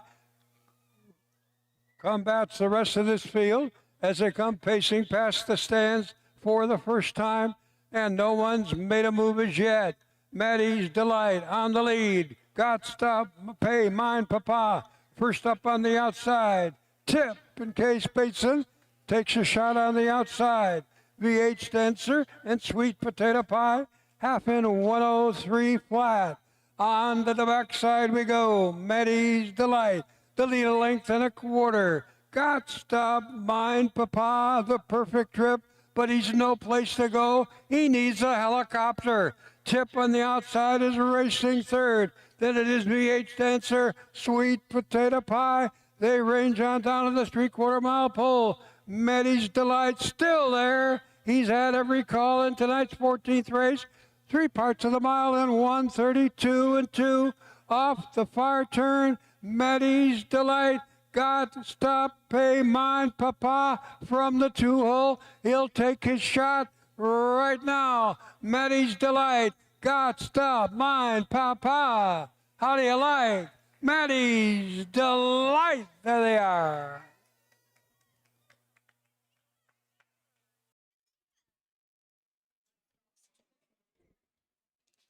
That was Maddie's Delight. Went off 1-2 as the favorite there. Back to her winning ways. I remember when I introduced her, she was second or last go out, but before that had a string of first place finishes. Now 10 seasonal wins, 23 wins lifetime. I was going to say that's definitely, maybe 202. We'll see how fast they came home, but unofficially I'm going to go 1-4. I think I'm going to put the 2 over the 5. I think our wire caught just in time there. We'll go 1-2 or 1-4-2-5. Really nice effort by the 4-horse. Tip. She's a small filly. She was coming across here. It's 1 and 3/5 seconds. 2:01 and 3. I was a couple off there. I figured they win 2:02. So 2:01 and 3 for the final mile time. Maddie's Delight, no stranger to the winner's circle. Carson Conrad going to pick up his first driving victory. And Stevie Carter is also going to get his first win as a trainer.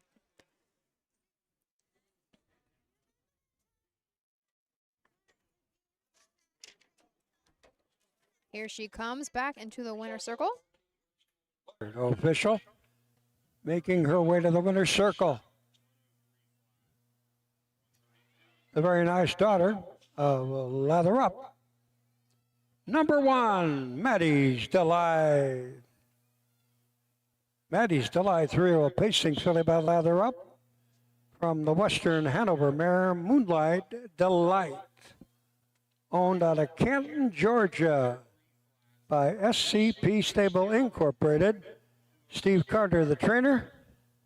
Carson Conrad, the usual chauffeur, in the bike this afternoon.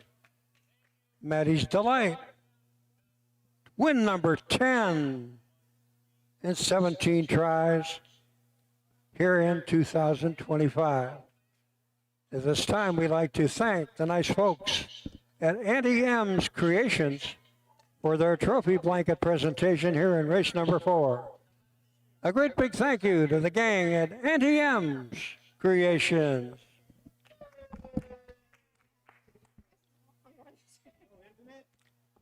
Results official for your program, race number 14. Official winner was number 1, Maddie's Delight. Number 4, Tip was second. And number 2, Got Stop Pay Mine Papa. That's a mouthful. third. Here are the official fractional clockings for that 14th race. The quarter went in 31-2, the half in 103, 3/4 up in 132-2. Time of the mile, 2 minutes 1 3/5 seconds. Right. All right, Horsemen. We'd like to thank you for your cooperation.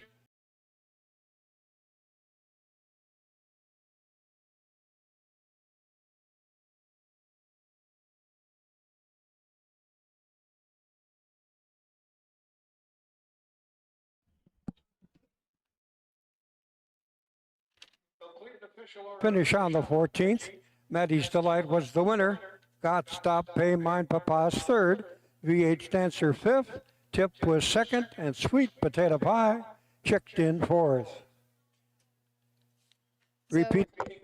2:01 for that final mile time. We are going to turn the page. We have finally made it, the 15th.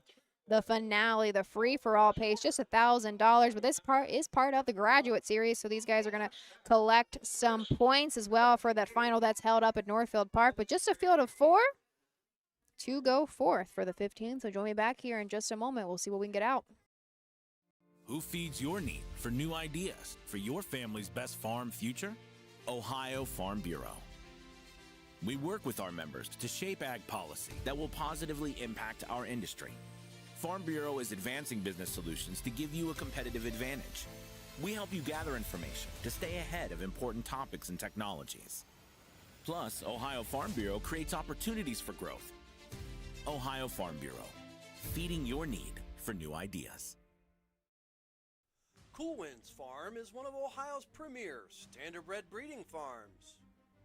Cool Winds stands the popular Dancin' Yankee, jug winner Southwind Aussie, and the royally bred Western Fame. Cool Winds Farm is proud to present our yearling consignments at the Ohio Selected Jug Sale at Pickaway on Friday, September 12th, and at the Standardbred Horse Sale in Harrisburg during the cool winds of November. In Ohio, we know a thing or two about greatness. It's in our blood. It's in our horses. Ohio Standardbreds are built to win, racing for nearly $23 million in Ohio Stakes races. See Ohio's top yearlings at the Ohio Selected Jug Sale Friday, September the 12th at the Pickaway County Event Center. Show day is Thursday. Experience the thrill and invest in the future with the Buckeye Owner Bonus. Eligible Ohio sired yearlings get a bonus after their 2- and 3-year-old racing season. Learn more at OhioHarnessHorseBreeders.com.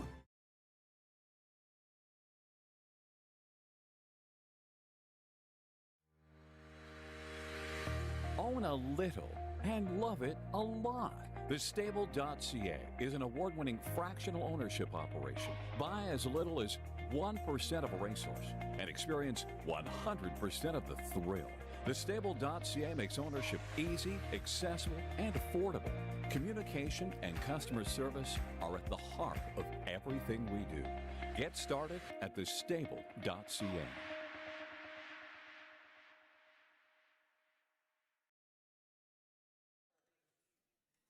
The 15th, the finale is coming up. We have done it here. Old Washington has been a great day. Beautiful weather, some nice races. We have not seen a sub 2-minute mile. I would love to, and it's possible our older pacers can get it done for us today. Just a field of 4. I think we've got 2 on the track.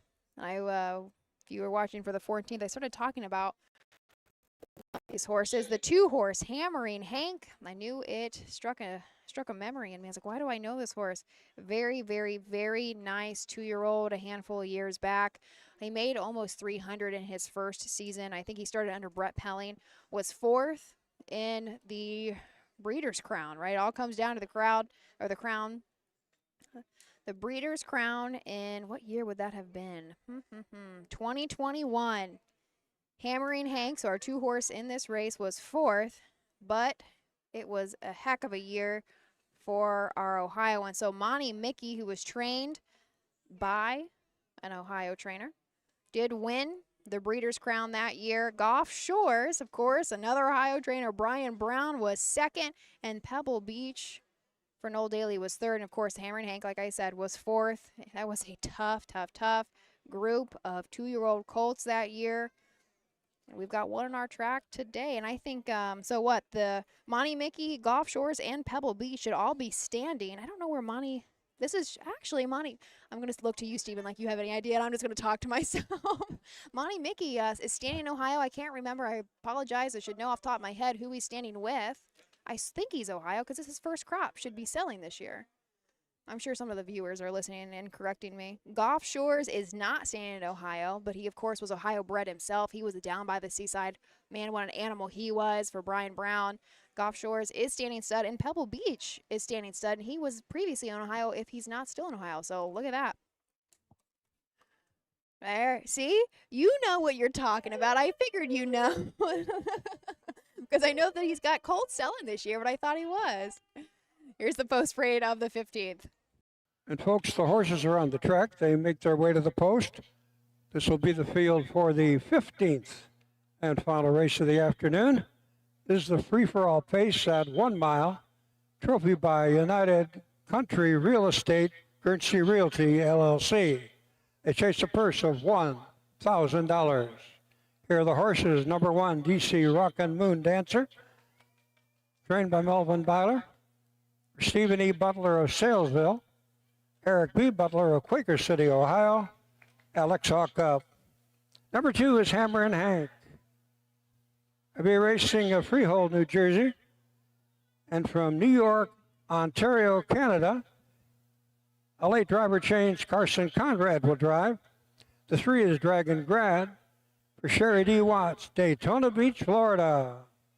Alan Willems up. And completing the field, number 4, I'm a B. Stephen E. Butler, Salesville, Ohio. Brady Clemens will be in the sulky. A lot of back class in this small field of 4, the free-for-all pace. The 1, Alex Hawk for Melvin Byler. DC Rockin' Moon Dancer, 7-year-old gelding by Rockin' Amadeus. 4 back at Zanesville in the free-for-all. Had a 3rd place finish in 1:59.1. However, earlier in the year was racing at Scioto and timed multiple miles in 1:53 flat. 2 wins in 23 tries this season. Lifetime, DC Rockin' Moon Dancer has made $154,000. The 2, Hammerin' Hank, that we've been talking about the last couple of races, going to make his first start under the Betty Clegg stable. Carson Conrad to drive. Coming off a 2nd place finish from the Joe Bongiorno barn. He was over at Pocono, racing around the 30 claimer mark. Was 2nd there in 1:51.4. We go further back. I mean, this horse is still just hasn't made as much money as, he did his 2-year-old season, because that's a completely different stake. But my Lord, is he still pacing like no other. So he's been up at Pocono on that 5/8, and he's gone, what we can see, in 50-3, and even further back than that, 149-2. He's been going final quarters in 26 and a piece. He's still a nice animal. Just 1 single win on the season, but he's got 58 on the year and $443,000 lifetime for Hammerin' Hank. He's a 6-year-old gelding by Captain Treacherous. The 3 horse, Alan Willems for Brian George's. Dragon Grad, a 5-year-old gelding by Fear the Dragon, owned out of Florida. Still looking for the first seasonal win, but has had 4 seconds and 4 thirds and 28 tries. Lifetime, however, he has 12 wins, 23 seconds, and 15 thirds. $154,000 on the card for him. Racing here, there, and everywhere around the fairs, as well as a Parimutuel Scioto Downs. 3 back was 3rd in the horse and geldings on winners of 10-5 in the last 4. 3rd there in 1:52.1. Rounding out the field, the 4, I'm a B, Melvin Byler, another trainee of his, Brady Clemens to drive this one. Coming off a 3rd place finish at McConnellsville in the free-for-all. 30 wins lifetime for the 7-year-old gelding by Racing Hill, and $223,000 made in his career. Took a lifetime mark at 4 at Lexington and 149.1. There is your field of 4 for the 15th and final. Here is our announcer. And the rough and pacing. Hammer and Hank gets the first call. Up on the outside, I'm a bee in search of the 2-hole. Gets shut off from that position. No place to go but for the top of the field.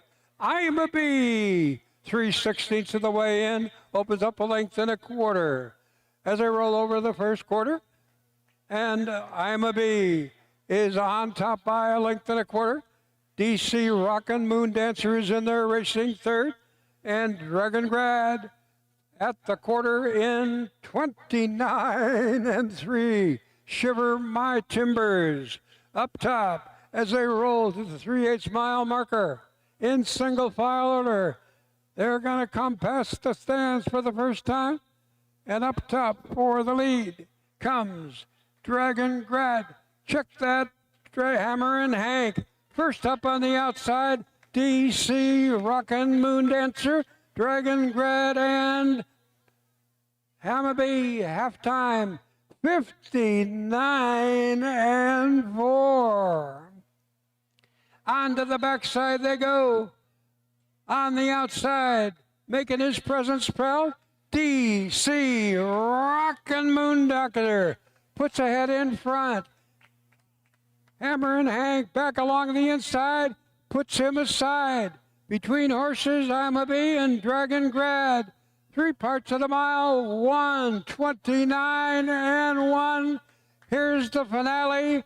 Who do you like? Up on the outside, DC Rockin' Dancer, plowing his way to the lead as they come to the 8th pole. It is DC Rockin' Dancer down along the inside. Hammer and Hank coming back. DC Rockin' Dancer, Hammer and Hank. There they are. They all stuck together. What a nice race to finish us off here at Guernsey County and Old Washington. Hammering Hank. Glad I didn't talk him up too much there. That was the first start under the Clegg stable. Makes it a winning one. That's the only horse that they have stopped by to drop in today. Hammering Hank gets it done. Not new track record fashion. Shouldn't be. Track record here is what, 156-4 for the all-age pace. I thought he was getting a little bit tired there coming out of the third turn, but Carson asked him once again, and he took off. A really nice effort, though, by our one-horse, DC Rockin' Moon Dancer. I don't know if I was quite expecting that mile out of him, but I'll be very happy with that second-place finish.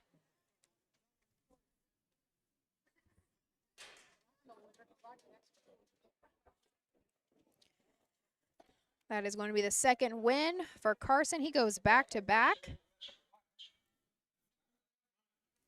Rest of the day, 1:59 and 1/5 seconds. Well, there we go. 1:59-1 for Hammering Hank. It is not a track record. We are not close to it, but we finally get our sub-2-minute mile. 1:59-1.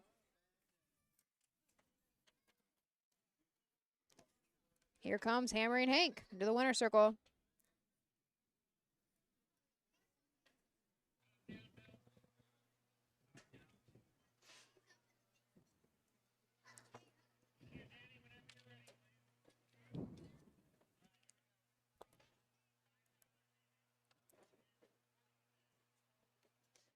The 15th and final race are now official. For those of you die-hard harness fans who love this sport like we do, how about a nice hand for the 15th race winner, Hammer and Hank, and Carson Conrad, 1:59-1. Are you kidding me? Great race. With 80. Hammer and Hank. 6-year-old pacing gelding by Captain Treacherous. What a horse he was. By the Dragon Again mare, history repeats. He still going out? Is he going out? Oh, we didn't have him? Oh, by JT Racing of Freehold, New Jersey. Okay, thank you. Mr. Kolonowski of North York, Ontario, Canada. Carson Conrad in the bike. Betty Clegg trains the son of Captain Treacherous. For Hammer and Hank, that's a second trip to the winner's circle here in 2025. Got the job done in the best mile ever of the meet, 1:59.1. Take your time. We are official on the board. It's going to go 2-1. They're not going to give us a try, but I do Results have them. official for your program, race number 15. Number 2, Hammer and Hank, the winner. DC Rockin' Moon Dancer was second. I'm a B third. Dragon Grad was fourth. Official fractional clockings for the 15th and final. Well, by the way, before we get into that, we'd like to thank the very nice people over at United Country Real Estate and Guernsey Real.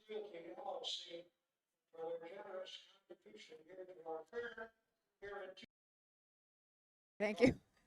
So there we go. Official 15 in the books. Thanks for joining us all day long. We have gone right up to post time at Upper Sandusky, so there's plenty of races to watch there. Hop on over if you haven't already. Susan Schroeder, Chris, and Tom Pye over there at Upper Sandusky. Thanks for joining me all day. I'm Ashley Daly for all of OHHA. We hope to see you at a track real soon.